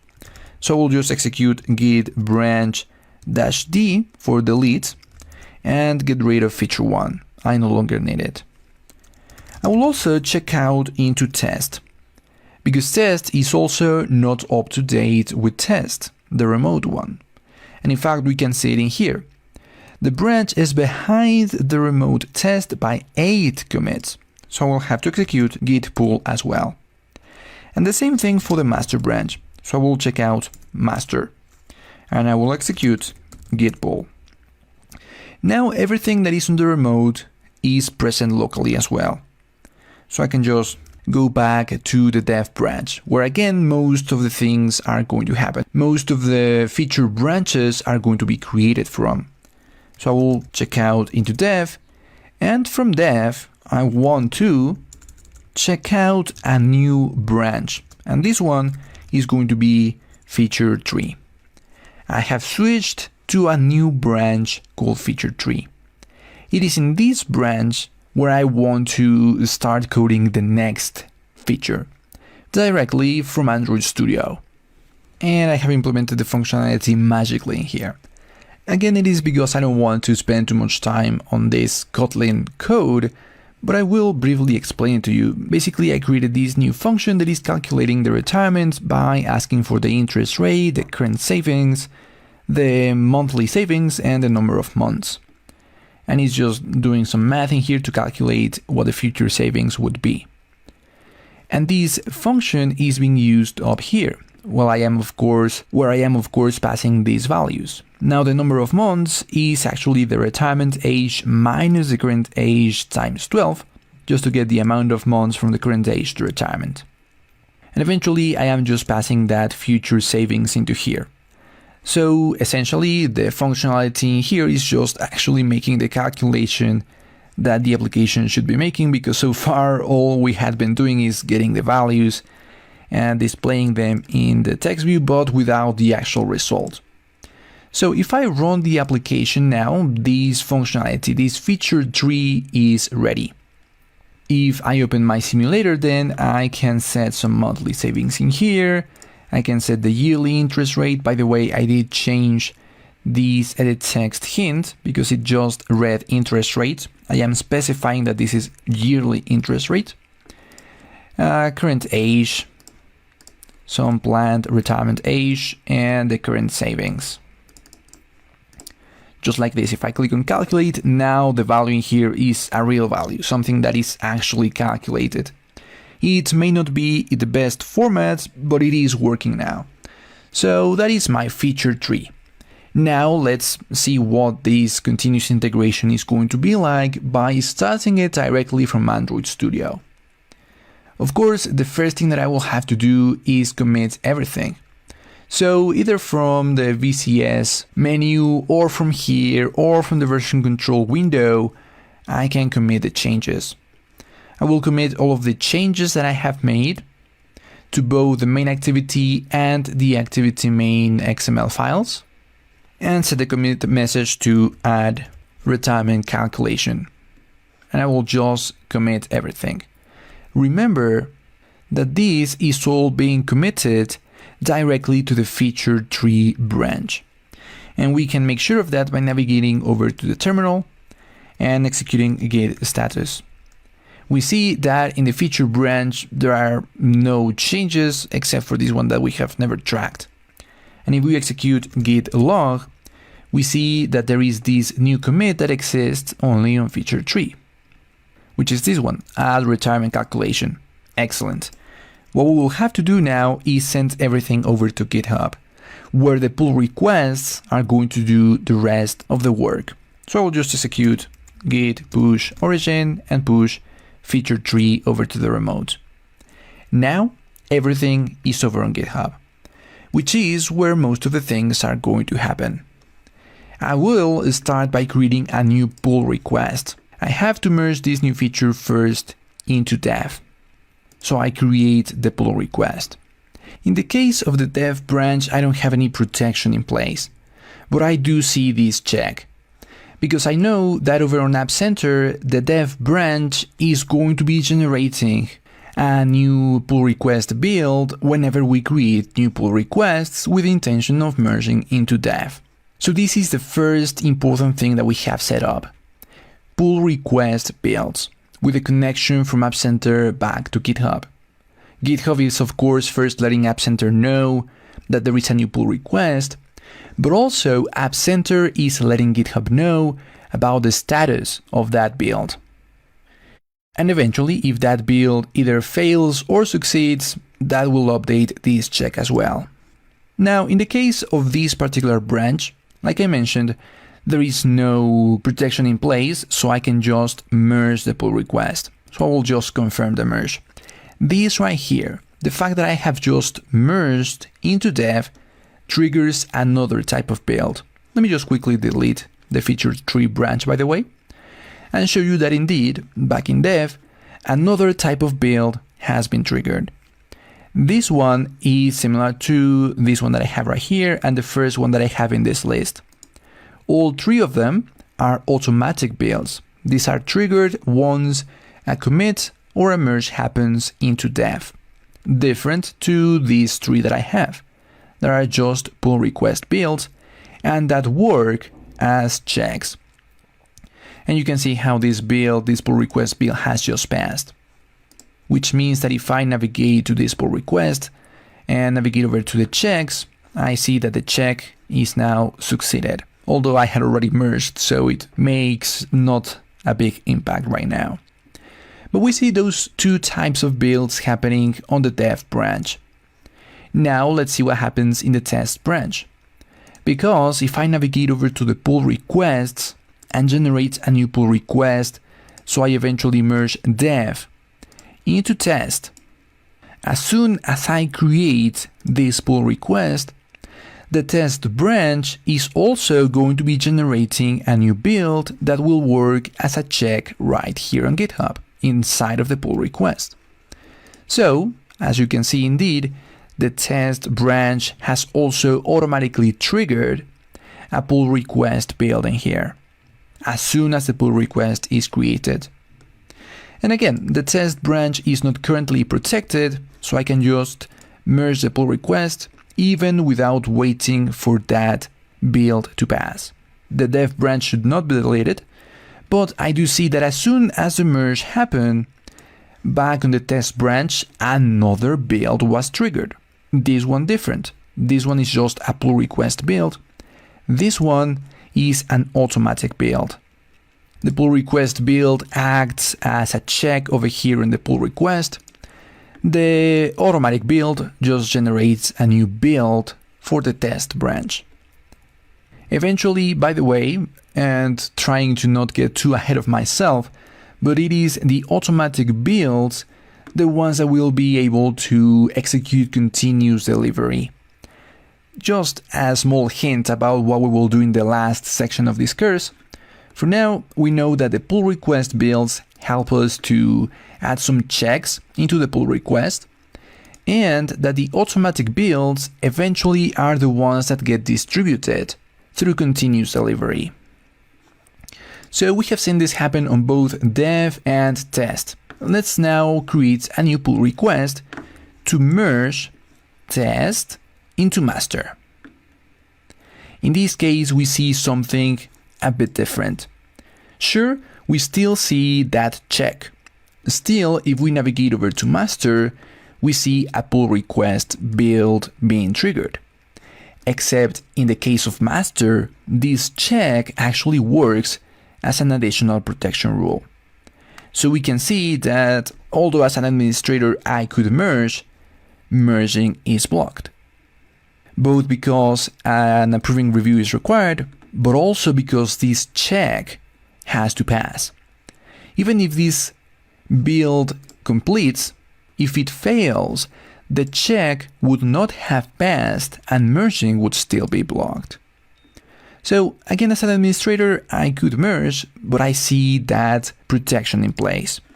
In fact, even if I add that required approving review, which by the way, I cannot add as the author of the pull request, that check, that additional check is still in place. That additional protection still has to pass for the merging to be enabled. Again, I am the administrator, so I can merge, which I will do just to show you that indeed the master branch is also going to be triggering an automatic build.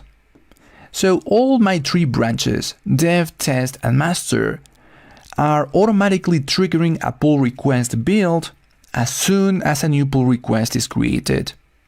But they are all also triggering an automatic build that each will eventually use to distribute a new version of the application to a specific place automatically as soon as a new merge or a new commit happens in each of these branches. This is continuous integration in place. And we have just begun to take a look at the power of continuous integration. So far in the form of checks, but eventually also in the form of continuous delivery. For now, in the next section, we're going to take a look at continuous quality. We're going to be running some tests automatically here in the cloud on a ton of devices, as many devices as we like. So starting in the next lecture, let's first talk about what is continuous quality in the context of App Center, now that we have continuous integration entirely working on all three of our branches. In the previous section, we already got continuous integration set up, so we are now easily integrating all of the new versions that we upload to GitHub from our local repository into App Center. And we've even seen how checks that come directly from App Center can be integrated into GitHub. Throughout this section, we're going to use yet another feature of App Center, and that is tests. And we're going to be implementing then continuous quality. We're going to be able to run our tests on real devices that exist in the cloud. So how is it that we will be able to do that?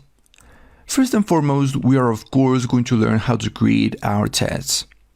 Now keep in mind that this course is not about tests. I don't want to focus too much on the creation of the tests as much as I would like to focus on how these tests can be uploaded to App Center and performed over there. However, of course, we're going to learn how is it that you can create your tests on your project. And no matter what platform you may be using, there is going to be an option available for you to create those tests. We have, for example, Espresso, XCUI tests, Appium, and Xamarin UI tests. All of these are supported by App Center. So it really won't matter what platform you're using, all of those supported by App Center will be able to upload tests for them to run in the cloud. Now, it means that throughout the first few lectures in this section, we're going to be creating those tests. We're going to have to prepare our own projects, create files here and there, essentially creating those tests for us to eventually upload to App Center. So that is a good part of this section. So to upload to App Center, we will have to do a couple of things. First, we're going to be installing the App Center command line interface. It is going to be through this command line interface that we will be able to upload to App Center all of those tests that we are going to create. Of course, the CLI is not exclusively for tests. We could do pretty much anything that we can do on App Center through the CLI, but throughout this section, that is exactly what we're going to be using it for, to upload all of our tests.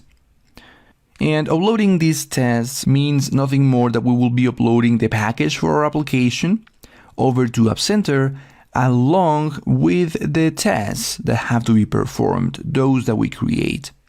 So App Center is going to be using the exact same thing that we would use locally on a simulator or a local device that we may have, but in the cloud.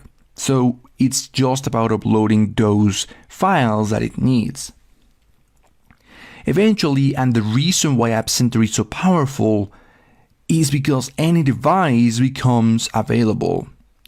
And by any device, I mean thousands and thousands of devices with tens and even hundreds of configurations. And it is all pretty much automated. Imagine having to test yourself locally, even if in some scenario you have tens or hundreds of physical devices. Imagine having to test on all of them, having to install the application on each and every one of them, and make the tests, and make sure that they perform correctly, and track the issues. That would be a nightmare. And it would just take you so long. With App Center, however, you have thousands of devices available, which I honestly don't think any developer has that many devices available. And it will run the application on all of them. These are physical devices hosted on the cloud, but that exist in the physical world. These are not simulators, these are physical devices. And so the results that you get are pretty much the results that your users would get on those devices. And you can of course test on many different operating systems as well. Versions of iOS and Android, I mean. And this is going to just take a few minutes. Of course, it is going to depend greatly on the amount of devices that you need to test on and the amount of tests that you need to perform. But essentially, App Center is going to prepare all of the devices that you want in the cloud, run your application on each of them, and report back to you. It is going to report if a certain test failed on one of these devices, and it's going to give you the logs so you know exactly what happened. This is the power of App Center right here. This way you ensure even further that when your users finally receive a version of your application, it will really work on their devices. Because we know that even if our application works on our device, that may not be the case in all of the devices.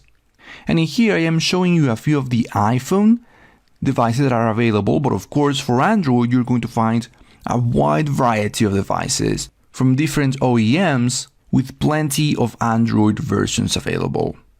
So this is going to be continuous quality, the ability for us to run the tests that we create and that we have probably already tested locally, but now on hundreds, even thousands of devices with hundreds of configurations in the cloud in a matter of minutes. and eventually, of course, having the reports of what failed, what succeeded, and what may have caused the failures. So, by the end of this section, you would have uploaded some tests over to App Center, see them run over there, see the results, and even use those results to improve your application, make sure that it runs on all of the devices that your users may have.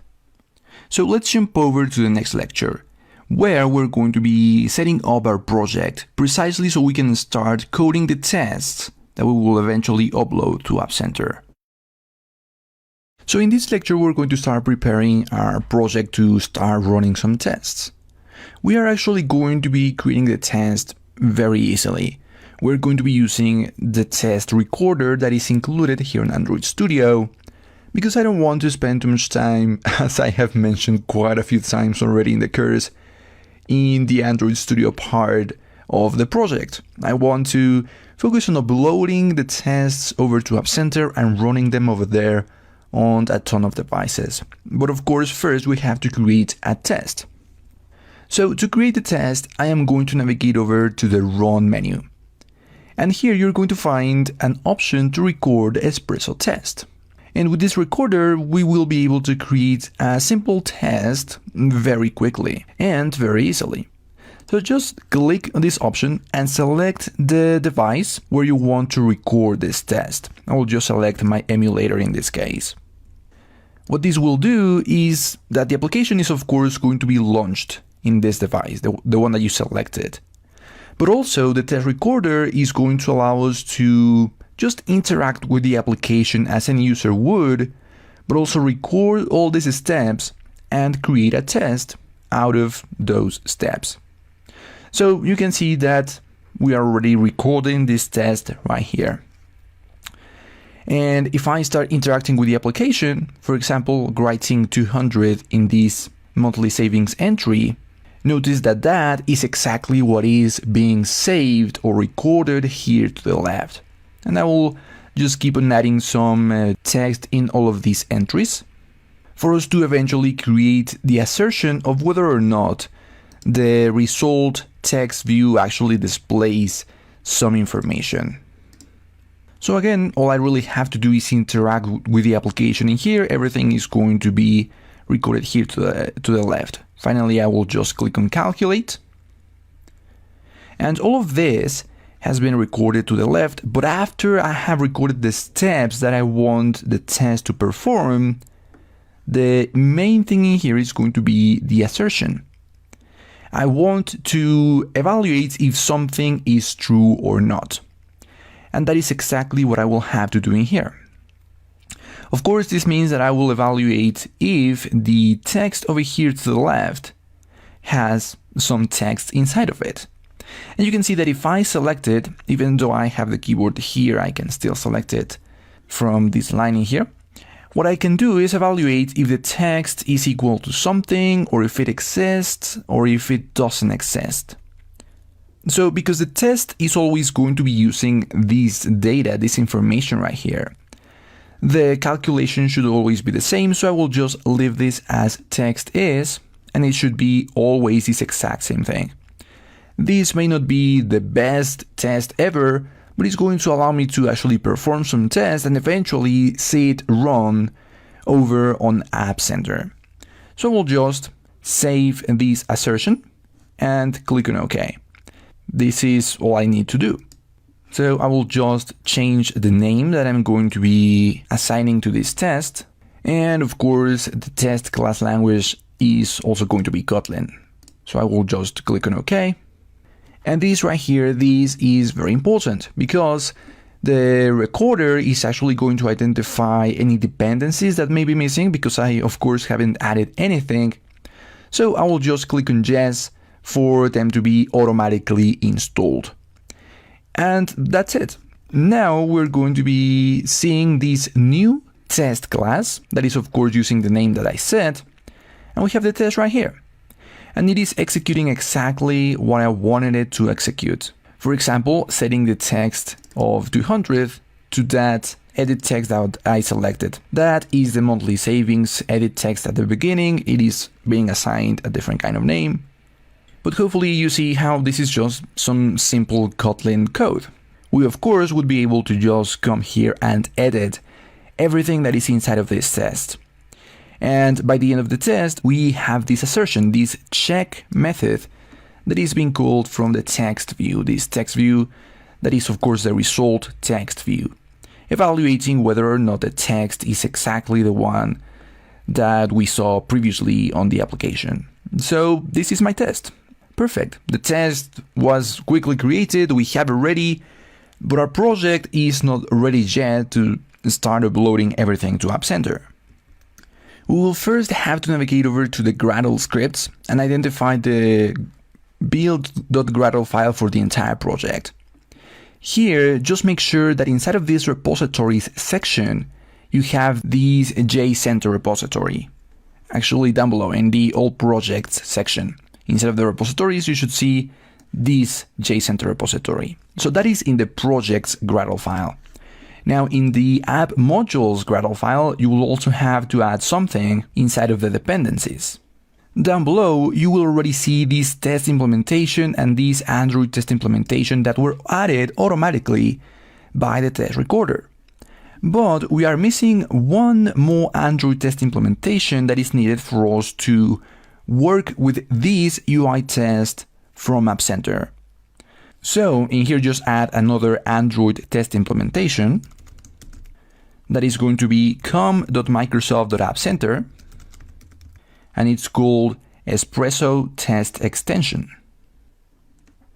At the moment of recording this lecture, the version is going to be 1.4. So this one right here is going to add the Test Cloud Espresso extension as a dependency to the project. The Test Cloud in this case is simply App Center tests. Test Cloud was previously a service independent of App Center. It is now part of App Center and just refers to the fact that our application is going to be tested in physical devices that exist in the cloud. So this Android test implementation is going to be very important. And by the way, I have a typo in here. It's going to be very important that it is written correctly, so just make sure of that. com.microsoft.appcenter : espresso test extension : 1.4 for the version. Excellent. So now that you have this, you can close this Gradle file and head back to your test class. In here, we're going to have to add a few more imports now. Make sure that you have these rule and test imports. But after this one, we're going to need the imports that are now going to come from that App Center dependency that we have just added. So I will import from com.microsoft.appcenter the espresso.factory. And of course, if I want autocomplete in here, I will first have to sync the project with my Gradle files because they have been updated. So just let Gradle sync. And once it has synced, I can now access from App Center, Espresso, and Factory. So this is the first one. The second one that we're going to need, again from com.microsoft.appcenter, is going to be the Espresso report helper. So these couple of imports should also be added now to your Kotlin file, the one for the tests. So once we have these imports ready, now it's time to use them. Inside of the test class, we're going to have to add a new rule. You may find already that there is a rule in here that was created automatically by the recorder. We have to add a new rule of our own that is going to be using these couple of classes that we have just imported. So in here, we're going to be defining a report helper that of course eventually is going to be of type report helper that is going to be equal to factory, and factory has a get report helper method. Just like this, we're going to have this report helper that of course is of type report helper. This report helper right here is going to be used by App Center when we actually generate the reports that we will see eventually over there. So because we don't have the entire context, this may not make a lot of sense right now. I understand that. But eventually, by the end of this section, in just a few lectures, we're going to see reports about how the tests ran and behaved inside of all of those devices that we're going to be using to test our application. And this report helper is going to enable our test right here on Android Studio, our espresso tests, to send some information over to that report. For example, let me just add right after this test a method that is going to be executed by the end of the test. So I will just create a tear down method in here. And because I want this to be executed by the end of the test, I have to mark it with this add after identifier, for which of course I will have to add another import, which is org.junit.after. So now the tear down method is going to be executed by the end of the test. Here I can actually use this report helper and call the label method. This is going to include a screenshot of the application as it is going to be when the test finishes. This is going to be really important because now in the reports that we're eventually going to see, thanks to this method right here, we're going to have those screenshots available. So if perhaps one of the tests failed, we can see a screenshot of the application right after the test completes, hence the after in this scenario.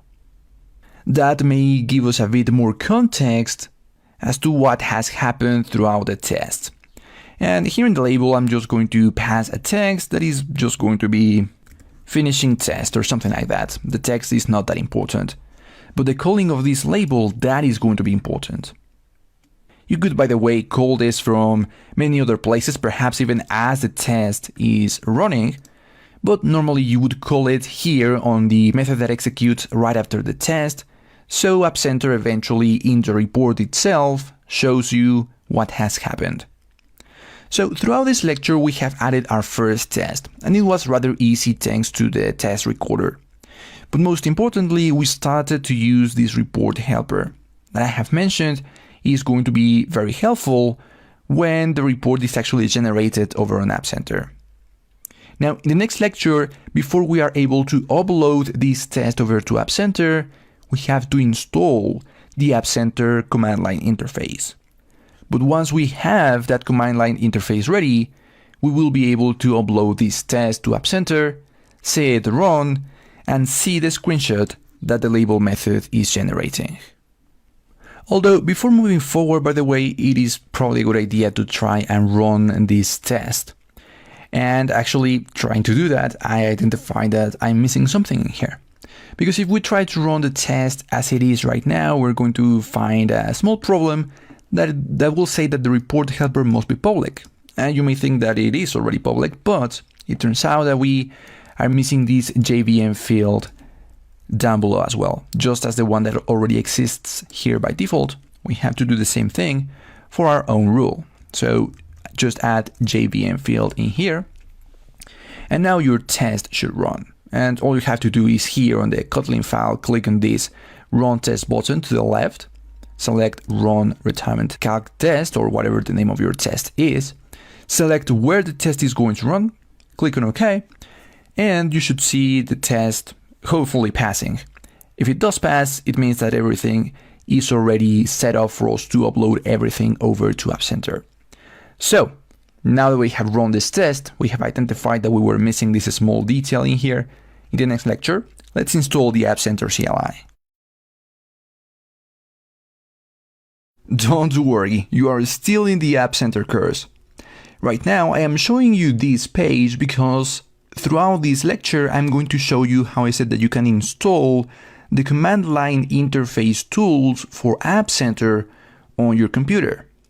But for us to be able to do that, we're going to need Node.js. So I know it is pretty much an unrelated tool to this course, but you will have to come here to nodejs.org/download, and of course the URL is going to be in the resources for this lecture, and download the installer for your machine. It's going to be a very straightforward installation, but once you are ready, you're going to be able to come here over to the terminal, execute node-v, and see the version of Node that you have installed. As long as this version is 8 or higher, you can install the CLI tools for App Center. So, alright, as soon as you have this installed, then you will be able to execute npm, which is going to be the package manager that will allow us to install the required tools for this course, and run the install command. The tool that we're going to be installing with this G flag is going to be appcenter-CLI. Execute this, and that's it. Of course, everything is going to be executed as expected, but now the App Center CLI is going to be available on your system. Again, it is going to be this command line interface, the one that we will use to upload our tests. So once this tool has been added, as we see over here, right now version 1.2, the thing that we should do first and foremost is to log in with our App Center credentials. Of course, this App Center CLI is going to enable us to execute all kinds of App Center services, one of them very related to this section, but precisely because we're going to be executing App Center services, we need to authenticate ourselves, so App Center knows who we are and where should it be executing things. And to do that, all we have to do is execute App Center login. I'm just going to say that yes, I want to enable telemetry, but this command is going to open a new window where you're going to be able to find a token. So I am going to copy this token.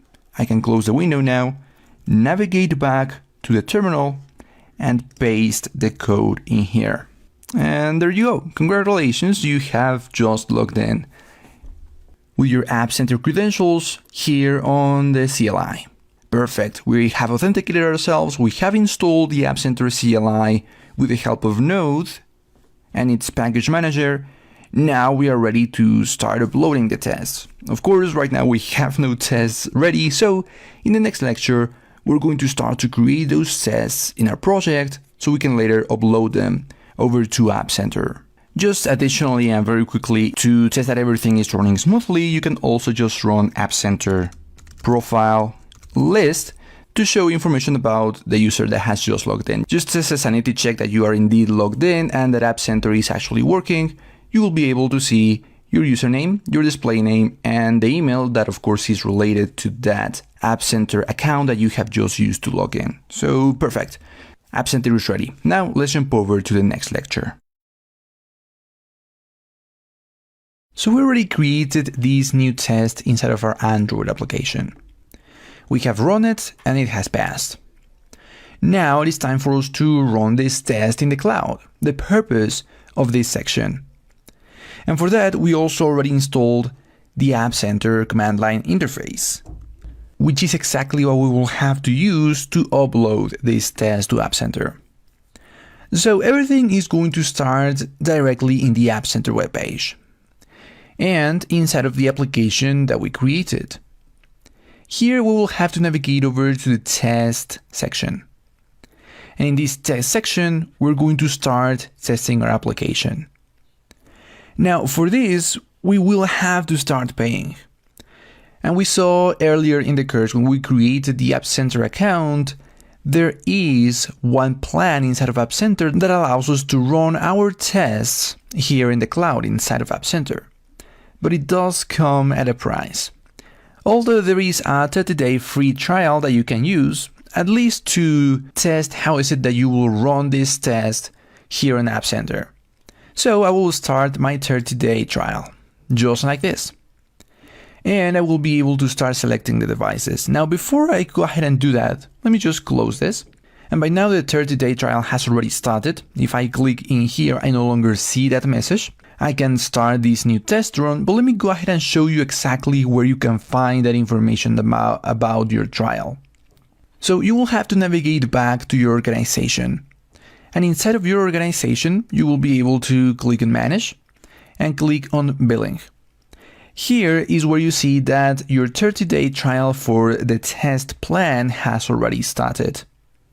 Eventually, when your trial ends, you will have to come here and pay that $99 a month in case you want to keep testing your application on those devices that exist in the cloud. So here is where that plan is going to be listed. But let's navigate back to our application now that we have that 30-day trial enabled.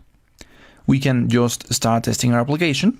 And in here, the first step would be to select any device where we want the tests to run. And there really are many devices with many different OS versions.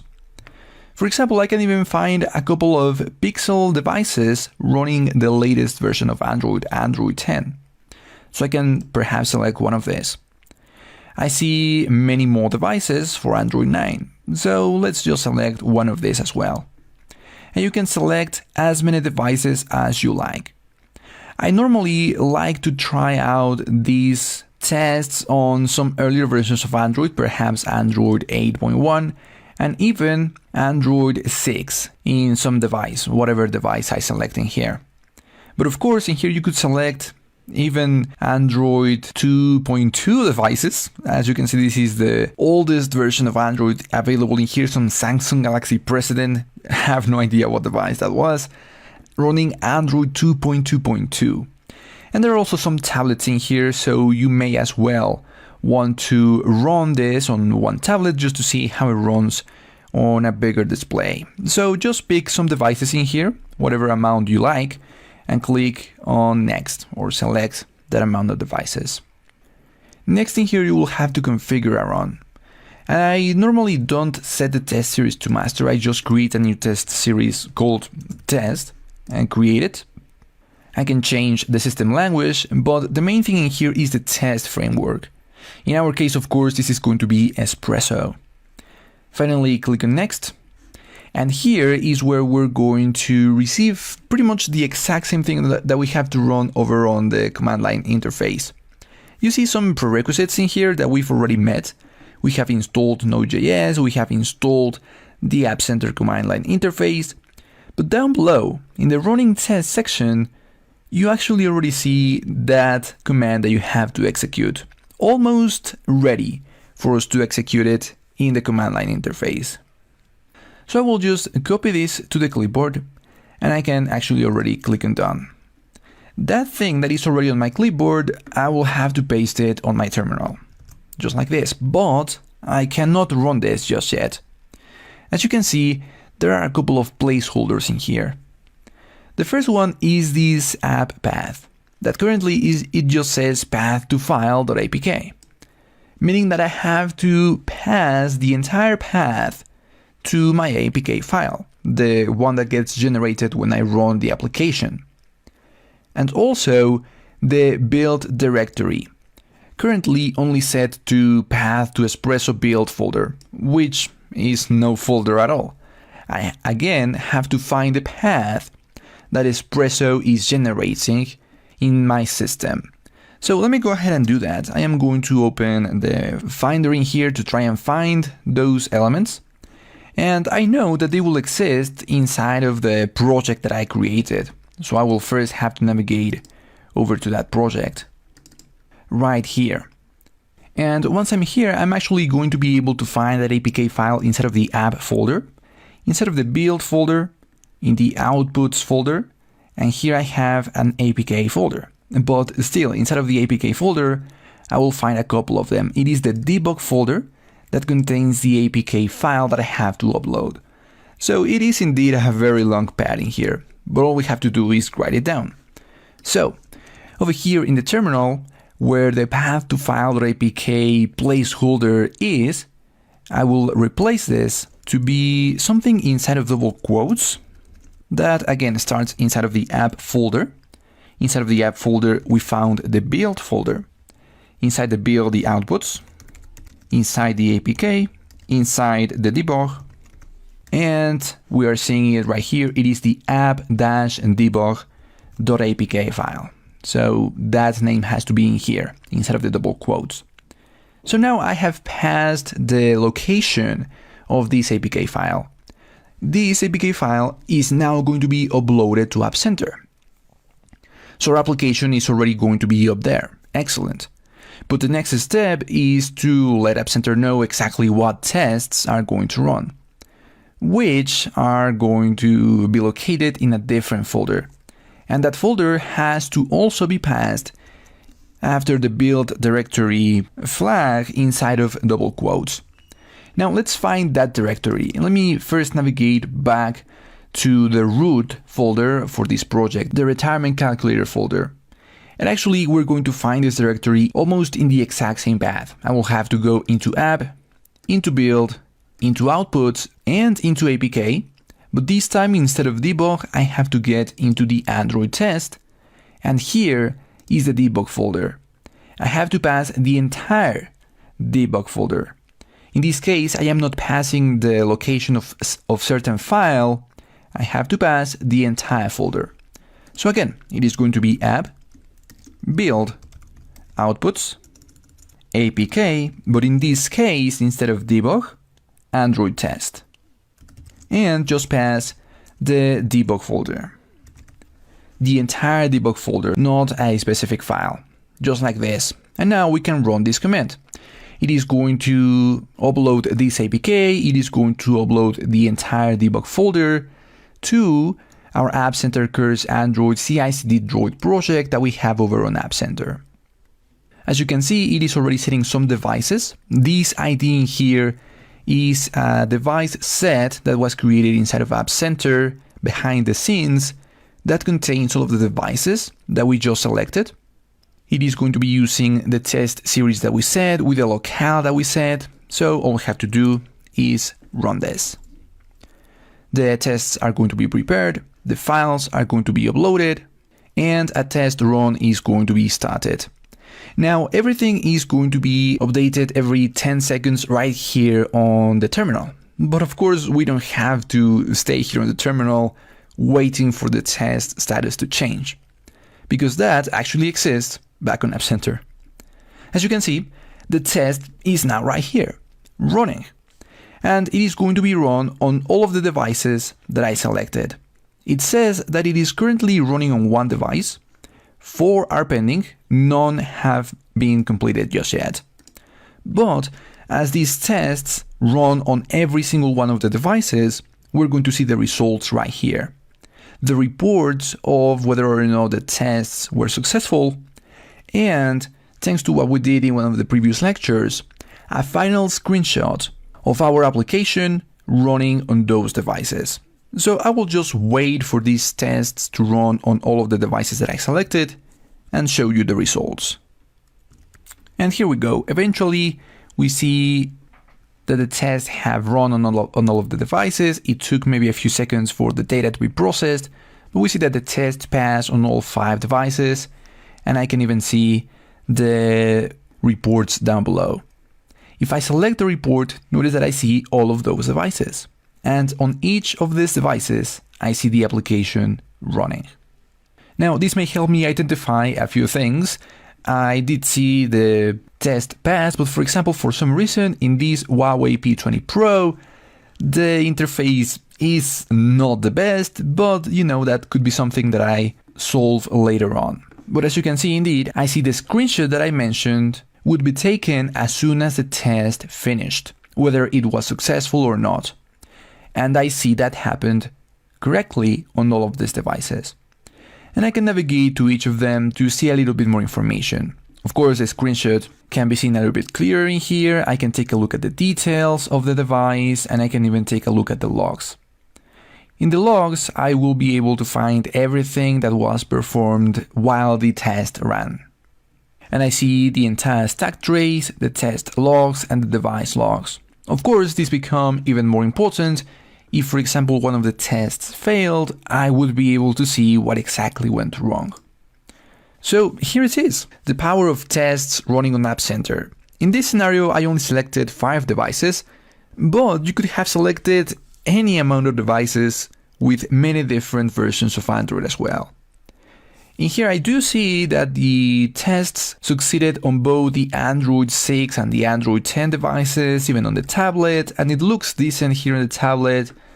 But these are just 5 devices. If I had wanted to run this test on many more devices, and I could have done that automatically. By just uploading the test, it was run on all of the devices that I selected. Of course, automatically as well, I now see the results of the test running on all of them, which is just so powerful. Imagine having to do this by yourself manually, having to connect and disconnect even just 5 devices, running the test over and over again, seeing the results, tracking any errors that may have found. That would be a nightmare. And just with 5-6 devices, imagine wanting to try it out with many more devices, many more versions of Android. That is the power of App Center in here. So we have successfully uploaded these tests here to App Center. The one that we created directly from Android Studio was quickly uploaded over to App Center with the help of the App Center command line interface. And we already saw the results of all of these tests running on all of those devices that we selected, and the reports that those tests can generate here on App Center. In the next lecture, I want to show you one last thing that you can do related to tests here in App Center. It is also going to be quite interesting, but won't be precisely as powerful as what we just did right now. It's just something additional that we can do here in App Center. The main thing that I wanted to cover in this section is this right here, the one that we have just executed. The ability to run all of the tests that we have on Android Studio, but now in the cloud, in any amount of devices that we select. That, I think, is really powerful. In the previous lecture, we ran the tests now here in App Center, running in the cloud on physical devices, and eventually taking a look at the results, whether or not the test passed, and even a screenshot of the application at the end of the test. Now, during this lecture, I want to show you one more thing that you can do related to tests here in App Center. Although this is going to be more related to builds, to continuous integration. But as I have mentioned before, continuous quality or the tests are also related to continuous integration or part of continuous integration. So what I will do is here in the test branch, we're going to start using this test branch a little bit more, is change the configuration of the build a little bit. In the next section, we're actually going to configure this same test build along with master to enable some continuous delivery. But right now, I don't yet want to implement that. I just want to modify a little bit how are the builds going to be generated. That is going to be related to the tests that can be performed as the build is created. And you may have already noticed that here we have this run unit tests option. If any of the unit tests fails, the build will also fail. So that is interesting. But the other thing that I want to enable in here, and the one that I want to focus on, is this one right here, test on a real device. And this is actually a free feature. This is going to be very similar to what we did in the previous lecture, except all it is going to do is run it on one single device and launch the application. It's not going to run any more tests. It's just going to see if the application successfully launches in a real device. So I'll just enable this. And this right here will be an additional protection or an additional test that will have to pass for the build to succeed. The application would have to successfully launch on a real device. If it doesn't, if it fails for some reason, the build will also fail. So far, this is everything that I want to change. This is still going to be a debug build variant. We're going to build on every push, automatically increment the version code by build ID. All I did was enable these run unit tests and test on a real device. So I'll just save these changes. Of course, right now I'm not building anything. For that, I actually have to generate a build. So I will come here to GitHub and create a new pull request. By the way, currently I have all of the code into the dev branch. I have created a few feature branches along this section, but I have already merged all of them to dev. So we'll be able to compare dev to test. And you can see how there are some new commits. The one in which I merged feature 4 that added some tests, the one that merged feature 5 that solved an issue with the test, And that is it. So I will just create a pull request.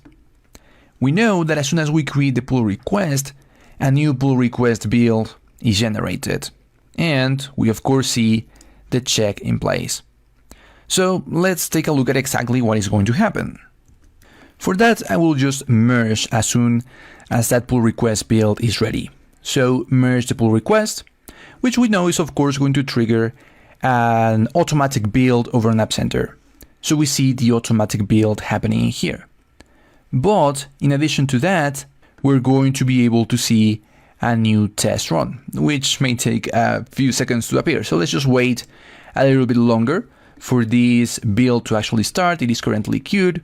This is of course the automatic build, and there we go. Eventually, this build, like I mentioned, is going to create a new test to see if the application actually launches on a device.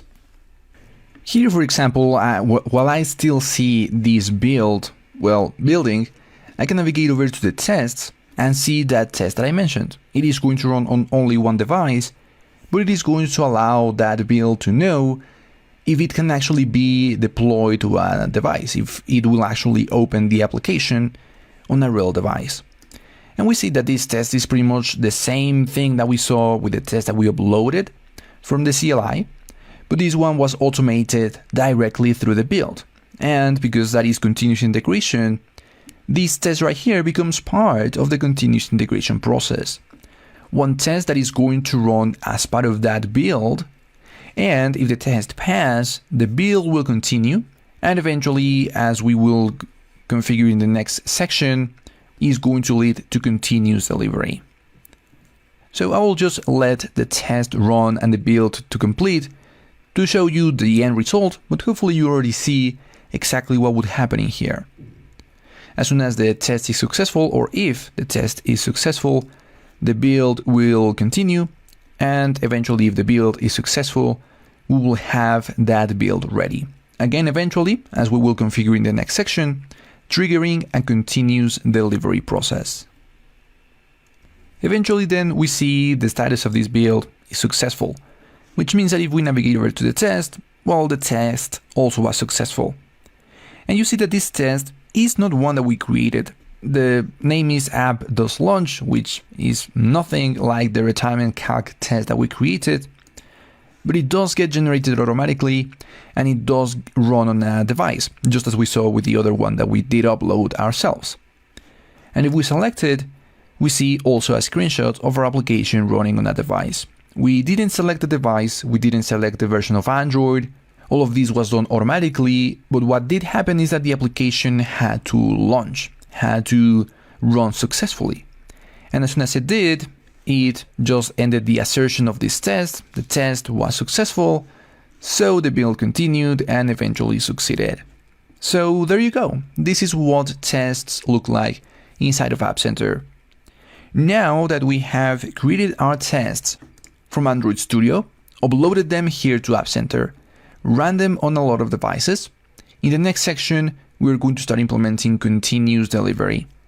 Finally taking the next step that should be performed after the continuous integration process finishes, meaning that one of the builds is ready to be deployed. Precisely then, in the next section, we're going to be working here in the Distribute tab to release new versions of our application to our users. Welcome to the continuous delivery section. In this section, we're going to learn how to automate the delivery of new versions of our application to our users. Now, continuous delivery, of course, is going to be using the foundation that we set when we worked with continuous integration. Thanks to all of that work that is already set, continuous delivery is going to be very straightforward. We're actually barely going to mess with the code, and in App Center we're mostly going to be connecting with things that we configure outside of App Center. Now, before talking a little bit more about what those configurations will mean, let's talk about the flow that you may already have an idea about that will trigger continuous delivery. So far we know that we code most of our features directly on the dev branch, and that eventually we merge everything with the help of a pull request into the test branch. And we know that the pull request can trigger some continuous integration, make sure that the application builds, and eventually, as we merge everything finally into the test branch, everything is integrated correctly. It is after this point, after the merge is executed, that the continuous delivery process begins. Essentially, after this point, when the pull request is merged, we are going to deliver everything to a group of people.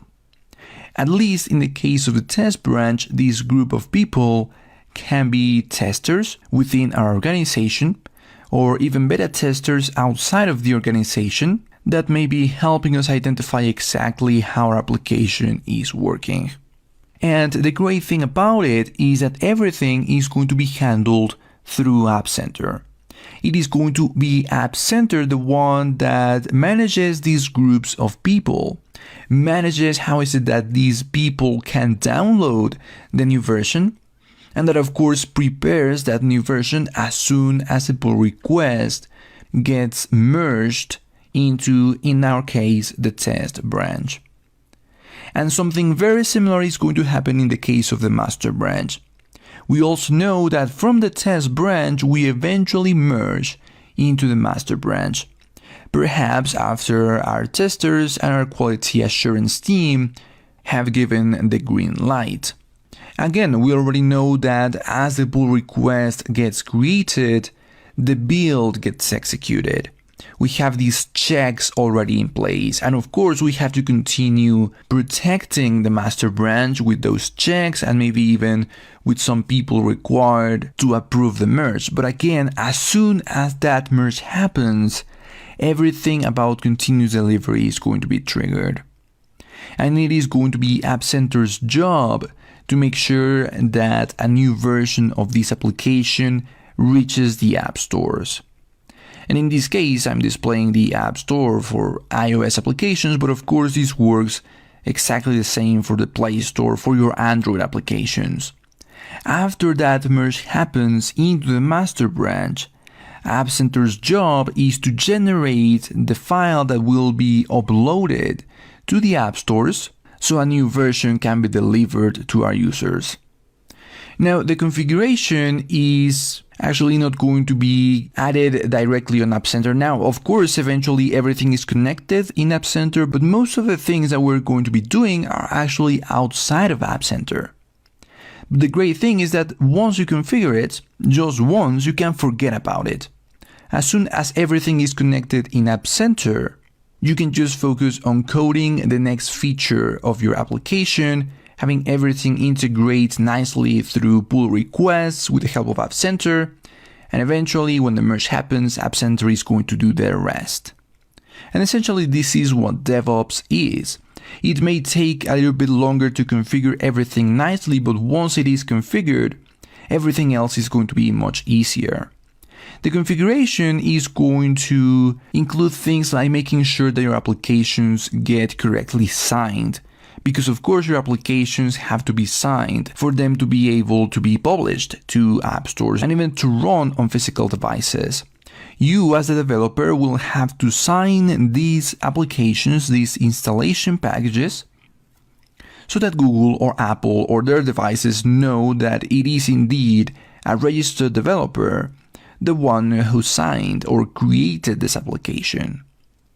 And this process is going to happen mostly outside of App Center. After you have signed these applications, you may already deliver the application to testers through App Center. But there is one more step that you have to perform. You of course eventually have to configure everything on the app stores. And by that I mean the App Store and the Google Play Store. In here you're going to have to make sure that your applications already have at least one first version correctly configured in the app stores, along with all of the information that they need, such as icons and screenshots and descriptions. All of this information has to be set directly with Apple, directly with Google. But once that is ready, App Center will be able to update that first version with new versions of your applications, the ones that come directly from the repository as soon as a merge happens, in our case in the master branch. Of course, all of this is going to be covered throughout this section. And by the end, you will have successfully automated the delivery of new versions of your app to groups directly through App Center, and of course eventually the app stores. So new versions of your application can easily be published to either the App Store, the Play Store, or both. And the best thing is that all of this is going to be eventually fully automated with App Center, so you can go back and focus on creating the next great feature of your software. Starting in the next lecture, we're going to be getting things ready on our repository and on App Center, where we're going to be creating those groups, those distribution groups, to whom we will eventually be distributing our application. So far, we have already set the build for all of our branches: dev, test, and master. However, the build that we have set currently is very similar in all of them. And eventually, we want at least two of them to be pretty much unique. The test and the master branch should eventually trigger a continuous delivery process. And that is exactly what we will start in this lecture, to configure a continuous delivery process for our test branch. So I have mentioned before that the test branch should eventually deploy to our beta testers. Perhaps a group of people inside of our organization that is going to test our application before it is distributed through the stores. Or perhaps even a group of people outside of our organization that helps us improve the application itself. Now, in our scenario, we only have these 3 branches, but you could as well have many more in here. Perhaps one distributing inside of the organization, perhaps another one distributing outside of the organization. But in both of those scenarios, I would be using something very similar to what we are going to be establishing right now, which is a distribution group. It turns out that directly from here with App Center, we can create groups of people that can receive a version of our application. Eventually, they will even be able to install the application directly through App Center. No need yet to include any other service outside of App Center. Directly from here, they would be able to download the APK that eventually they will install. And so that's what I'm about to do in here. Instead of the application, instead of the distribute tab, and instead of the group section, I am going to create a brand new group that will contain all of my beta testers, for example. So I will call this beta testers. And right now I am just going to add one single email, but of course you could add as many as you want in here. What will happen is that as soon as I create the group, these people in their emails, they will receive an invitation to join the group. And after they accept the invitation, they will be able to see the entire list of applications, of versions, of APKs or IPAs if you were creating iOS applications that you have made available to them. We haven't made anyone available just yet, but we can create the distribution group already. So let's just create the group. And by the way, I am not setting this as public because otherwise anyone would be able to get my application. So I'm just adding this single member at the moment, and I will create the group. Immediately, I am navigated to this new group. Of course, as I mentioned, currently we have no releases, no APKs available, so I see nothing in here, nothing in the releases tab, but I already see my single tester in here. And of course, I could add even more directly from here. So now it is this group of people that can eventually receive the releases that, for example, the test branch in our case will be creating with the builds that are going to be created automatically through continuous delivery. So it will be a seamless process. As soon as the continuous delivery process ends, meaning that there is a new build available because the build succeeded, well, a continuous delivery process will be triggered, and this group of people right here will receive the APK file. We will see how to do that throughout the rest few lectures. For now, before actually configuring that release, I want to code some new thing that can be released to these users. Because of course, we will have to trigger a brand new automatic build in the test branch. And so far, we have already merged everything inside of test. Not yet inside of master, but master is for later on in this section. Right now, I want some new feature to be merged into test. And so what I will do is actually navigate over to my terminal first and foremost, and make sure that I have everything downloaded in the local repository. So if I execute git branch at the moment, I only see these three main branches. I don't have any feature branch just yet. And so what I want to do is take a look at everything that is inside of dev. And I see that there is pretty much nothing new except for maybe one auto-generated file in here. But what I want to do is execute a git pull command. So I get everything that is up in the remote repository. And so now I can see all of the code locally as well. I know that my dev branch would be up to date with the remote branch now.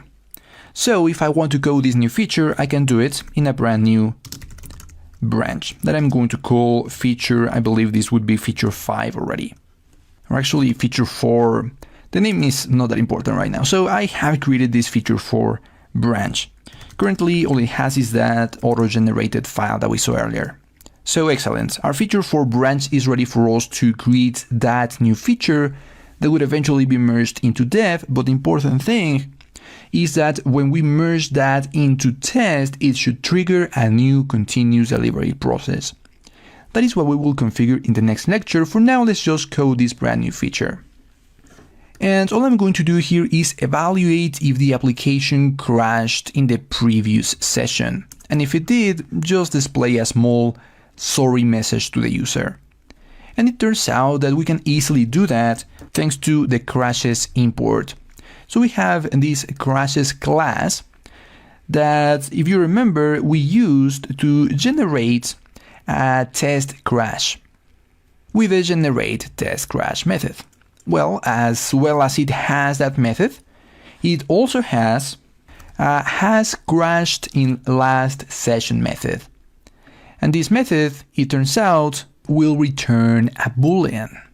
So I can create the future in here. This is an async method, and call from the future the then accept function. And having it right here, I will be able to evaluate if it is true, and if it is, let's say that I'm going to be displaying some toast. So a quick toast in here, just letting the user know that we're sorry because of the crash that the application just experienced. So something like this. And to test this out, I could actually uncomment the line of code that I had down here that is generating that test crash when I click on the calculate button. So I will just run the application, click the button, I will see the application crash, run the application again, and I should see that toast. So let's do that. So I will run the application on this emulator. And I of course get the application, and if I click on the button, I see it successfully crashed. So excellent.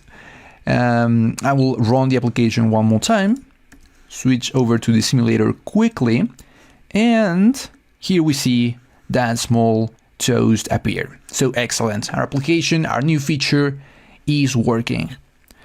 And you know what comes next. So I will actually not bore you with those details, but you know that I will have to commit those changes to feature 4, upload or push feature 4 over to the remote. In the remote, I will have to merge first into dev and leave it there for now. Because in the next lecture, I am going to be configuring the test branch over on App Center so that when it builds successfully, it actually triggers a continuous delivery process. So just make sure that you push all of this new code over to the dev branch, but only to the dev branch. The test branch should not be receiving that code just yet. Don't even create a pull request just yet. just make sure that the code is over on the dev branch. So in the next lecture, we can start configuring our test branch to execute automatically a continuous delivery process. So we have coded a brand new feature in a feature branch. We have pushed that branch over to GitHub, and on GitHub we created a pull request to merge into dev, as we have done previously. But this time, now that we are ready to merge into test, we want that continuous delivery process that we know will be triggered to also trigger a continuous integration process. So we can distribute that build to the new distribution group that we have already created.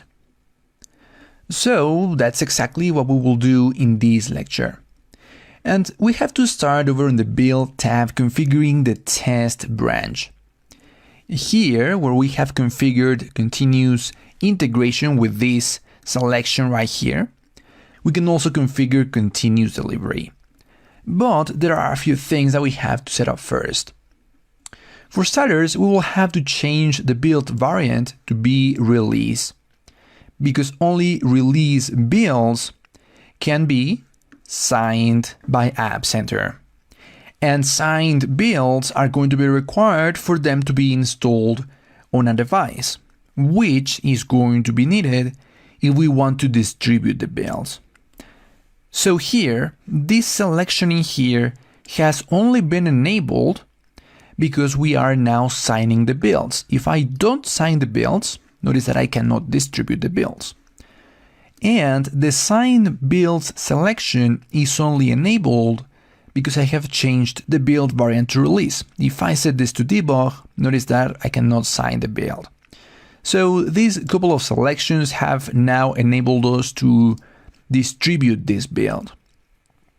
This right here is the continuous delivery process. The ability to automatically distribute our build as soon as it succeeds. We know that the continuous integration process is automatically triggered when we create the pull request and eventually when we merge. And it is that automatic build, the one triggered when we merge, that will enable also continuous delivery thanks to this option right here, distribute builds. And currently in the test branch, we're going to be configuring a group destination. Later on in this section, we're going to enable store as well, but that would be for the master branch. For this test branch, let's enable groups. And in here, we can select that beta testers group that we have created. Excellent. But we cannot save this yet, because although I enabled the sign builds option, I'm not yet signing anything. In here, I will have to upload the key store. Unless you already have this key store in your Gradle settings, so you can just select this. So if you have previously built and you are very familiar with Android, you may already know how to sign your builds, even how to set those sign settings in your Gradle settings, so you can just enable this. But if you haven't set anything on your Gradle settings, we are going to be doing it manually by uploading the key store in here. And we will also have to set the key store password, the key alias, and the key password. So I'm telling you this ahead of time because we're going to be establishing this and you cannot forget them. So don't forget the settings that you're about to set. With this in mind, I will open the terminal. It is going to be through the terminal that I will be able to generate the key store file that App Center is requesting. So from anywhere in the terminal, I will first have to make sure that I can access Java. So I will execute Java c-version,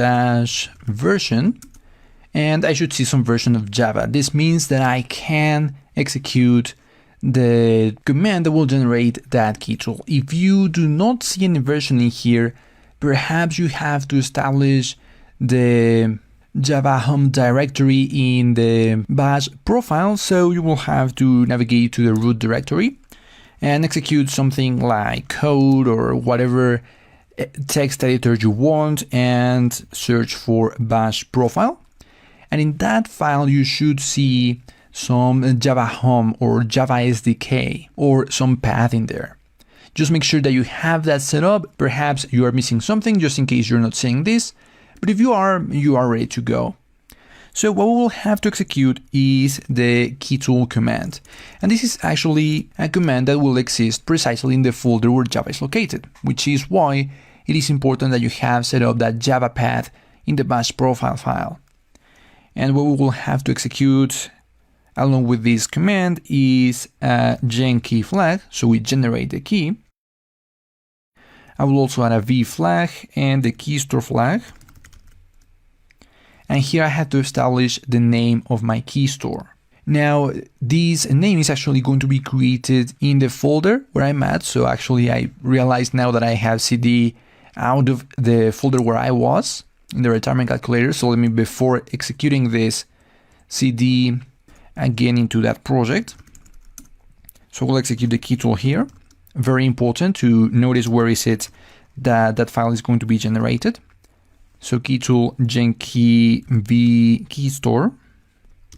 And here now in the retirement calculator directory, I will just create a retirement keystore.keystore file.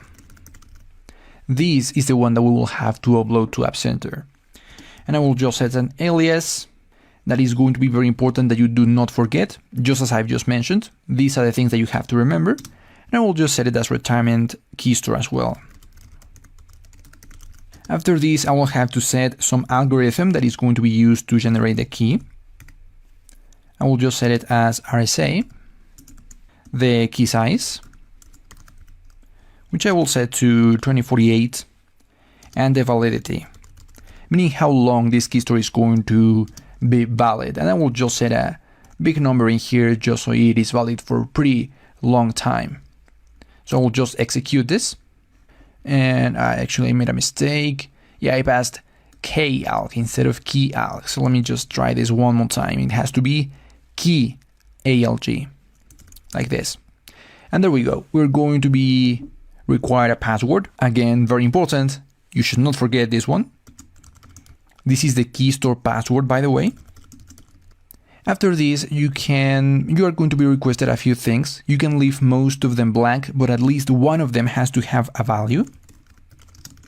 So for example, my first and last name, but I don't need to set the organization, the city, the state, or the country. So by just setting one of these, that's more than enough. You can leave the rest blank. So you will see something like this eventually. Then you're going to be required another password.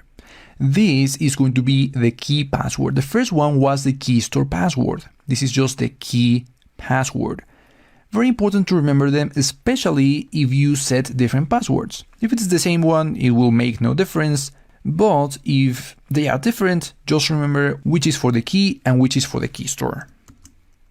Confirm the password, and there you go. The key store would have been generated. So now I can navigate back to App Center and upload that key store file. I will of course have to find it over on my Android projects inside of retirement calculator, and here I see that .keystore file that has just been created. So I just select it, and I will next have to set the key store password, the key password, remember which was which, and the key alias. And that would be it. Now I am able to save, as you can see.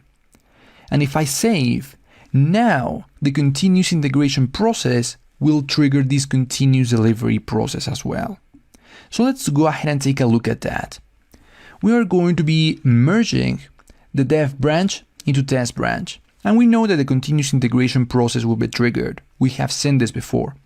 But this time, an additional continuous delivery process will also be triggered to distribute that new test build over to our distribution group.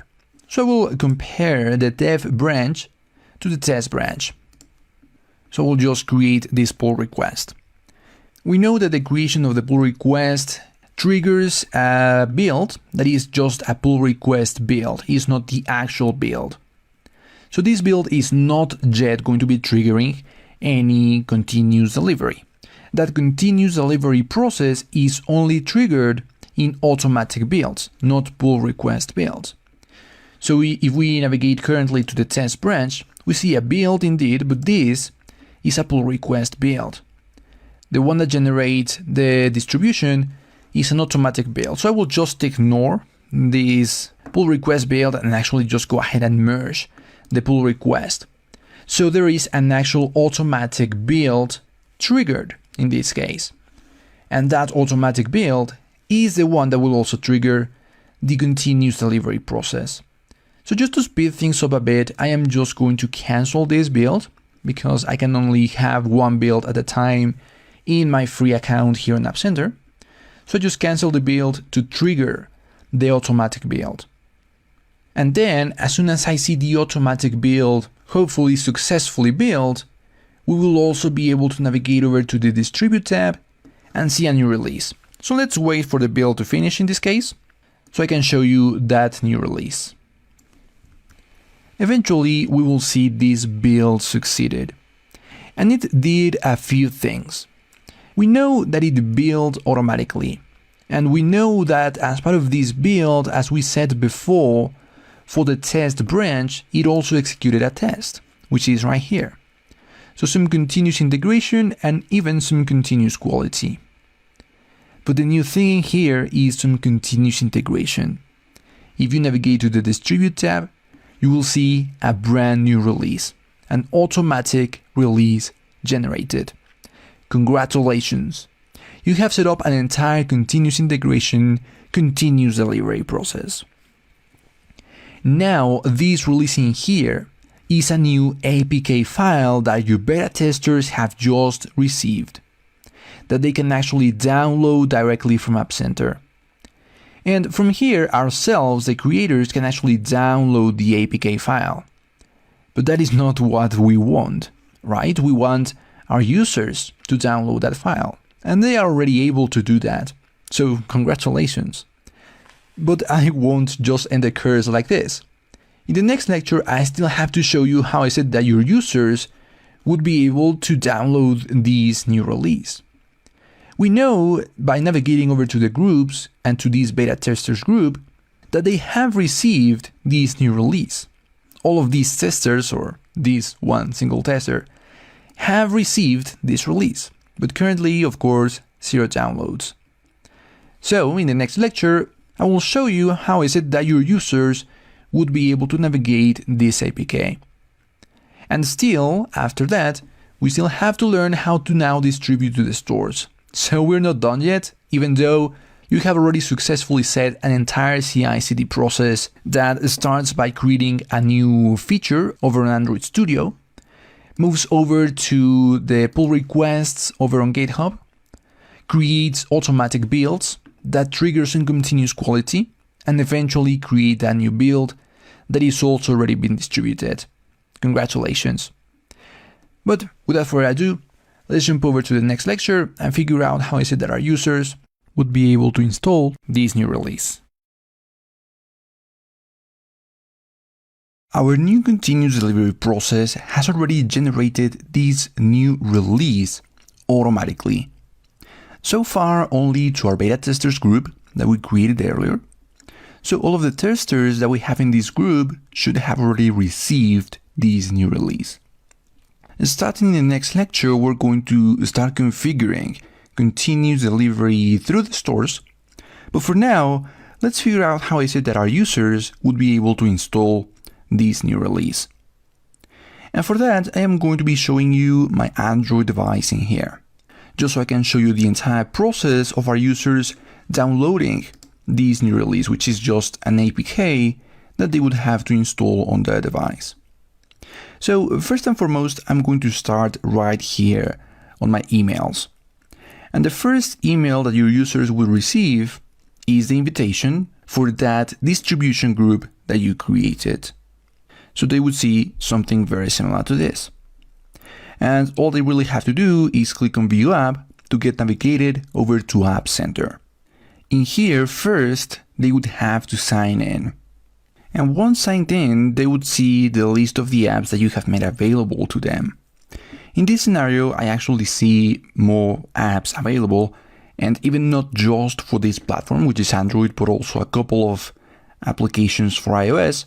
But let's focus on the one at hand right now, CI/CD Droid. the project that we have just made available. Now, before going ahead and showing you how is it that they would install this application, let me navigate back to my emails and show you that they would actually receive a new email every time a new version of your application is made available. For example, right here, this email was automatically sent as soon as the first release, the automatic release that we created in the previous lecture, was made available. And from here, they would also be able to just click on install to get navigated over to App Center. But let's start over here in App Center where I had already signed in. Of course, I see more applications than new users may see, but all we have to do in here is click on that application, or maybe we have already been navigated to that application, and we're going to see the available releases. We even see from which commit is this release coming from, which is this merge pull request number 14, where we added that sorry message after crashing. And all there is to it is clicking on download. This is going to download an APK. We can click on open. So Chrome opens our APK here on the package installer and just confirm that we want to install this APK. Keep in mind that you may see something very similar to this. Perhaps it varies from one device to another, perhaps depending on the brand or the version of Android that they have installed. But since we are not yet distributing through the store, installing an APK from perhaps an unknown developer may be blocked momentarily. So if you see something like this, or your users see something like this, just click on OK, or make sure that you follow the steps required to install the application. Another thing that you may see is something like this. So I have navigated here to a different application to install this APK. This is just a files application on my device. But I want to show you something in here. If I were to click an APK from here and try to install, because I haven't authorized this application to install APK files, I would see something like this. So this may be another scenario that your users may encounter when installing the APK. All they really have to do is click on settings and allow this application to install unknown apps. And just like that. Now I should be able to click on install again for the application to be installed. And that's it. Now your users would be able to, well, use your application. As you can see in here, the application is already running on this device. So I can just enter some values in here. By the way, I noticed that I should improve this interface because it's way too much to the left and to the right, but I see the application up and running, behaving just as I would expect. Excellent. So there you have it. This is how you install the APK that would be generated directly by App Center. We have already then implemented a full continuous integration, continuous delivery process. Everything began by coding a brand new feature here in Android Studio. After creating the feature, which by the way is not here because I switched to another branch, but we coded it here in App Center. We uploaded it over to GitHub, created the pull request to merge into test, and configured App Center to generate that new release every time test builds. Now, in the next lecture, we're going to start to configure this same thing, an automatic delivery process, but this time to the stores. So, we'll have to begin in the next lecture by setting everything up on the Google Play console. For App Center to enable continuous delivery over to the stores, it requires that a previous initial version already exists, published on the Google Play console. And this would actually apply as well for iOS. An initial version would have to be already published through App Store Connect. And the reason is because if you think about it directly from the build, we cannot set everything that the store requires. We have to set the name, we have to set screenshots, we have to set icons, we have to set images, and so much more that just can't happen directly from here. But eventually, as soon as there is an initial version and the application is ready to be distributed here from the Google Play console, all App Center will have to do is upload a new APK and send it for review. And that is going to happen automatically eventually. But first, let's see how is it that we will be able to distribute this new application by creating first everything that is required here in the Google Play console. So I'm going to be creating a new application from here. And I will set the default language and set the title just as you may have already done in the past, so nothing has to change in here. The process would be the normal process that you would follow. I will click on create and of course have to configure everything in here, from the store listing to the content rating, the app content, pricing and distribution, and a first release. If you have done this before, if you're familiar with this, you know that we will have to upload a first APK. That APK is going to allow us to set the content rating and of course generate the first manual release. So before doing that, I will just quickly add everything that is required in here with the short description and the graphic assets and the screenshots and so on. So very boring stuff right here, just filling up this form. So for example, now here on my store listing, I have added the descriptions, both the short and the full descriptions, the icon, one screenshot, the feature graphic, and the information that it requires. So far yet, I am not able to add the content rating because I need an APK over here on content rating. So I just saved the draft. Like I mentioned, content rating will need that APK to be uploaded, so I will do that in just a second. Next, I could also add the pricing and distribution information and save the information that I can already send. Again, I will need to upload an APK before I can acknowledge these couple of options. So let's go ahead and upload that APK. And I will go ahead and create a new app release. And I will create this new app release already in the production track. So I will manage the production track and create a new release. Here I will of course have to upload that APK.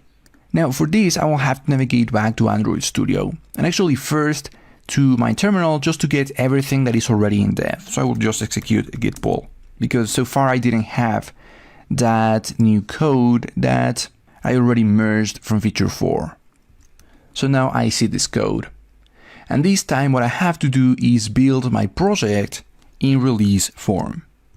So over here to the left in the build variants, I will just switch over to release and make sure that I build the application. Keep in mind, by the way, that for this in your Gradle file, in the one for the app module, you may have to add the sign-in config if this wasn't added automatically. You could also add it through some interface here on Android Studio.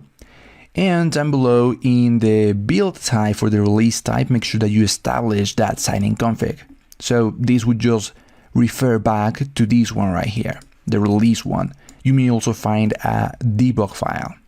So once you have done this, make sure that you build or make the project again, and you should be able to navigate back to the Google Play console and browse for a new file that is going to have been generated inside of the retirement calculator folder, or the folder for your Android Studio project. You would have to navigate over to the app folder. Inside of the app folder, you will find the build folder, then the outputs folder, the APK folder, and the new release folder. In here, you should be able to find a new APK file. We will be able to upload this APK file, which then will allow us to complete the setup by clicking here on save. So the app releases section is complete. Now we can go over to content rating, and now that we have an APK up there, we can click on continue and just answer the questions that this is going to be asking. So we generate the rating for our application. After we have this rating, we can move over to the app content and so on. Eventually, I will have everything complete over here, so I can navigate back to that app release, to the production track, and send for review to start rollout to production. this has been the creation of our first release, the first manual version that App Center is now going to be able to update with a new APK. So hopefully this lecture didn't show anything new to you. We have just generated a manual release as you would do in any scenario. This so far has nothing really to do with App Center. It is just that App Center, all it will be able to do is update an existing application that is already in the Google Play console with a new APK.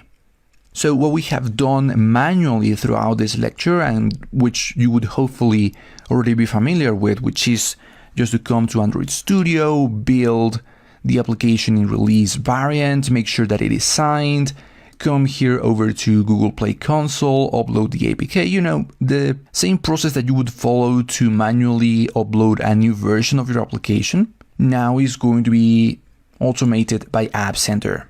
Of course, that is going to happen through the master branch.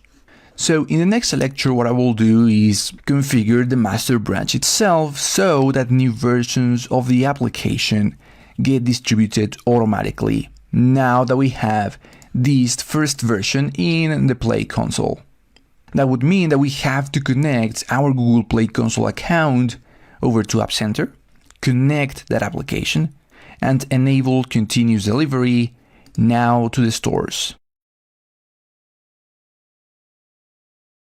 In the previous lecture, we generated a first manual release of our application in the Google Play console, which really was just about completing all of the information that has to be here in the Google Play console about our application so that it can be published in the stores. And that is just establishing title, short description, screenshots, icons, answering the content rating questionnaire, and all of this that of course we cannot do directly from App Center. And for us to be able to answer a couple of questions in here, we had to manually create a new APK file, make sure that it was signed, things that now App Center should be able to do automatically, which is what we will configure in this lecture. So here in App Center on my Android project, I will be able to navigate over to Distribute and to Stores. Here we now have to connect to the store. And connecting to the store is going to require us to generate a sort of account, extra account, that will help App Center sign in our behalf to the Google Play console and update the APK file that will be used by the Play Store, well, to install those applications. So in this page, I will have to click on Connect to Store and select Google Play. As you can see, there is a JSON file that has to be uploaded. So let's figure out how is it that we would generate that JSON file. For that, we will have to come here over to the API access place. Of course, the URL to this page is in the resources for the lecture, but it is still inside of the Google Play console. And in fact, all I did was navigate over here to developer account and to API access. In here, you first may have to create a new project. As you can see, I already linked a project in here, but if you don't have any, all you have to do is create a new one and make sure that it is linked. The process is rather straightforward. Once you have the linked project here though, you will have to navigate down to service accounts. In here, you are going to be creating a new service account, which is exactly what I mentioned. A kind of other account that App Center is going to use to authenticate itself into our own Google Play console and upload a new APK on our behalf. So essentially it's just creating kind of like a user account, but this is not for a user, but for a service, which is why it is, of course, called a service account. So let's just create a service account in here. And for that, we will have to navigate over to the Google API console, as you saw in that window that appeared. In here, I will first have to click on Create Service Account and just set the name for the service account. Let's say Retirement Calc SA for service account, and a small description, and click on Create. Next, we have to set a role. or the type of account that this is going to be. Because we are going to be uploading new APKs and making sure that a new version of our application is released to the store, we'll have to set this to be owner. So here under project, just click on owner, and this is going to be the type of account that gets created. So just click on continue now. Finally, in here, we're going to be generating a key. This, it says, is an optional step, but it is required for what we are going to be doing. And right here, we see that JSON option. That JSON file that we need to upload to App Center will be generated right here. So just click on create. And the JSON file is going to be downloaded. So we can click on close and just click on done down here. Excellent. We have generated this new service account. Now we can close this window. But here in the API access, we will have to click on done on this window that had appeared, which will reload the website, and here in service accounts, we will find a new account. We will have to grant access to this brand new account that has just been created. Again, just so that App Center can use this account to log in our behalf and update that APK. So I will set this to have no expire date for the access. I can set the role to be administrator. And in this case, I can just assign a global permission. But you could do that by app. For example, select the retirement calculator app and make the application only have view information for this application only, not for all of them. And manage user permissions just for this application, for example, by selecting this. So either by selecting all of the applications or only one application, making sure that the application that you select is the one that you have just created, click on add user. And that's it. Now with that JSON file that will contain the information for App Center to use this service account, App Center will be able to upload our APK. So let's navigate over to App Center and just upload that JSON file that has just been generated. So I will just select the JSON file and click on connect. Finally, we need to assign the application itself. And how do we identify an application? Well, through the app package name. So if I navigate over to Android Studio, I will be able to find in many places that app package name. This one is actually the one that you established as soon as you created the application. You may remember how I briefly mentioned this at the beginning of the course when we created the application here on Android Studio. You may also find it inside of the manifest. So if you open the manifest, you will be able to identify the package name. So this is the more straightforward way to find it, just in case you don't remember it. And that one is actually already assigned or associated to your application through the Google Play console as well. So when App Center uses that new service account to log in into the Play console, it will now have to identify the application that it is going to be working with. And what better way to identify that than by its unique app package name.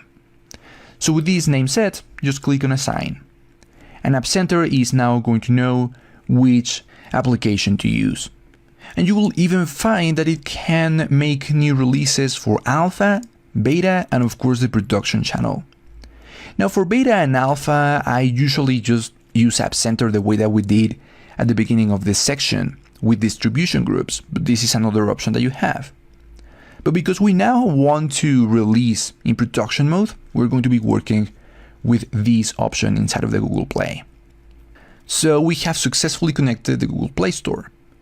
At this point, we are already at the same state for our master branch than we were when we created the distribution group for the test branch.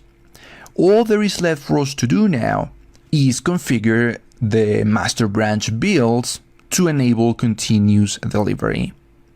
So back here in the build tab, I will change the configuration for the master branch. For starters, so that it now uses a release build. It is still going to have continuous integration with this build branch on every push, I will still increment the version code through build ID. I don't need to run the unit test in this case. I have already done that for the test branch. But of course, the important thing in here is that I'm going to be signing the builds. So I'll have to upload again that key store file that we generated at the beginning of this section. So we'll just identify that key store file again inside of my retirement calculator folder.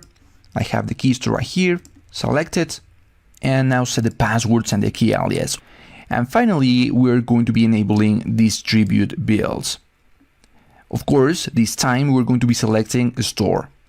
And what do you know? We already see those three options that we saw as soon as we connected the Google Play Store. As I mentioned, we're going to be selecting production in here, but just as easily, you would be able to select any of the others. So if you want to distribute to your beta testers through the Google Play Store, you could indeed connect from the test branch, for example, the beta or the alpha channels. So whatever option you prefer, either distributing through App Center or through the Play Store, you will now be able to do that from the test branch. But let's just select production in this case and click on save. There you go. We have successfully set up continuous delivery to the Google Play Store. Congratulations. And of course, the same thing that we have seen before would happen in here. We would have to perhaps create a new version of our application. Make sure that everything is on GitHub and merge into the master branch. That, we have seen before, is going to trigger a continuous integration process. A new build is going to be generated. Except this time, a new release is also going to be prepared. That would be now distributed through the stores, in our case to the production channel, as we have said just now. So, congratulations! You have completed yet another continuous integration, continuous delivery process. Now for the stores in the master branch. In the next lecture, we're going to now follow the entire process, coding a brand new feature from Android Studio, pushing everything over to GitHub, and now making sure that we merge into master so that this new process is triggered, which will mean that a new release is made available in production, so that it is now entirely up to Google to publish a new version. But everything, as soon as we have the new version ready on Android Studio, will be pretty much automated. Of course, we have to create the pull request, but as soon as the merge happens, everything else, the build and the distribution, will be done automatically. Congratulations, you have already set a brand new continuous integration, continuous delivery process. So now a new release is automatically created and set up to be distributed to the production track in the Google Play Store. Now all we have to do is trigger everything. So what I will do is navigate over to Android Studio and make a few changes to my application. So far the view hasn't been as good as it could. I've seen it run in a couple of devices where the actual entries were using more of the space available. So what I will do in here is make a couple of changes. For example, my layout width has been set to 380dp. I will set this to match the constraints that I have set. And I actually have to do this in all of these elements. Additionally, to make this change a little bit more obvious, as soon as I see my application in the store, I am going to change the text in this calculate button so that it now reads calculate retirement. Just so that eventually when I see this new version in the store and I download the application or update the application on my phone, I see that this is indeed the newer version. And I will just save all of this. Now currently I am on the dev branch. So if I navigate over to the terminal and execute git status, I see these few changes that I've made. Now what I want to do is make sure that I eventually merge this into master, and I'm about to do something that you should never do, but I will commit directly to the dev branch. You know that usually we should commit into a feature branch, then merge into dev, then merge into test, then merge into master. I will still start everything from dev, so this is not entirely terrible.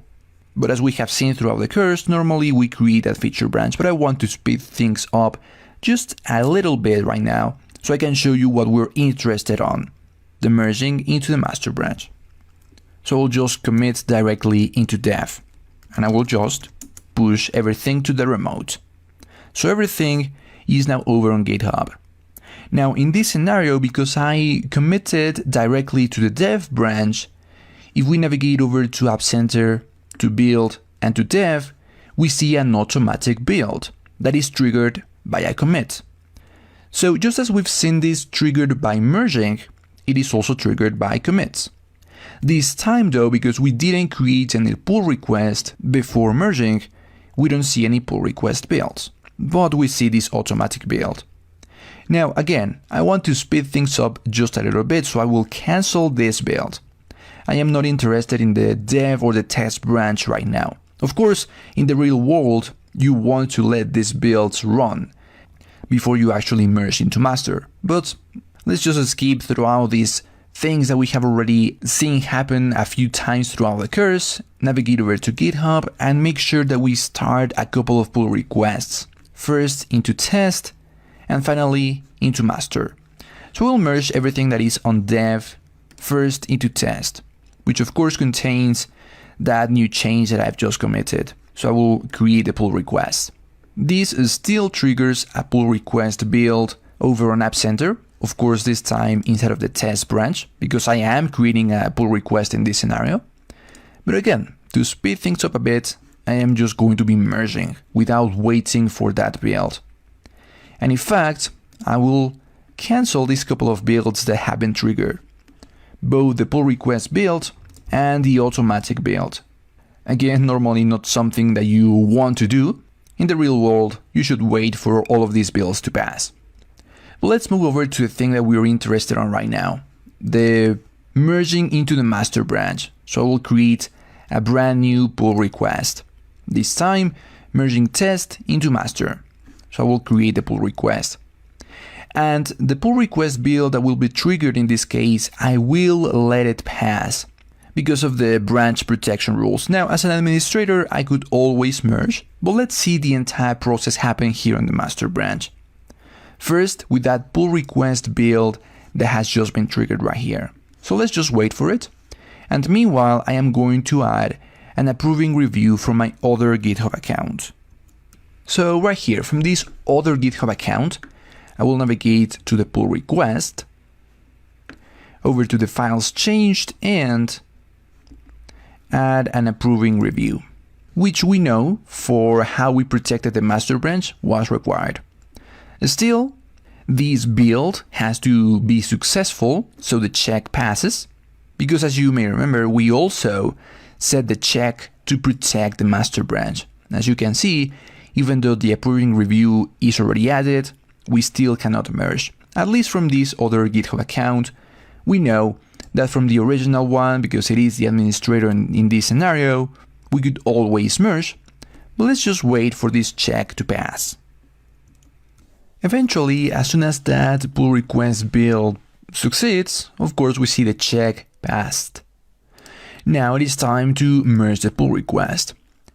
At this point, we know what is going to happen. We've seen this before. A new automatic build is going to be generated inside of master. But the new thing that is going to happen this time is that as soon as that build successfully builds, as soon as that new release is available, it is going to be sent over to the Google Play Store. So let me navigate over to App Center, to the master branch, where we are going to see this automatic build. We have seen this before. But now the thing that I'm going to be waiting for is that as soon as this build succeeds, I should see a new release available in the Distribute tab. So let's wait for this build to complete, and if it is successful, let's take a look at the Distribute tab, see if a new release has indeed been sent over to the Play Store. Eventually we see this build succeed.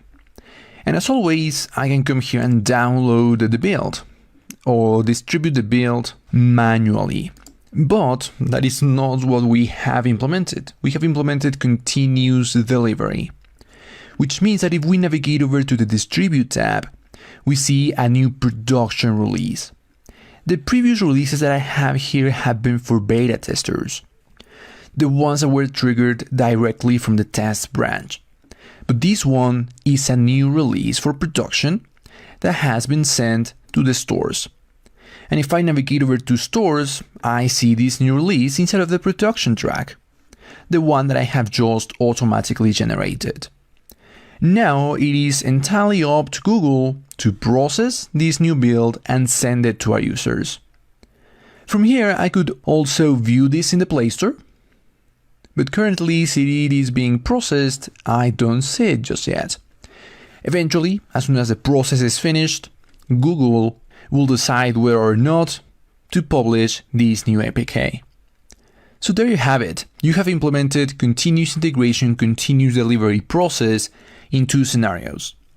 One in the case of our test branch. The test branch is now automatically going to be building, executing a couple of tests, and eventually delivering a new version of our project over to a distribution group that we created. And we've also seen how I said that our users would be able to install that APK.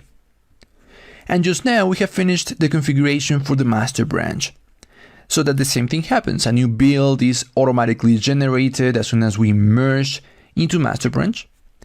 And now a new release would be made available through the stores. Congratulations, you have set up successfully these couple of CI/CD processes.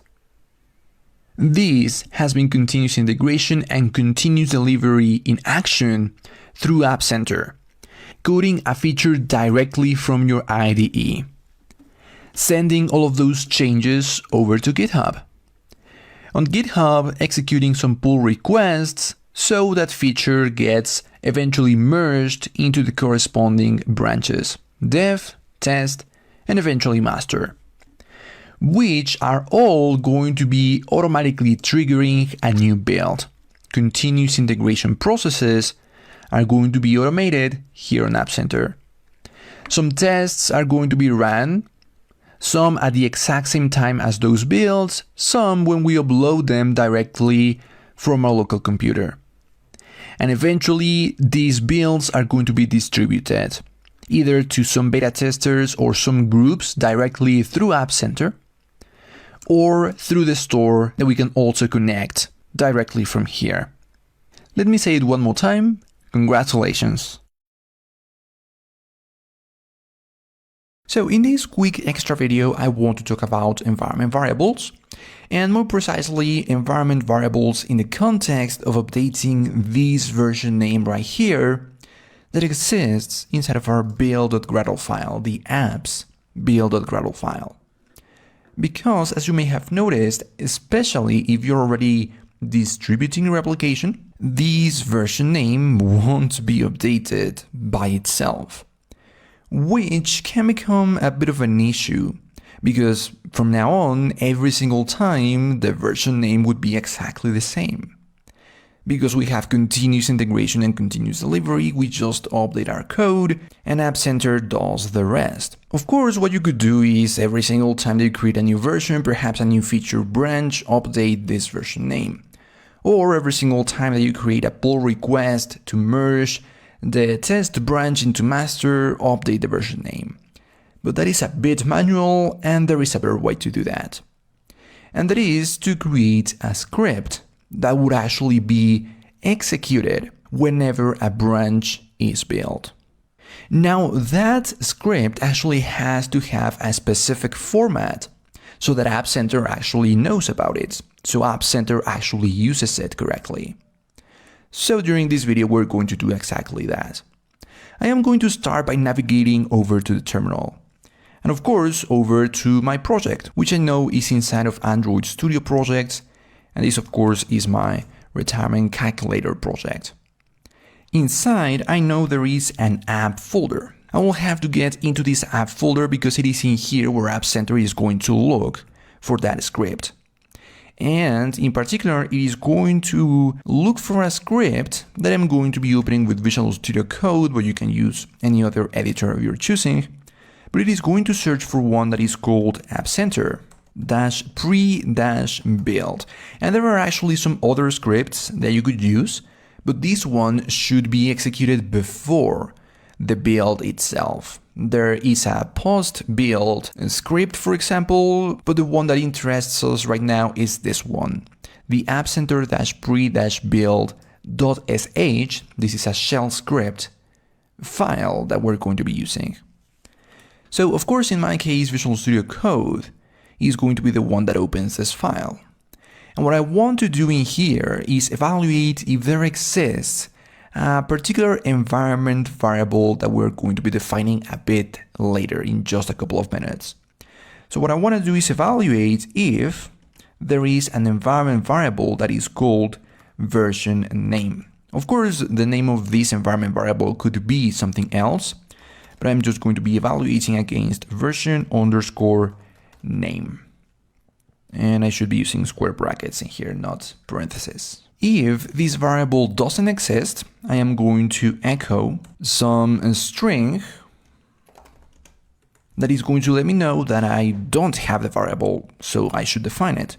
So I will just output, you need to define the version name variable in App Center, and just exit and close the if statement.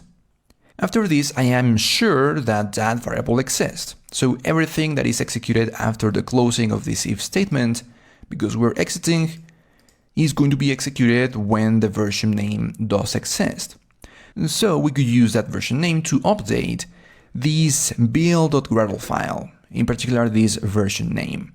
So of course, the first thing that I need to know is where this build.gradle file exists. So I'll create a new variable in here that I'm going to call Android Gradle file. But of course, in this case, I cannot just pass where the build.gradle file exists inside of my computer, because you have to keep in mind that this script is going to run inside of App Center. So of course, the files in my computer are not going to be over there. What I need to do is tell this script where inside of the App Center source directory is this going to exist. Thankfully, there is actually an additional default environment variable that exists that we can use, and that is called appcenter_source_directory, which of course is going to return the source directory where our code is located. And we know that once we are here, we have to get inside of the app folder. This is already the app folder for our Android project. And inside, we're going to have the build.gradle file. This is the one that we have to use. And so the next thing that I want to evaluate is if we actually found this file. So if we did find this Android Gradle file, then we are going to be replacing some string that exists inside of that file. And actually, just to get a little bit of feedback as the branch builds, I am going to output some string just with that information, updating version name to, and in here I can actually use the version name environment variable in build.gradle. And of course, what we can do is replace a string. And in these shell scripts, we can do that with sed-i. And I am going to need to pass some formatted string. So I need to do an s/. And here, after this /, I will have to pass what is it that we're going to be replacing. And in our case, it is this thing right here, the version name. So I can just copy it from the file and paste it over here. Of course, right now it says 1.0, but this will change. So we cannot just pass 1.0 because this may not be found eventually. Perhaps later on, this is going to be 1.1, and so we wouldn't find this.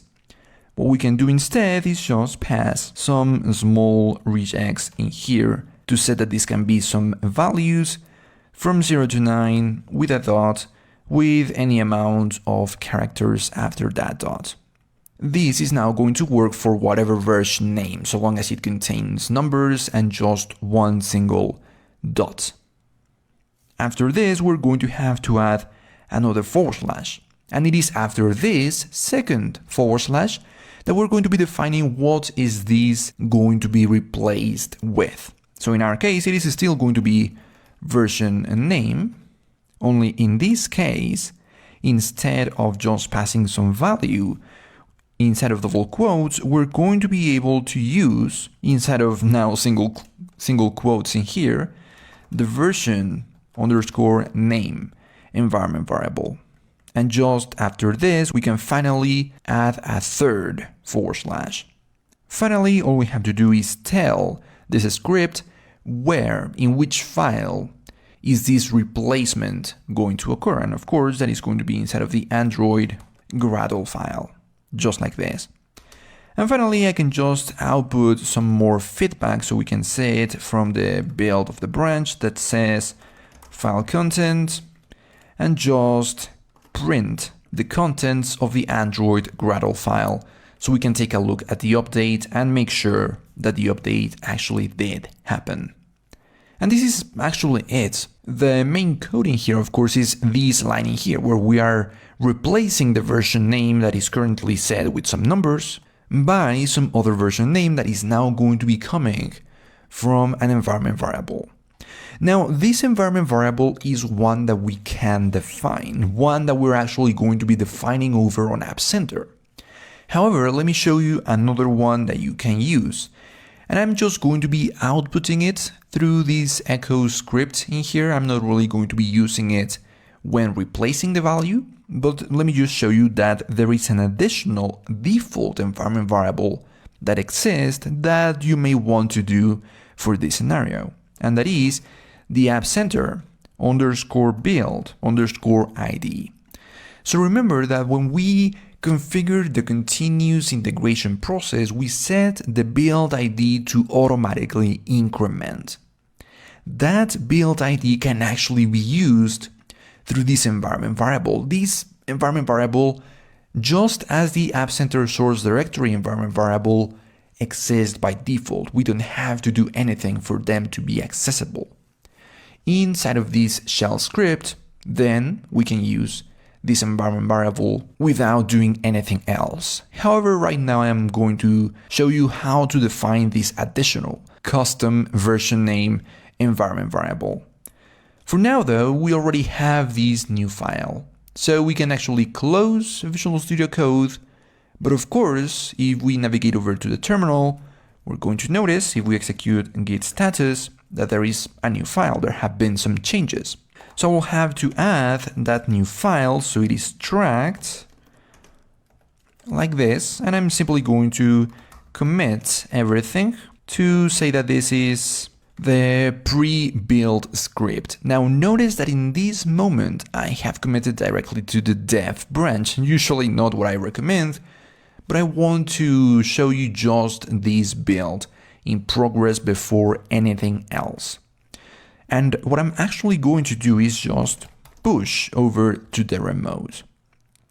So again, not the usual thing that you would do through a feature branch, but what this would have done is that over on App Center, over on the dev branch, a new build was triggered. Let me actually go ahead and cancel this build because I need to do something before that.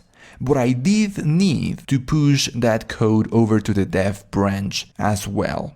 But here in the configuration for the dev branch, notice that in the build scripts, there is actually a new pre-build script being listed in here. And by the way, if you want a bit more information, you have this link in here to the documentation for the custom build scripts, which is going to tell you that you can also have a post-clone build script, the pre-build script that we have just used, a post-build script, and a little bit more information about environment variables. Here, for example, we can find the App Center build ID that we used, the App Center source directory as well, but there are some other predefined variables that do exist. However, like I mentioned, we are not using a predefined environment variable. We are using our own. So if we were to build the app right now, it would execute the script, but the environment variable that we want to use, version name, wouldn't be there just yet. What we have to do is right here inside of the build configuration for the branch, go down to environment variables and turn this on. All we have to do is set this to be version_name, which is the name that we're using over on the script, and set this to be perhaps 1.1. If you remember, we so far have been using 1.0. So I can click on save. By the way, this goes without the double quotes, just 1.1 in here. And in fact, I can go ahead and build now. In this case manually, but from now on, that is going to be set up for continuous integration. So all there is left for us to do is wait for this build to occur. And right here in the build status, as we see the build happening, we will be able to see that script running. And we're going to receive the feedback that we are outputting directly from that script. So let's just wait a couple of seconds in here to see that script running and the result of running that script. And actually here it is almost immediately. We can see this output that we actually defined inside of that script, updating version name and noticing here the two environment variables that we're using. 1.1, the environment variable that we defined in the configuration for this particular branch, and 81, one of the default environment variables that exists. And of course, down below, the version name has been updated to use this environment variable. Now, of course, with this setup, you will also have to update manually the environment variable in the configuration for the branch. But hopefully you can see how we could use this default environment variable, which we know is going to be updated automatically because in the configuration for our branches, especially the master branch, let me actually show you over on the master branch, how we have the version code to be automatically incremented. And down below you could actually see what value would be used, either with timestamp or with build ID, which as you notice currently it is at 81, this would be 82, and so that is a bit of a more automatic way of updating the value over on the Gradle file for your app. So hopefully now you understand how is it that you would use environment variables. In the case of Android, over inside of the app folder, you will have to define a particular file setting the script that will be executed before the actual build, which eventually the branch is going to identify through its particular name over here in the build scripts. And that down below you could set the environment variables that eventually can be used directly from that script. And just if you wanted a bit more information, you could come here over to the custom build scripts. Notice that you could also use post clone, of course the pre-build that we used, and the post build. Of course, in here we see the names of the files that we would have to use for each of them. And inside of this same documentation down below, we're going to find environment variables and the documentation for the environment variables themselves. Notice the predefined environment variables that you can use, not only the build ID and source directory that we did use in our scripts, but there are also some Android specific, for example, for the variant and the Android module. So just wanted to share with you this quick video on environment variables because a couple of you had questions about how to update that version name directly inside of the Gradle file. Well, here it is. This is how you would do that.